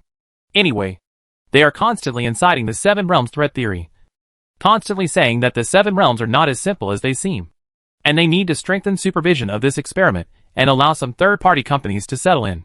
This has forced the current Pyongyang authorities to be in a state of panic. The head of the laboratory even roared, "Don't those guys who stink of money have any idea of the overall situation? Umbrella doesn't want them. They have no choice but to follow us. Forget about talking to them about the overall situation. If they don't get the benefits, they will definitely continue to do bad things. There is no way. We can't mess around here." In the end, the Space Node Laboratory, which had always excluded the organization, had to reluctantly let their people in and share the results together. In the past, the Pyongyang authorities used public opinion weapons to crack down on other parties. But this time, they were backfired by their own side, which can really be regarded as karma. Not to mention that Pyongyang had to reluctantly disclose some information that was not related to technology and accept supervision. The Sephi realm also began to mobilize because of the information from the 7 realms. Many people or forces like players, or people or forces like Dolly, who have relatively little power but not much, will choose to buy some copycat information from the Thieves Guild, the Bard Guild, etc. These intelligences are not very detailed, and they are not even secrets. It just takes time to collect and sort out the useful information. As the information spreads, it can be said that all the chambers of commerce, from empires to city-states, have been affected to varying degrees. Many commodities will be hiked by merchants. This is actually the consequence of too much action. Wang Yi stood in the Deno Mage Tower, looking at the streets of Deno below, which have regained their prosperity and even become more prosperous. And he was also a little emotional. A single move can affect the whole body. With the dual temples taking the lead, things that have not yet started have already affected everyone.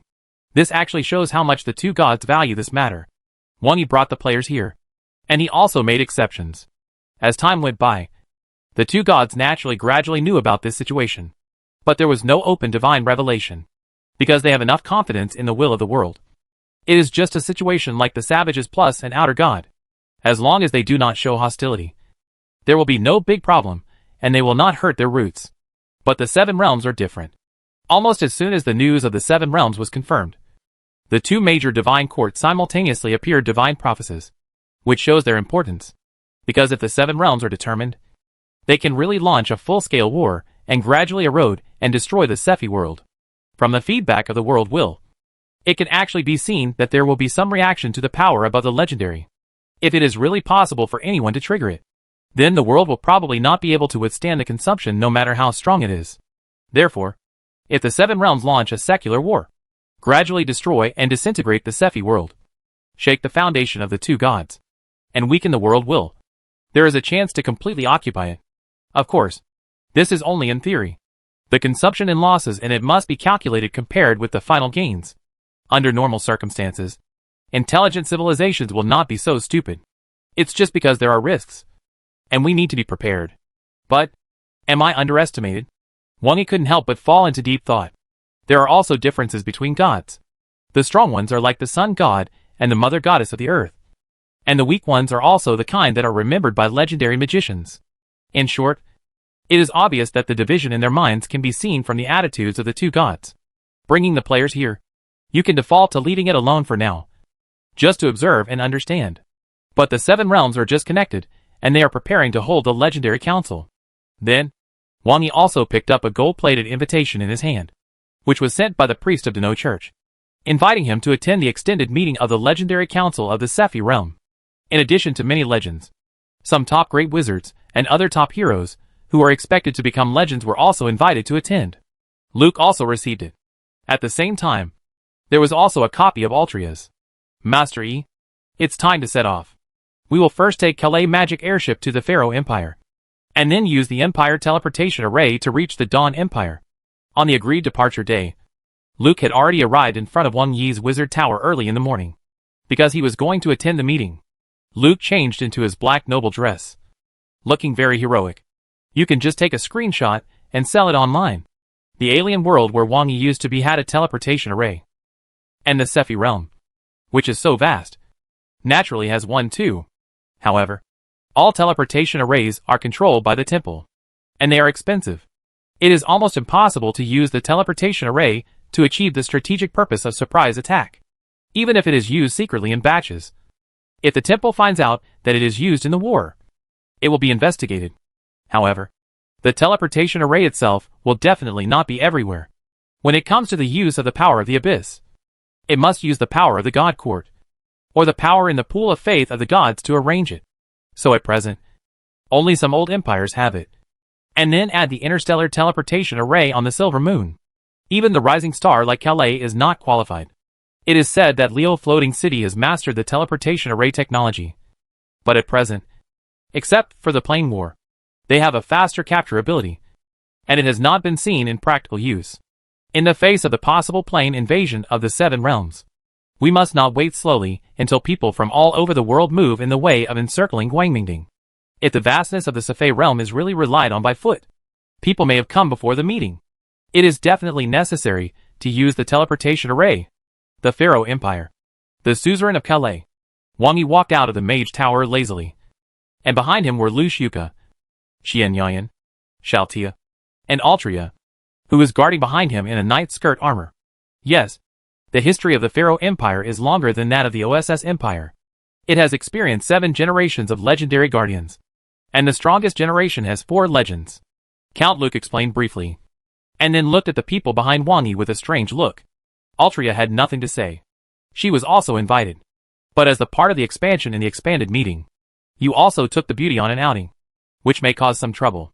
Wang Yi owed Luke a favor, so he still considered it and said, Master Yi, this time we are all representatives of the expanded meeting. So, Wang Yi glanced at Luke and knew what he was thinking, and then waved his hand dumbly. It's okay. We are equivalent to representing the savages, and no one can say no if we bring more people. That's true. But some legends have a rather eccentric personality. After all, they have been at the top and are the only ones who are self-centered for too long. Luke mentioned some possible troubles. Now Wang Yi and Altria, as the invited parties, also represent the attitude of the savages to a certain extent. It's just that for some legends, If they feel disrespected, they may get angry. It's not to the point of tearing faces. But there may be some troubles. It's okay. In fact, my personality is like this. Almost as Wang Yi's voice fell, Calais' airship appeared in the sky and flew quickly towards this side. This time Calais also showed up. And he should have picked up a lot of people in this round. Legends have their own way of traveling.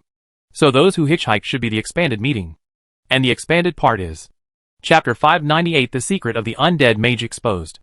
Although the overall strength of the Sephi realm is strong, the legends are still the pillars of the empire. It can be said that almost every legend has his own way of traveling quickly. The kingdom of Edai can inherit a flying dragon. And it is not a problem for a legend to spend some time to get a lord-level flying monster. So if it is a normal legendary parliament, it will not be so ostentatious. The legends can just hurry up and teleport nearby. What's more, many legends' own forces have teleportation arrays, so the difficulty of meeting is undoubtedly much smaller. It is even certain that the legends have met and discussed in advance.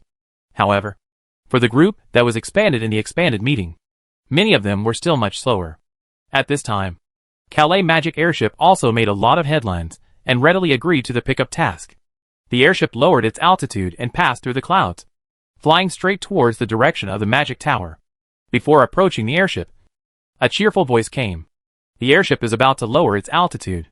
Please cooperate with us and come up by yourself to save some time. The person who spoke stood on the open deck of the airship, letting the strong wind blow. The armor on his body shone silver, and the red cloak behind him rustled in the wind. Luke glanced and said to Wang Yi next to him, "It's Leon, the Wind Knight of Calais. He and the Wind Swordsman Colin are known as the Calais Twin Winds. But his strength is much stronger than Colin, and he may be only one step behind me." Luke did not say anything humble. He is the ceiling among the knights. Only one step behind him can be regarded as a top knight. However, except for some magicians, most of the other physical professions in this expanded meeting are in the category of legendary hope. Even if Calais takes advantage of the convenience of picking up people, it is definitely not easy to squeeze ordinary knights up. Leon asked Wang Yi and others to come up by themselves. But he didn't mean to look down on them or show off his power. The people on the ship this time were all big shots who were going to attend the expanded meeting. They were in a hurry, so naturally there was no nonsense. It still took a lot of time for Calais Magic Airship to dock normally. "Are we going up now?" Luke asked Wang Yi, looking at the beauties with different characteristics behind him. It was like going out for a picnic. However, 3 of these 4 beauties with different characteristics were at the hero level. And Altria was even known as half a legend, and had already gained a great reputation. Only Shaltir, the wild and sexy Catwoman, was still at the professional level. But with Wang Yi leading them, a magic spell could solve the problem. So it was not that they couldn't get up. "No, we'll go by ourselves. Let them go directly." Wang Yi waved his hand in disdain. He was not familiar with them, so he was too lazy to go up and be polite with the group of people. Now that the 2 gods have acquiesced to him, there is no doubt that Wang Yi has less things to worry about in Sephi. Wang Yi did not deliberately lower his voice. Regardless of Luke's reaction, the people on the airship were all top heroes. But they could hear his words clearly. If it was just a normal pickup, there wouldn't be so much attention.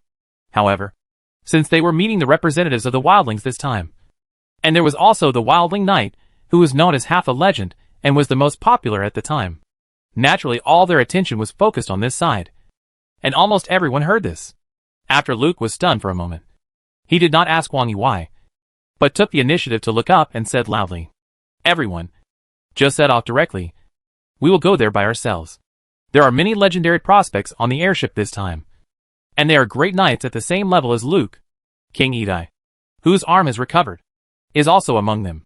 Everyone is arrogant.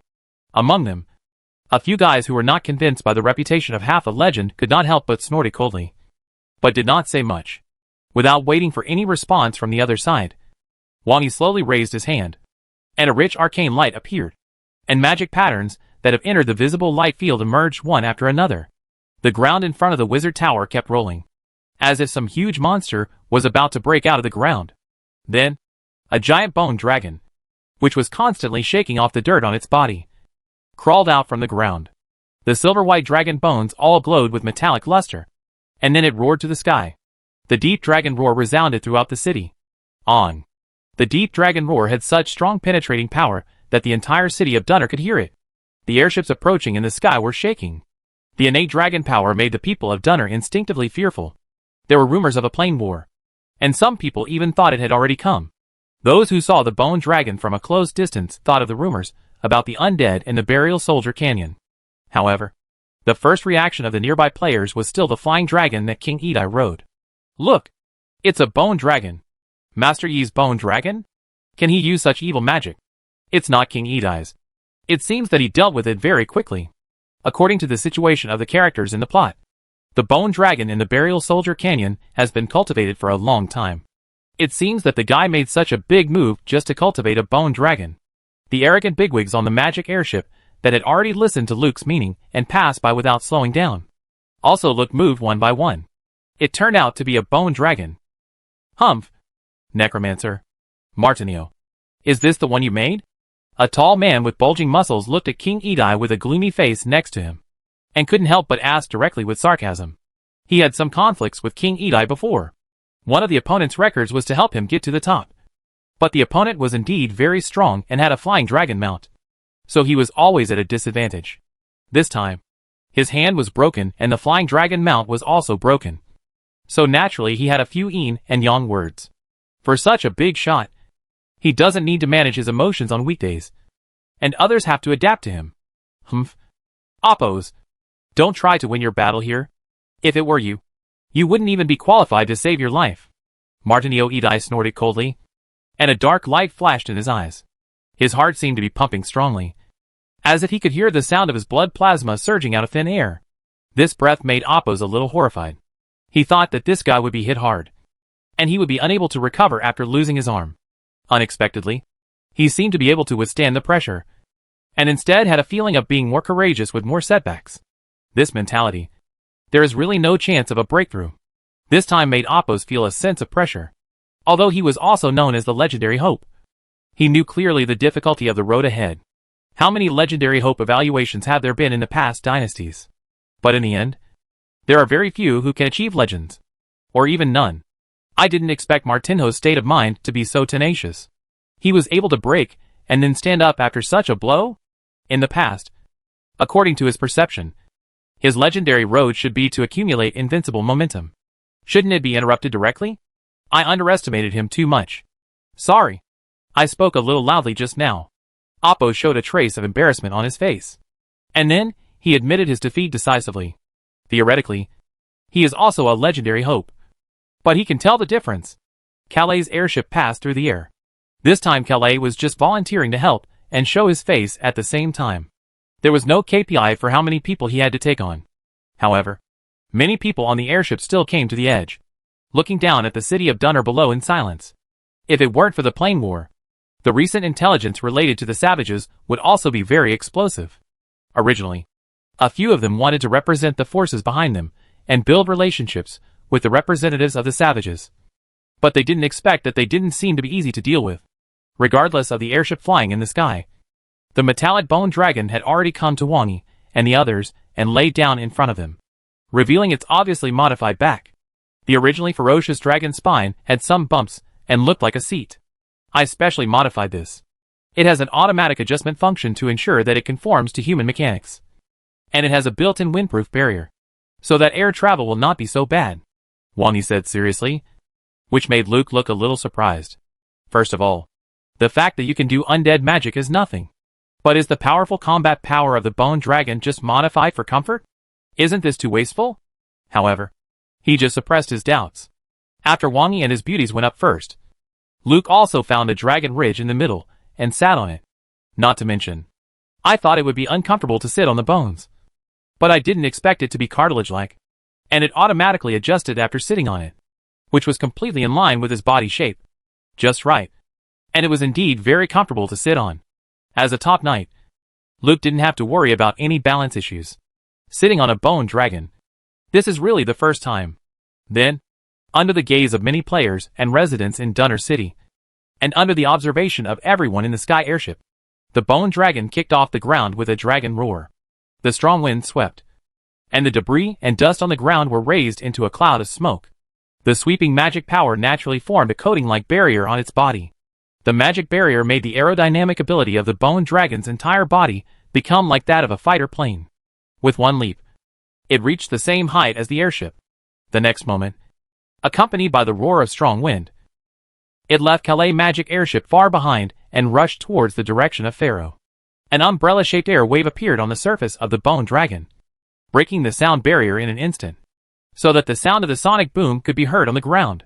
The people in the airship felt that they were overtaken by the bone dragon in the blink of an eye. They couldn't even see the taillights of the car.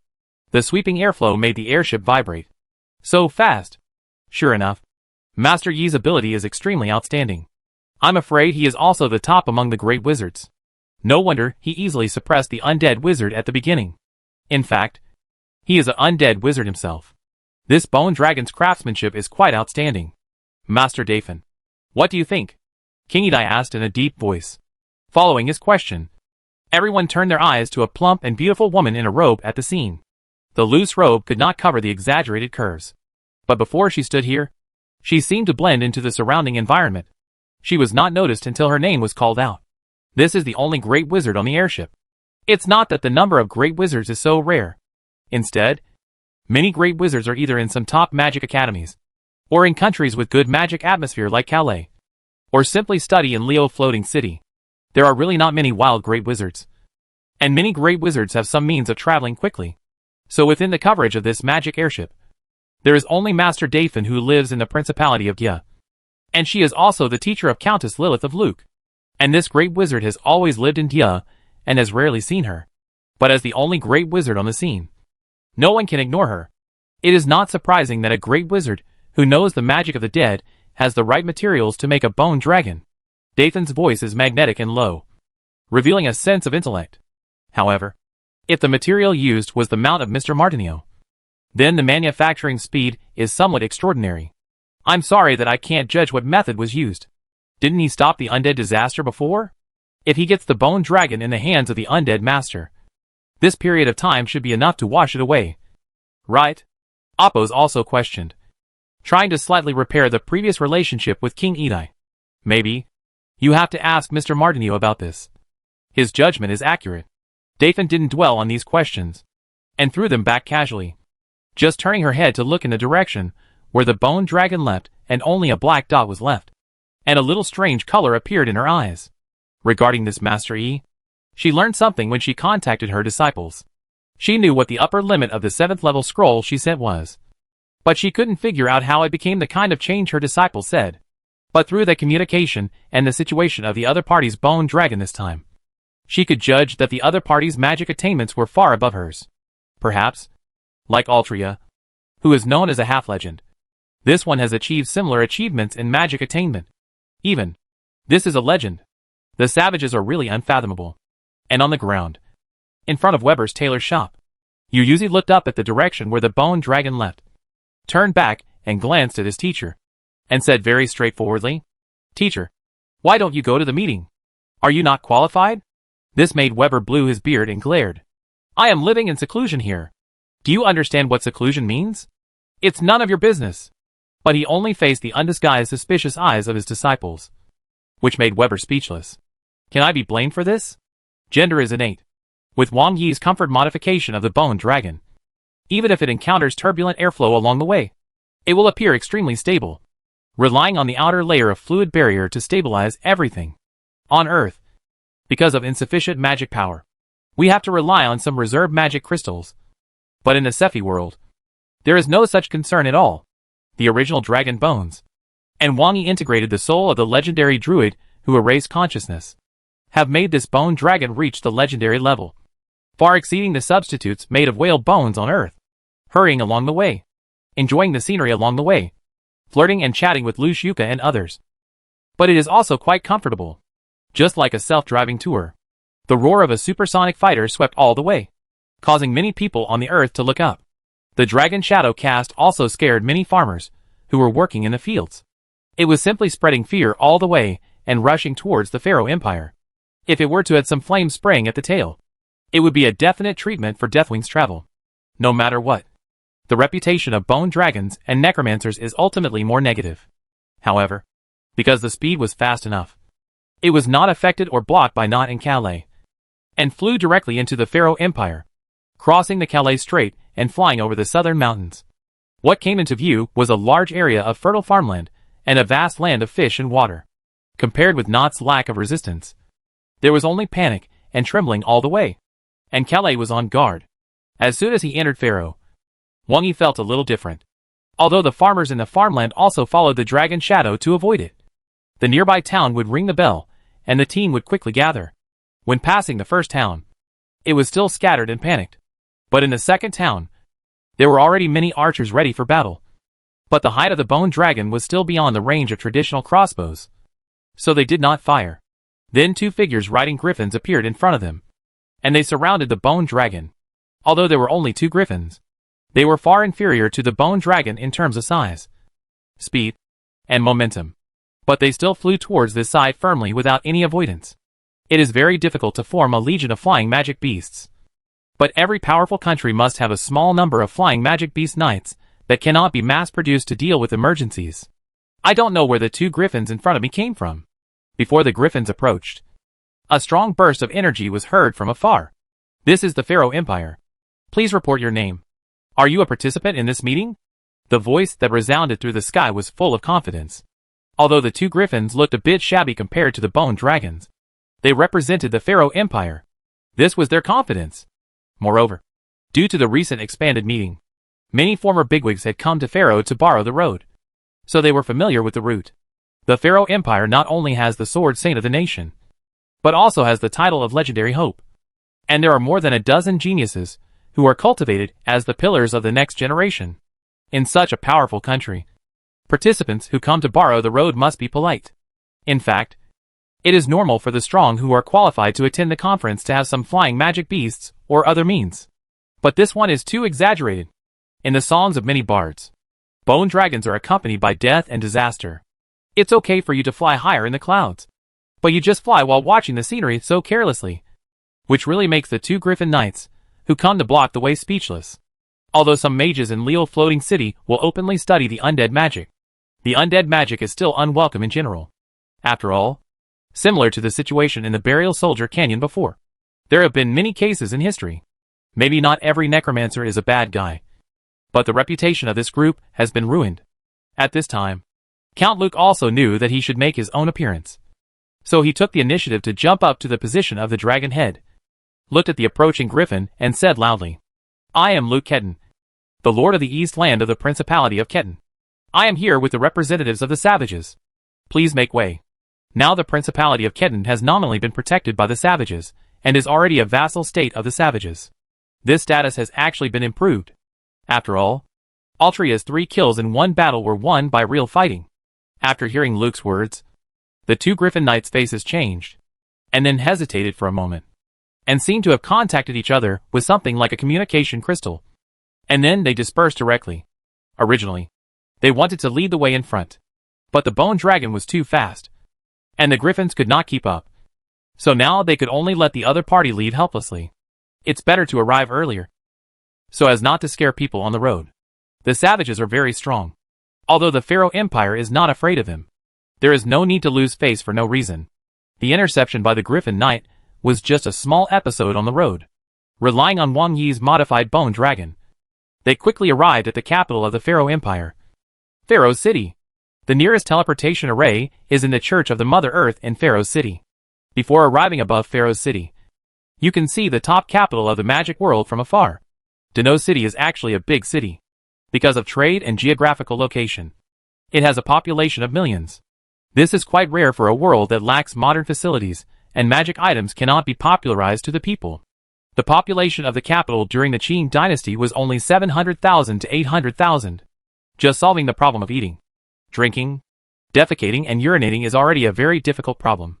There is an upper limit to the size of the city to handle these with traditional manpower. In contrast, looking down at the Pharaoh Empire from the sky, it is at least 10 times larger than Deno City. A city is like a country. Even if a modern city has a population of over 10 million, it is already extremely rare.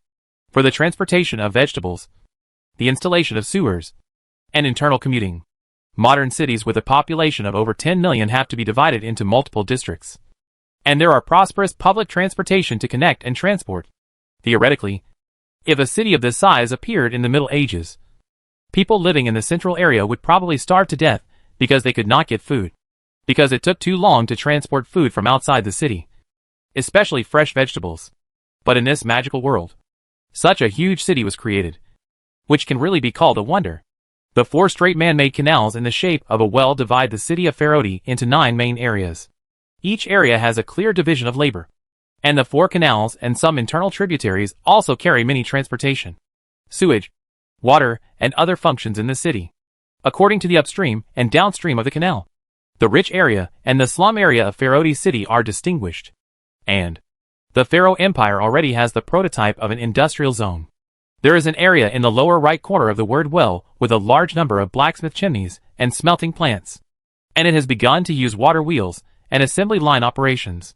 The ancient empire forged by 7 generations of legends is also full of corruption and filth. But its accumulated heritage and strength cannot be denied. Wow! It feels that the pure area size is not inferior to the magic city. Qian Yayan couldn't see the whole picture of the city even when the bone dragon raised the angle of view and had to enter the cloud layer. And she couldn't help but smack her lips. The appearance of a city of this scale in this magical world really makes people feel a heavy historical heritage. The 4 main roads alone have a 100-meter wide straight canal. I don't know how much manpower and material resources have been consumed. I don't know how many years it took. Without high-rise buildings, the area is naturally large. It is said that the population has exceeded 10 million. Wang Yi also sighed. This can be regarded as a wonder.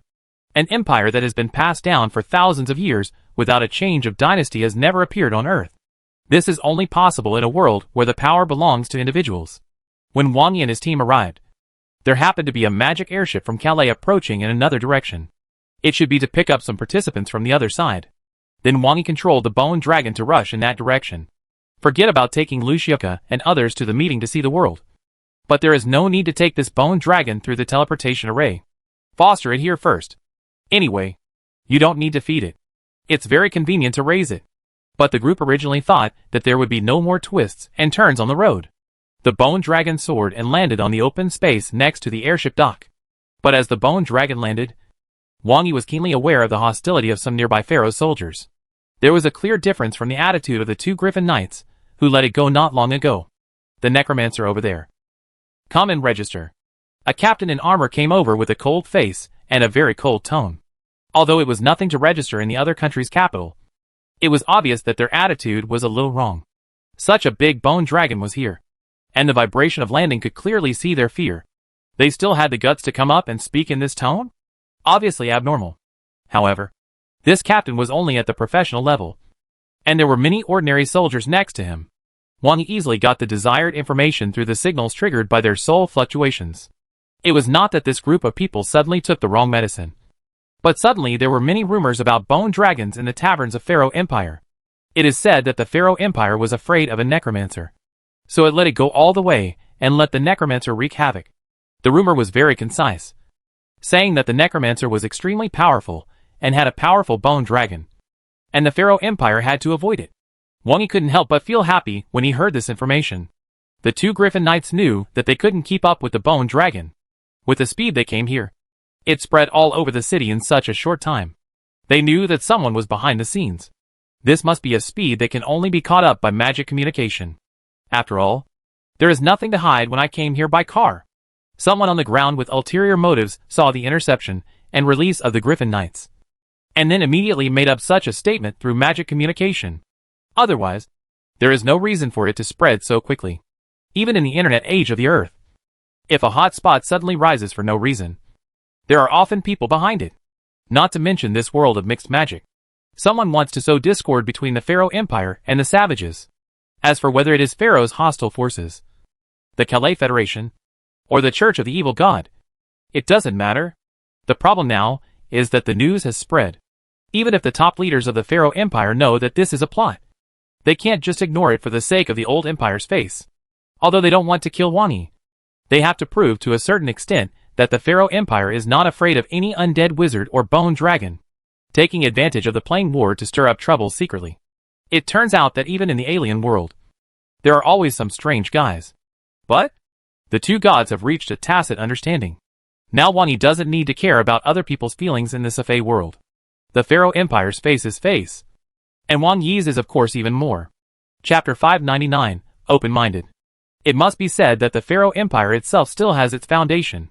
The citizens and soldiers of the Pharaoh Empire have a sense of pride and confidence in their bones. The two Griffin Knights before were also the same.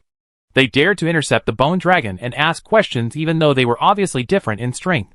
Now a professional captain dared to force the majesty of the Empire to ask for registration. Although the dragon power of the Bone Dragon was not released specifically, the ferocious appearance and huge size were also here. A professional captain who could do this was also a warrior. And this captain came with such an attitude. And the others did not have the ability to read information like Wang Yi. And they were also a little surprised.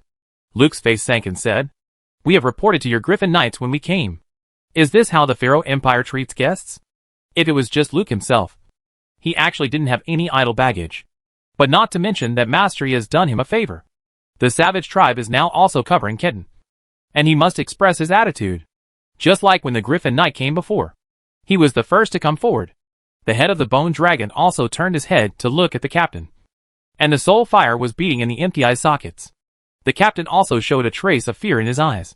But he still said firmly, "For an evil creature like the Bone Dragon to come to our imperial capital, just registering is already a grace beyond the law. Don't be ungrateful. This is not a place where you can be presumptuous." Lu Shika also whispered to Qian Yayan next to her with curiosity. "Such a big Bone Dragon is here. He came here. What happened?" Now she is more and more interested in this world. And a script that she was originally interested in the present world has been rejected. Now the Pyongyang is connecting to the other plane. And it just so happens that Sei Fei has also begun to warn about the plane war. She doesn't think it's a coincidence. No one specifically updated the game to warn De Pyongyang. Although she won't take the initiative to explore anything. She also suspects that De Pyongyang and Sei Fei may be connected to the same world. If De Pyongyang had not explained some of the characteristics of the Seven Realms, and had not confronted the Sephi realm, she would have thought that Sephi was going to start a plane war with the Earth. However, she also knew that a plane war was a plane war. And that was not the reason why a captain dared to come over and show off with such a ferocious Bone Dragon. Qian Yayan was also trimming her beautiful nails while glancing at the world with a snort. "I guess I took the wrong medicine and was provoked.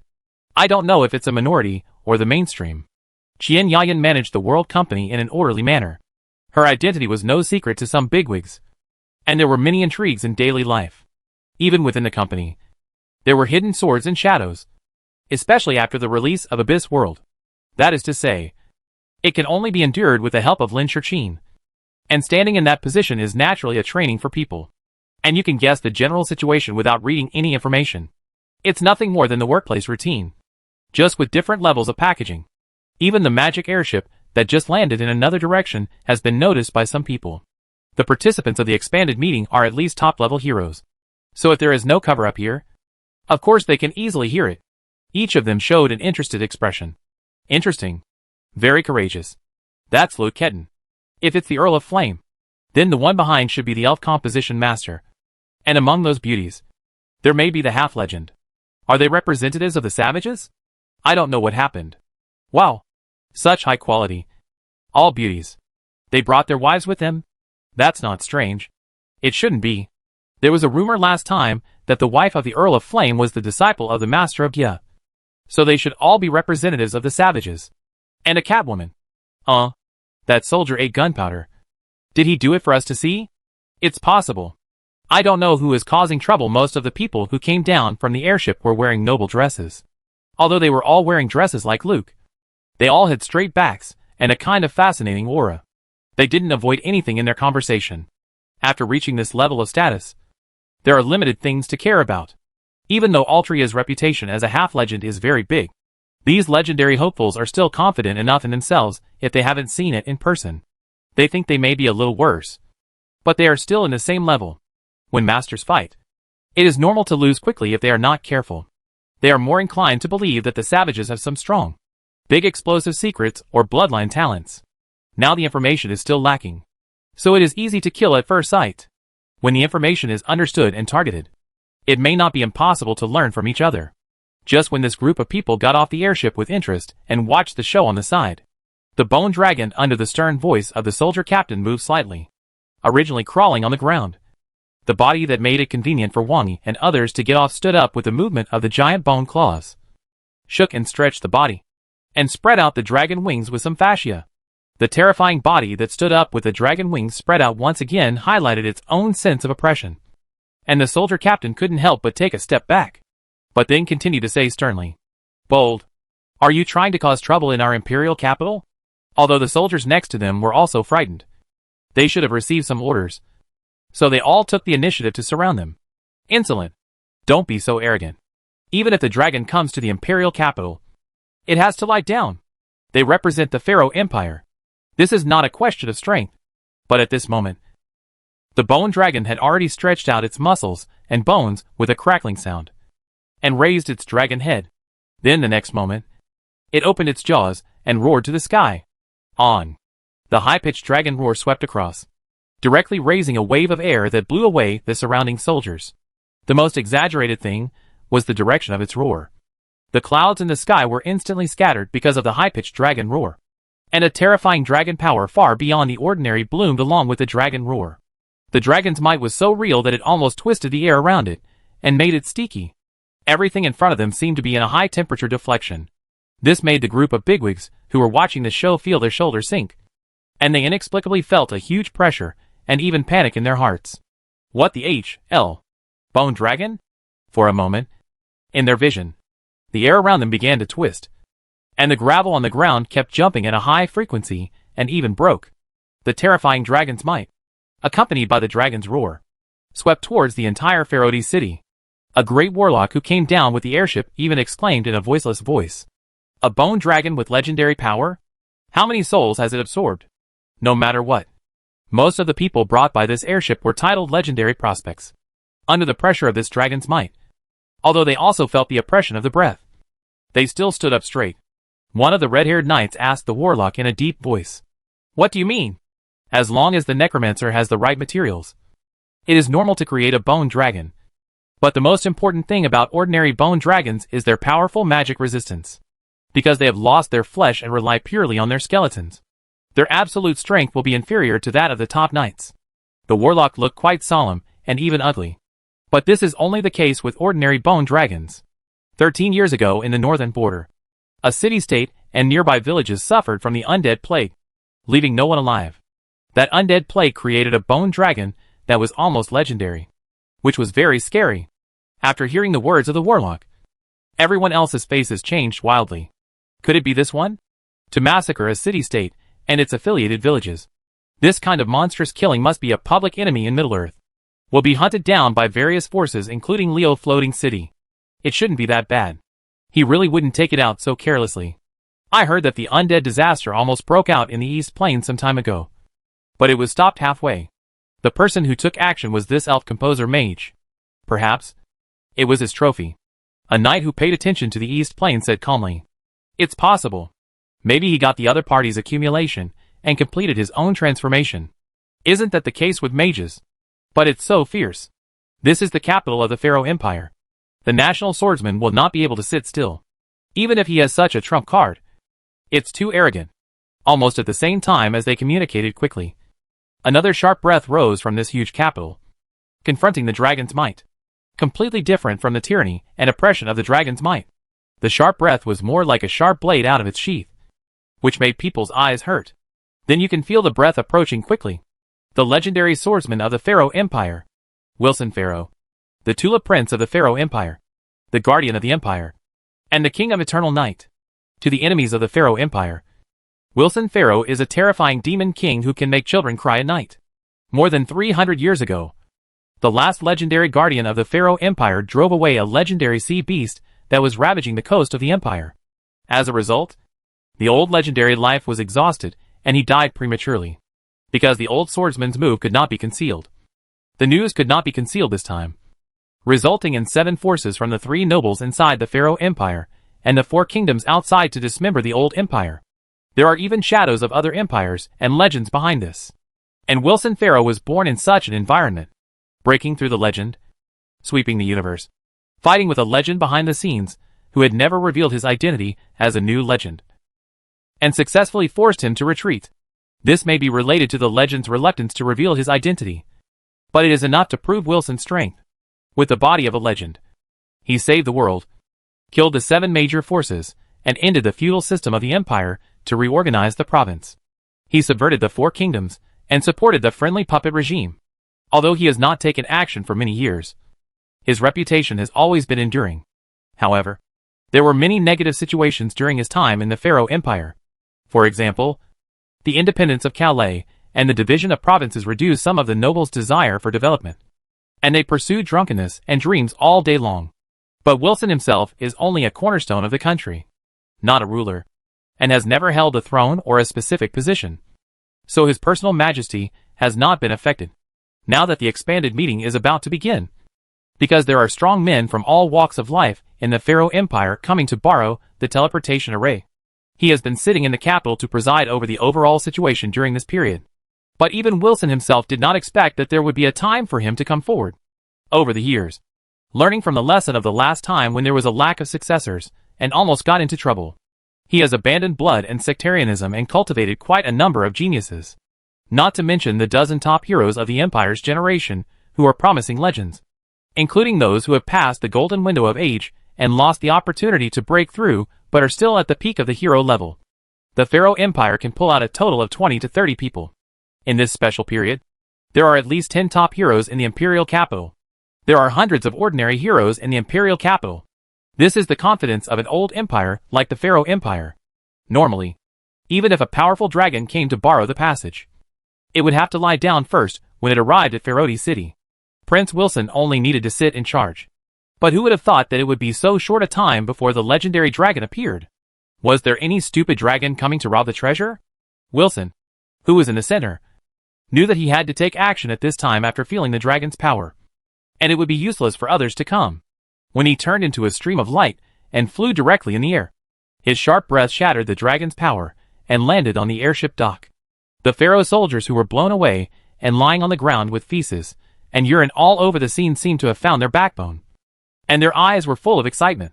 Although Wilson was not usually seen at this time, he was just wearing an ordinary black robe and his gray hair looked very simple. But he just stood here, letting these soldiers know that this was their national sword master, the figure who instantly tore through the dragon's might to save them. Just standing here gave people a sense of security like a pillar supporting the sky. And just standing here automatically became the center of attention. It turned out to be a skull dragon. I thought it was some greedy and stupid dragon coming to steal things. Wilson saw Wang Yi and his party over there, and his tone seemed very calm. If it weren't for the flash of the sharp edge that tore through the dragon's might before, it would be hard to tell that this old man in a simple black robe would be the national sword master of the Pharaoh Empire. Although he looks unremarkable, Wang Yi can feel the vigorous vitality in him. He rarely overdraws his energy on weekdays, and he should have taken some strange things to increase his vitality. Although he looks like an old man, his lifespan should be relatively long among the physical legends. As long as he continues to maintain it, he may still live for 1,800 years. At this time, Count Luke next to him looked like he had seen a ghost. He never expected that the bone dragon he rode all the way would have such a powerful force. Even if the dragon's might is the racial talent of the dragon clan, this can at least be regarded as a weak legend. Right? Did I disrespect it when I sat on it before? Master Yi was able to take out this bone dragon so easily. Is this the legacy of the last undead mage? Or, the necromancer has many conveniences. He can activate the Sea of Dead Souls. The necromancer has the opportunity to create a powerful bone dragon through blood sacrifice and other means. He can also obtain a long life through various transformations, and even a substitute for death such as the soul box. It can be said that the convenience and versatility are extremely high. But perhaps because the necromancer controls the number of dead souls and the invasion he suffers, the difficulty of breaking through is usually greater. For a moment, Luke was also a little surprised and doubtful, and he couldn't make a specific judgment. Prince Wilson came to greet him in person, which is very respectful. Wang Yi smiled indifferently, which made the soldiers who woke up at the scene change their faces. But they didn't say anything. Now they have no room to interrupt at all. Even the heroes who came down from all walks of life by airship to attend the meeting were all bowing their heads and showing considerable respect at this time. There are two completely different levels of legends and legends. Your Excellency came in person, so of course you have to give this face. Wilson laughed and didn't show any tense attitude, appearing very elegant. But then he changed the subject and said softly, "But I don't know why you are making such a big move here. If you just notify me to come and greet you, it's actually not necessary. Although the tone seems very elegant and gentle, it is actually a question. If you do this in someone else's territory, you have to give an explanation. You have to ask them about this. Although Wang Yi couldn't directly read all the information of the legend, it was still very simple to judge the emotions. He could see that this guy didn't seem to know the situation in front of him. But in fact, it was also true. After all, he was a legend of the country, and it was impossible for him to take care of everything. After hearing Wang Yi say this, Wilson actually guessed it. Although he didn't know if someone instigated it, he also understood that it must be these arrogant soldiers who neglected others. He knew that there must be some internal reasons, because even if they didn't know that this was a legendary bone dragon, based on the appearance of the bone dragon, they would have offended others for no reason if they had taken the wrong medicine. Just as he was slightly hesitant, the subsequent sound of breaking through the air gradually arrived. The city of Pharaoh is too big, and even before Wilson became a legend, the straight line distance was relatively not too far. For some heroes who can't fly yet, even if they rush over quickly on the roof, only 2 or 3 of them, who are closest to the enemy, have arrived first.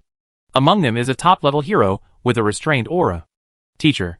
The middle-aged man, with a dignified appearance, saw the scene in front of him, and stopped directly in front of Wilson respectfully. The 2 great knights behind him also bowed their heads, and greeted him respectfully. They were originally responsible for this area, and Wilson's disciple was the direct person in charge of this area. He was considered the legendary hope of the previous generation. But now, he has passed the golden window of breakthrough, and has become hopeless again. You came at the right time. What happened? Why did you neglect the guests and make them dissatisfied? Wilson looked at the disciple in front of him, and asked in a deep voice. This expanded meeting is of great importance. It is led by the Temple of the 2 Gods, and the Leo Floating City.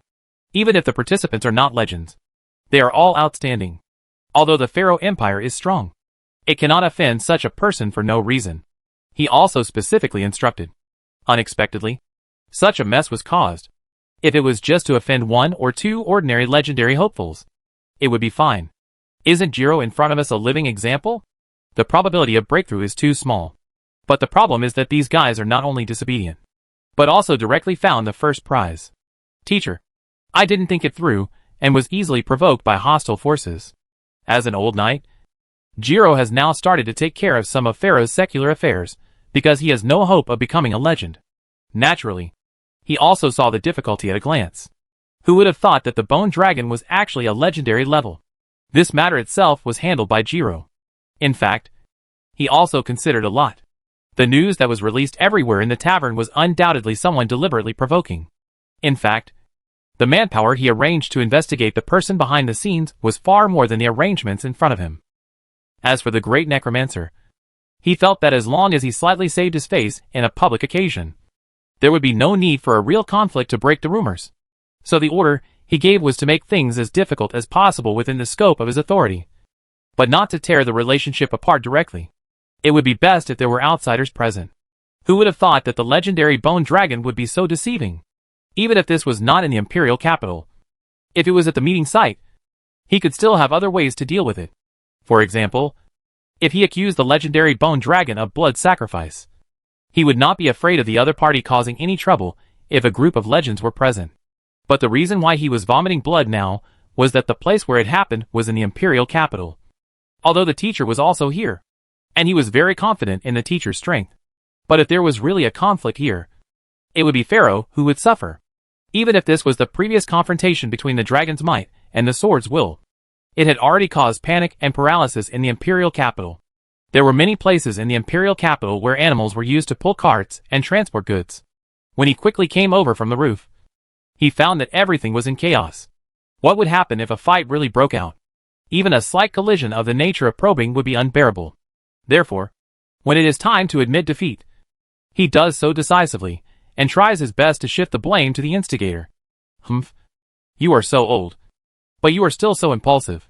You fell into such an obvious trap. You are really more trouble than success. Why don't you go and apologize to the guests? Wilson also frowned and scolded. Although he said it harshly, he also punished himself by drinking 3 cups of wine. He wanted to get over it directly. I am really sorry. I was too reckless. Please forgive me. Yarrow naturally bowed deeply and apologized sincerely. Wilson also sighed and said, Please forgive my rudeness. Mr. E. I will punish him when I go back. If it affects our relationship, it will only help the people who secretly instigate it. Seeing the double act in front of her, Qian Yayan rolled her eyes directly. In addition to being more majestic and looking high and mighty, in essence, it is still the same. Then he started to complain. Yes. He made this arrangement before without considering the possibility of letting the instigator succeed.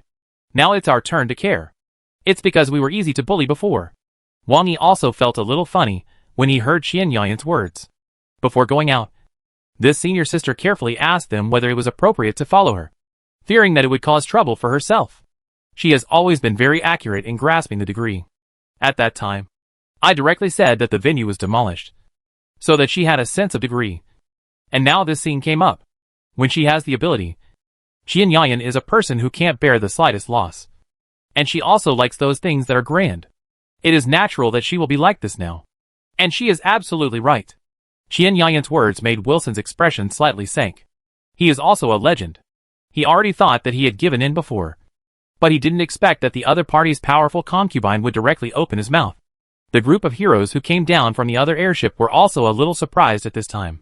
This woman is really brave. She dared to poke the other party with the words of legend. Legends cannot be insulted.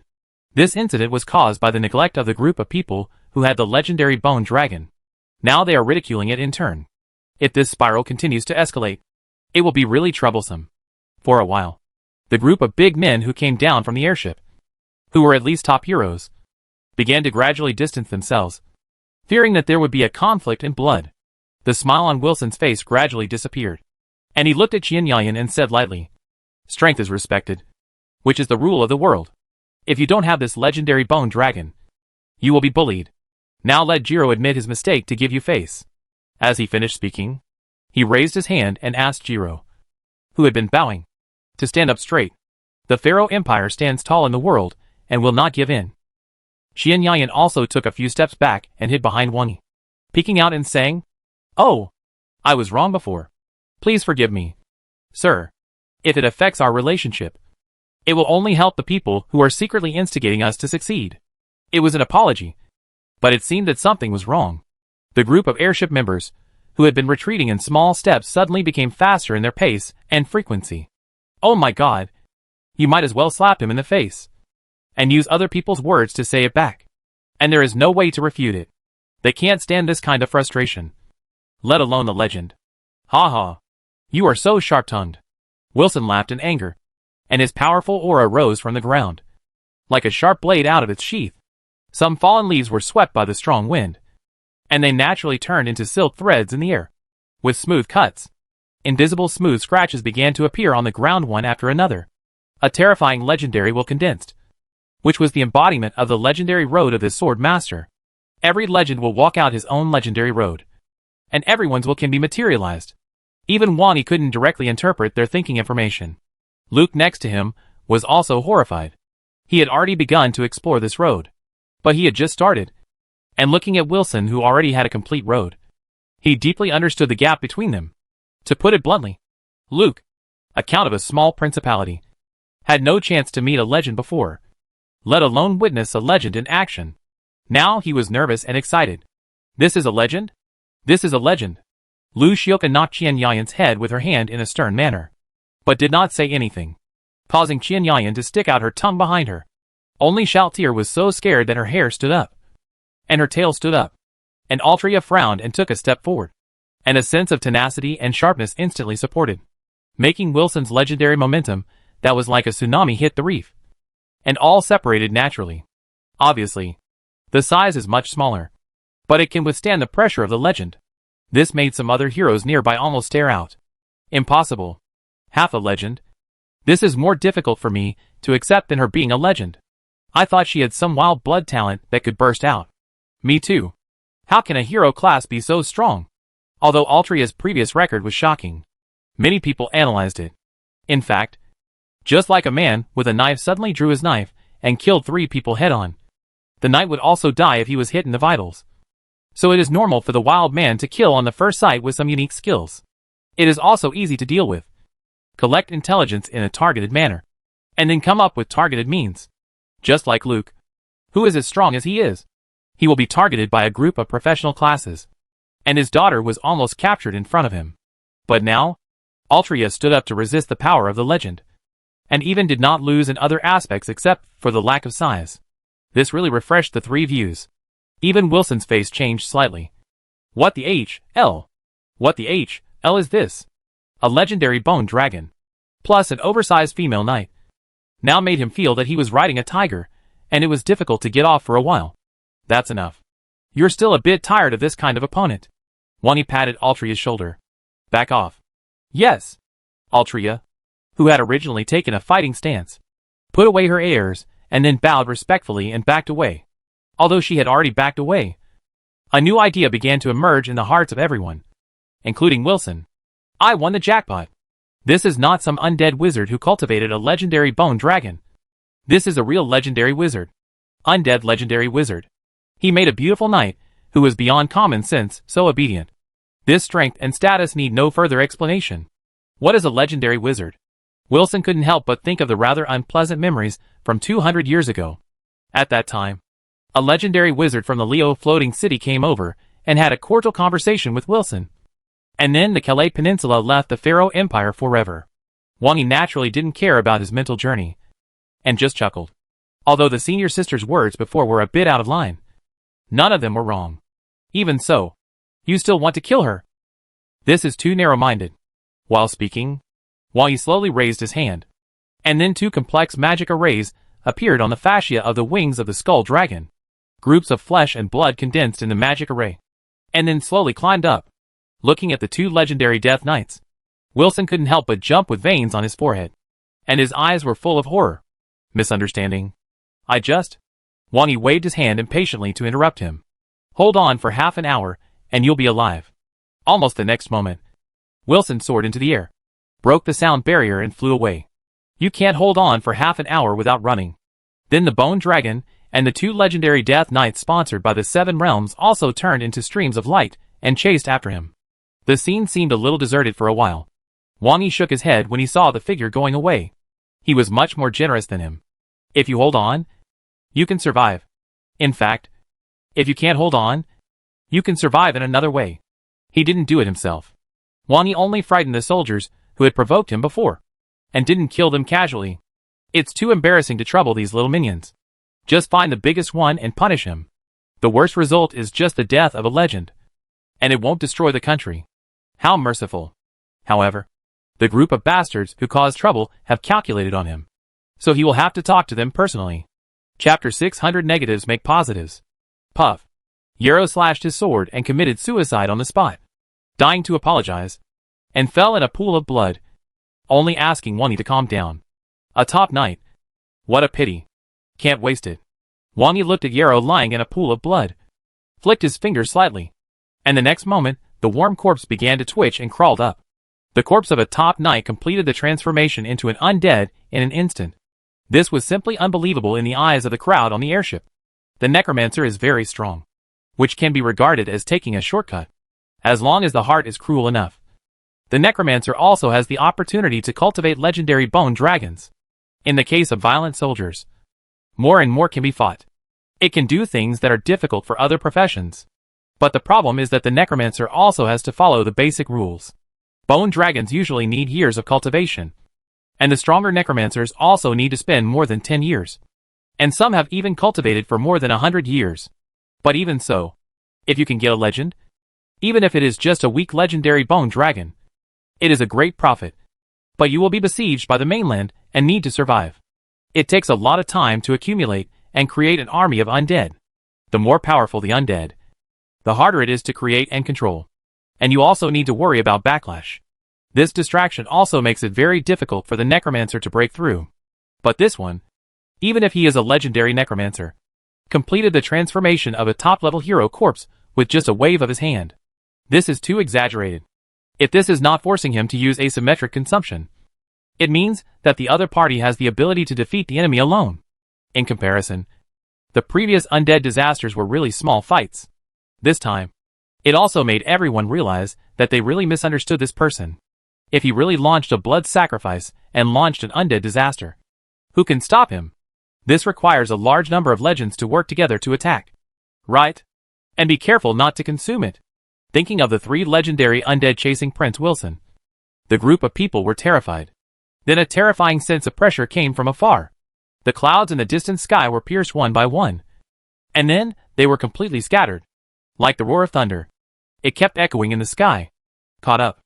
On the Calais airship flying from the East Plains, a group of people were still discussing the bone dragon that passed through Cadouin before. I think he should have obtained the spoils of the undead master in the Burial Soldier Canyon, and then added the one of Martinio. So he made this thing. A barbarian knight said in a buzzing voice. I think so too. The necromancer must have been preparing for a long time. And he might even want to complete the blood sacrifice. So his bone dragon must have been very strong. I remember that the city-state in the north was really miserable. And the skull dragon and the necromancer who caused the accident have disappeared. But then again, if a plain war is really launched, I think the necromancers can also be called in to play a role. That's right. A group of people were chatting on the airship. But at this moment, King Edi and Archmage Dathan, who had been standing silently on the side, moved almost at the same time, and then turned their heads to see a direction through the glass of the airship. A terrifying air wave was coming towards the airship, and all the clouds along the way were surging along the arc-shaped ripples, like a raging sea rolling over. Be careful, Dathan snorted, and then the magic wave on his body surged, and the gem on the staff in his hand flashed a brilliant light. The next moment, a layer of magic barrier protection appeared on the outside of the magic airship. Then, under the violent wind, the magic barrier began to shake violently, and even the airship was shaken. The compressed clouds turned directly into a violent storm, and the raindrops like sharp arrows kept hitting ripples on the shield. What is it? Who dares to attack us? Damn it! But it was followed by a series of roars and waves of air. The violent surge of magic power made them all feel a kind of restraint and pressure. It made the magic airship shake like a small boat. At this time, all the people who had been shouting and cursing shut up at the same time. All of them came to the front of the impact and looked at the situation outside. This is legendary war? How is it possible? In fact, they on the spaceship can be regarded as the top figures of Safei. So they were so angry when they were attacked. But if they are already big figures, then legend is the real ceiling. Generally. Except for the plain war. They rarely take action. If there is friction, they mainly talk and control the situation. It is really rare to fight openly like this. Every time it can be recorded in the singing of the bards for a long time. Who would have thought that at the critical moment when this plain war is about to break out, a legendary war would actually appear in the Safei world? This is the territory of the Pharaoh Empire. I wonder if the King of Eternal Night is among the warring parties. He must be there. Look at the black curtain. It is very likely Prince Wilson's famous skill. Who is fighting him? Are the Seven Realms coming? A low and domineering dragon roar swept over. Even at such a distance, they felt a little familiar. Then, they saw the figure of the bone dragon tearing the black curtain from afar. Hack! It's the wild man's bone dragon. Are they crazy? Why are they fighting with Prince Wilson? Humph. Do you really think that half a legend is a legend? Too naive. Just teach them a lesson. Subconsciously, they thought it was the legendary swordsman who taught the wild man a lesson. But when the black curtain was completely torn, they found that something seemed a little wrong. As soon as the black curtain in the sky was torn open, they saw the undead fighting Wilson. Elong and the other two exuded a strong breath of the dead, which was quite easy to identify. Although Prince Wilson also has a signature shadow skill, he was suppressed and could only protect himself. He kept rushing left and right to escape the encirclement. This scene is really beautiful. The airship is coming down quickly. Don't let it crash. Ah. Right. Right. Hurry up. What's going on? Is that skull dragon legendary? And those two death knights? They're not riding on bone dragons. Who can fly in the air? Leon has an affinity for wind, so he should be able to fly by himself. Yes. But it's very difficult. Wind Knight Leon, the top knight of Calais. Although he is not a legendary hope. This time he mainly took advantage of the convenience of picking up people to make the gangsters look familiar, which is a little worse than others. But he is still a top knight. At least no one at the scene can match him in controlling the wind. But as for him, he can only fly actively at most. And most of the time he actually relies on gliding. The speed is far slower than using his legs. To really become the scene in front of you, you have to be a legend for a physical profession. What does this mean? A legendary bone dragon. 2 legendary death knights. 3 legendary undead besieging Prince Wilson? Who are the masters of these 3 legendary undead? Thinking of this, they all unconsciously recall the figure standing in front of the mage tower and summoning the bone dragon. Damn! The savages are too scary. Land. Land quickly. Want to die. Hurry up. There was a commotion on Calais magic airship. Leon, the Wind Knight who led the team in Calais, hurriedly began to run back and forth to command. The only great mage Dathan was struggling to support the barrier to avoid being defeated by the aftermath. The legendary strongman has walked out of his own legendary path, and his gestures can be mixed with the materialized will, and can even be imposed on the nearby magic. So even if the aftermath invaded, the pressure for their group of heroes was still too great, and the difficulty of mobilizing magic increased exponentially. The entire airship was constantly shaking, and under Leon's personal control, it circled and landed on the ground. It flew accurately towards a forest area. The airship passed over the treetops in the forest, and the airflow rustled the leaves. Then it suddenly sank, relying on the protection of the magic barrier and the trees to slow down. That is to say, the guests picked up by the airship this time were all big shots with super strength, so they didn't feel anything even though the shock was severe. In the end, it pushed a series of giant trees flat, causing the roots of many trees to rise from the soil and crash into the ground relatively safely, posing a slanting posture. However, after landing safely, everyone was relieved. As soon as they landed, they rushed out of the airship one after another, looking up at the collision in the sky. In every fight between the legends, a circle of visible scattered waves can be clearly seen, and a circle of spreading ripples can be seen in the air. In the case of 3 against 1, although Wilson is super strong, he has almost no room for resistance. The intelligence of the undead can indeed be seen to have some shortcomings when one he is not controlling it. Although the soul of the legendary druid is in the bone dragon here, its will has been erased, and the other 2 only have the fighting instinct of the flesh. The soul of the demon hunter was kept by Wang Yi for careful study because of its unique early warning ability. Therefore, even this group of heroes at the scene can see some shortcomings of the 3 legendary undead. However, the undead's characteristics of not fearing death or injury can make Wilson even more troubled. Standing on the ground and observing the battle in the sky, these big men with excellent eyesight watched Wilson being beaten away with tingling scalps. And the series of blood plasma sprayed in the air also made them feel scared. They all had the urge to run away. I don't know why the fight suddenly started. Let's run first. I always feel that it's not a good thing. Oppos, who had a little disagreement with King Edai before, also shrank his neck at this time. Then he secretly glanced at Martinho with an ugly face. Before, he thought that this guy might really break through, and maybe he could get revenge.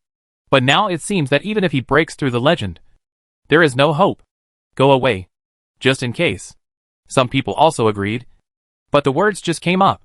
They saw Wilson, the sword master in the sky, being beaten and falling straight to the ground at high speed. The 3 undeads that were about to pounce to finish off the enemy stopped halfway through, then turned around and quickly ran away, no longer caring about Wilson's life or death. Killed? Someone said in horror. That shouldn't be the case. How could a necromancer give up on a legendary corpse? Don't worry about your life.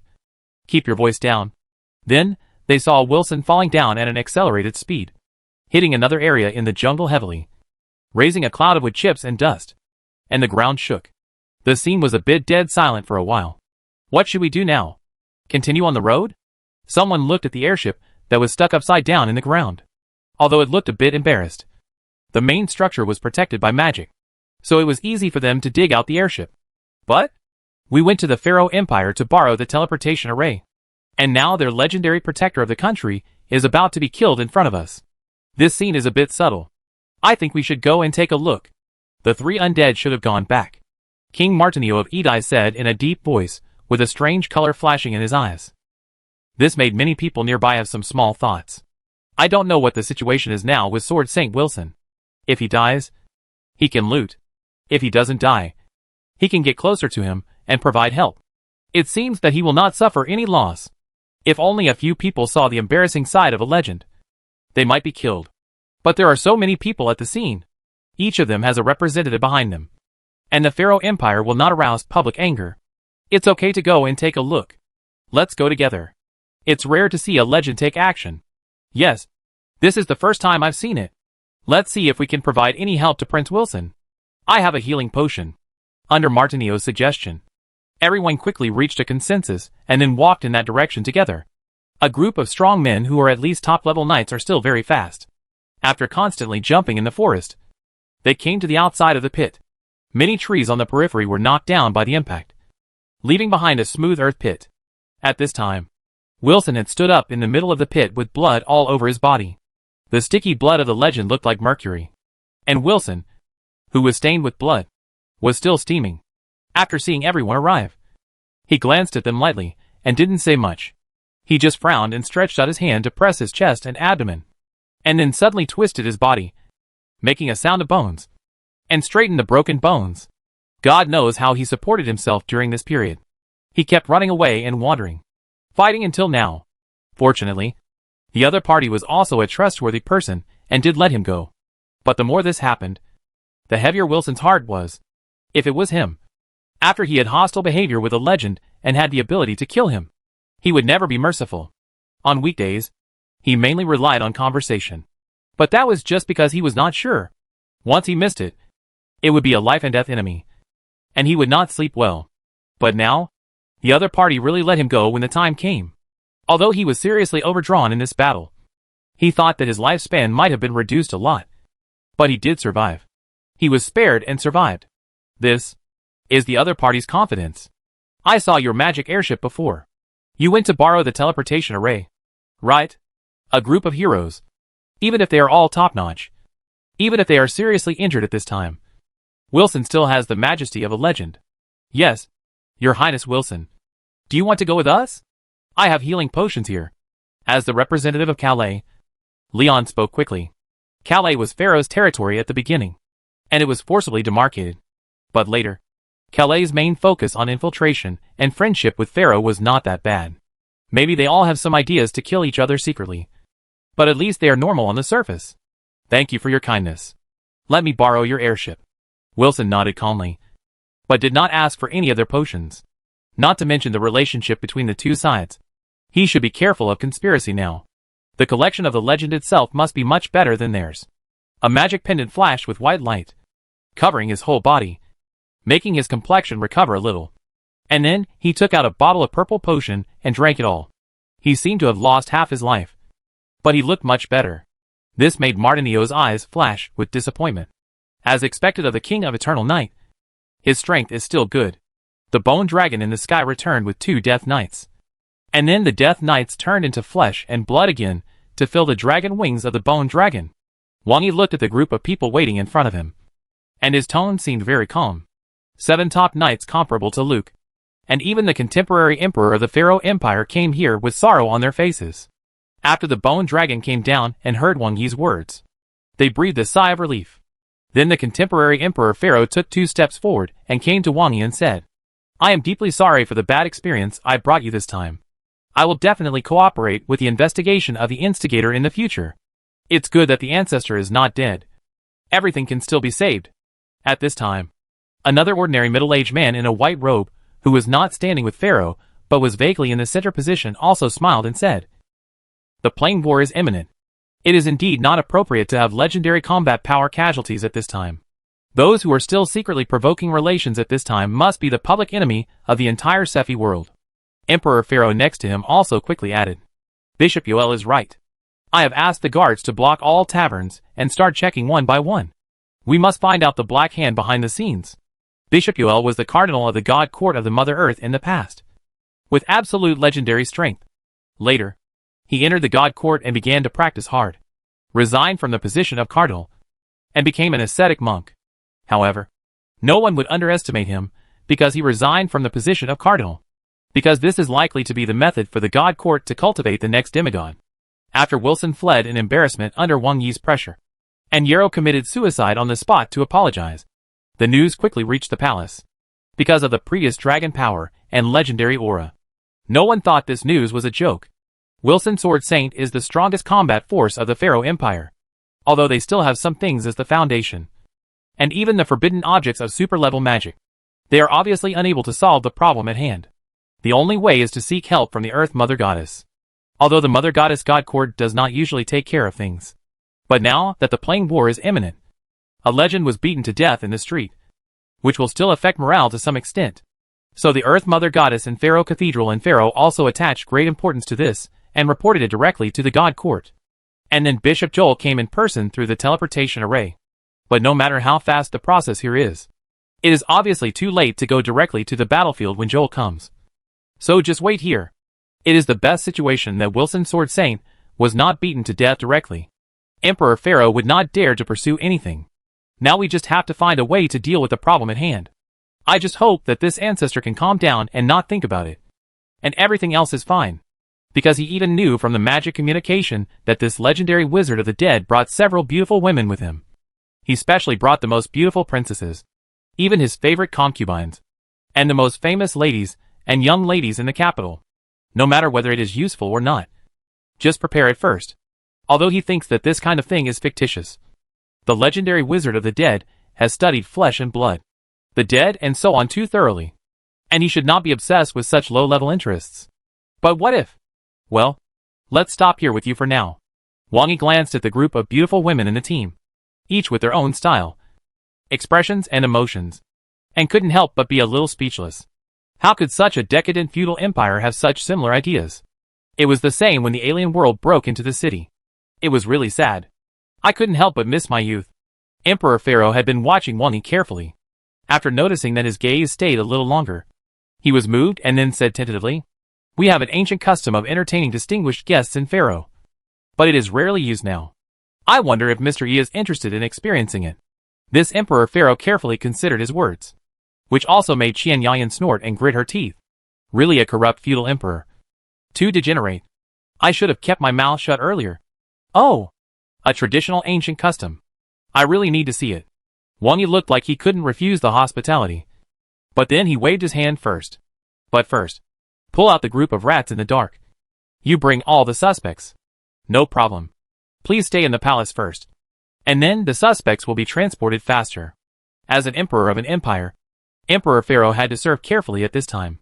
Wang Yi had no objection to this, and pointed at the bone dragon and said, "This thing is too big, so I'll just leave it here. Don't worry. It doesn't eat, so just ignore it. Don't worry. We will arrange someone to take care of it and clean it up every day." As the Earth Mother Goddess, Yoel came to help the court, but he would not stay here all the time. After confirming that there was no problem, he patted his butt and went back. Anyway, we will meet again at the venue. However, regarding some of the information collected today, we can inform the Court of the Gods, so that we can make some responses and preparations. Master Yi, an elf composer, suspected to be a wild man, was previously recognized as a top wizard. But in fact he is a legendary undead wizard. It is known that he has a legendary bone dragon and 2 legendary death knights. And his own strength has not yet been reflected.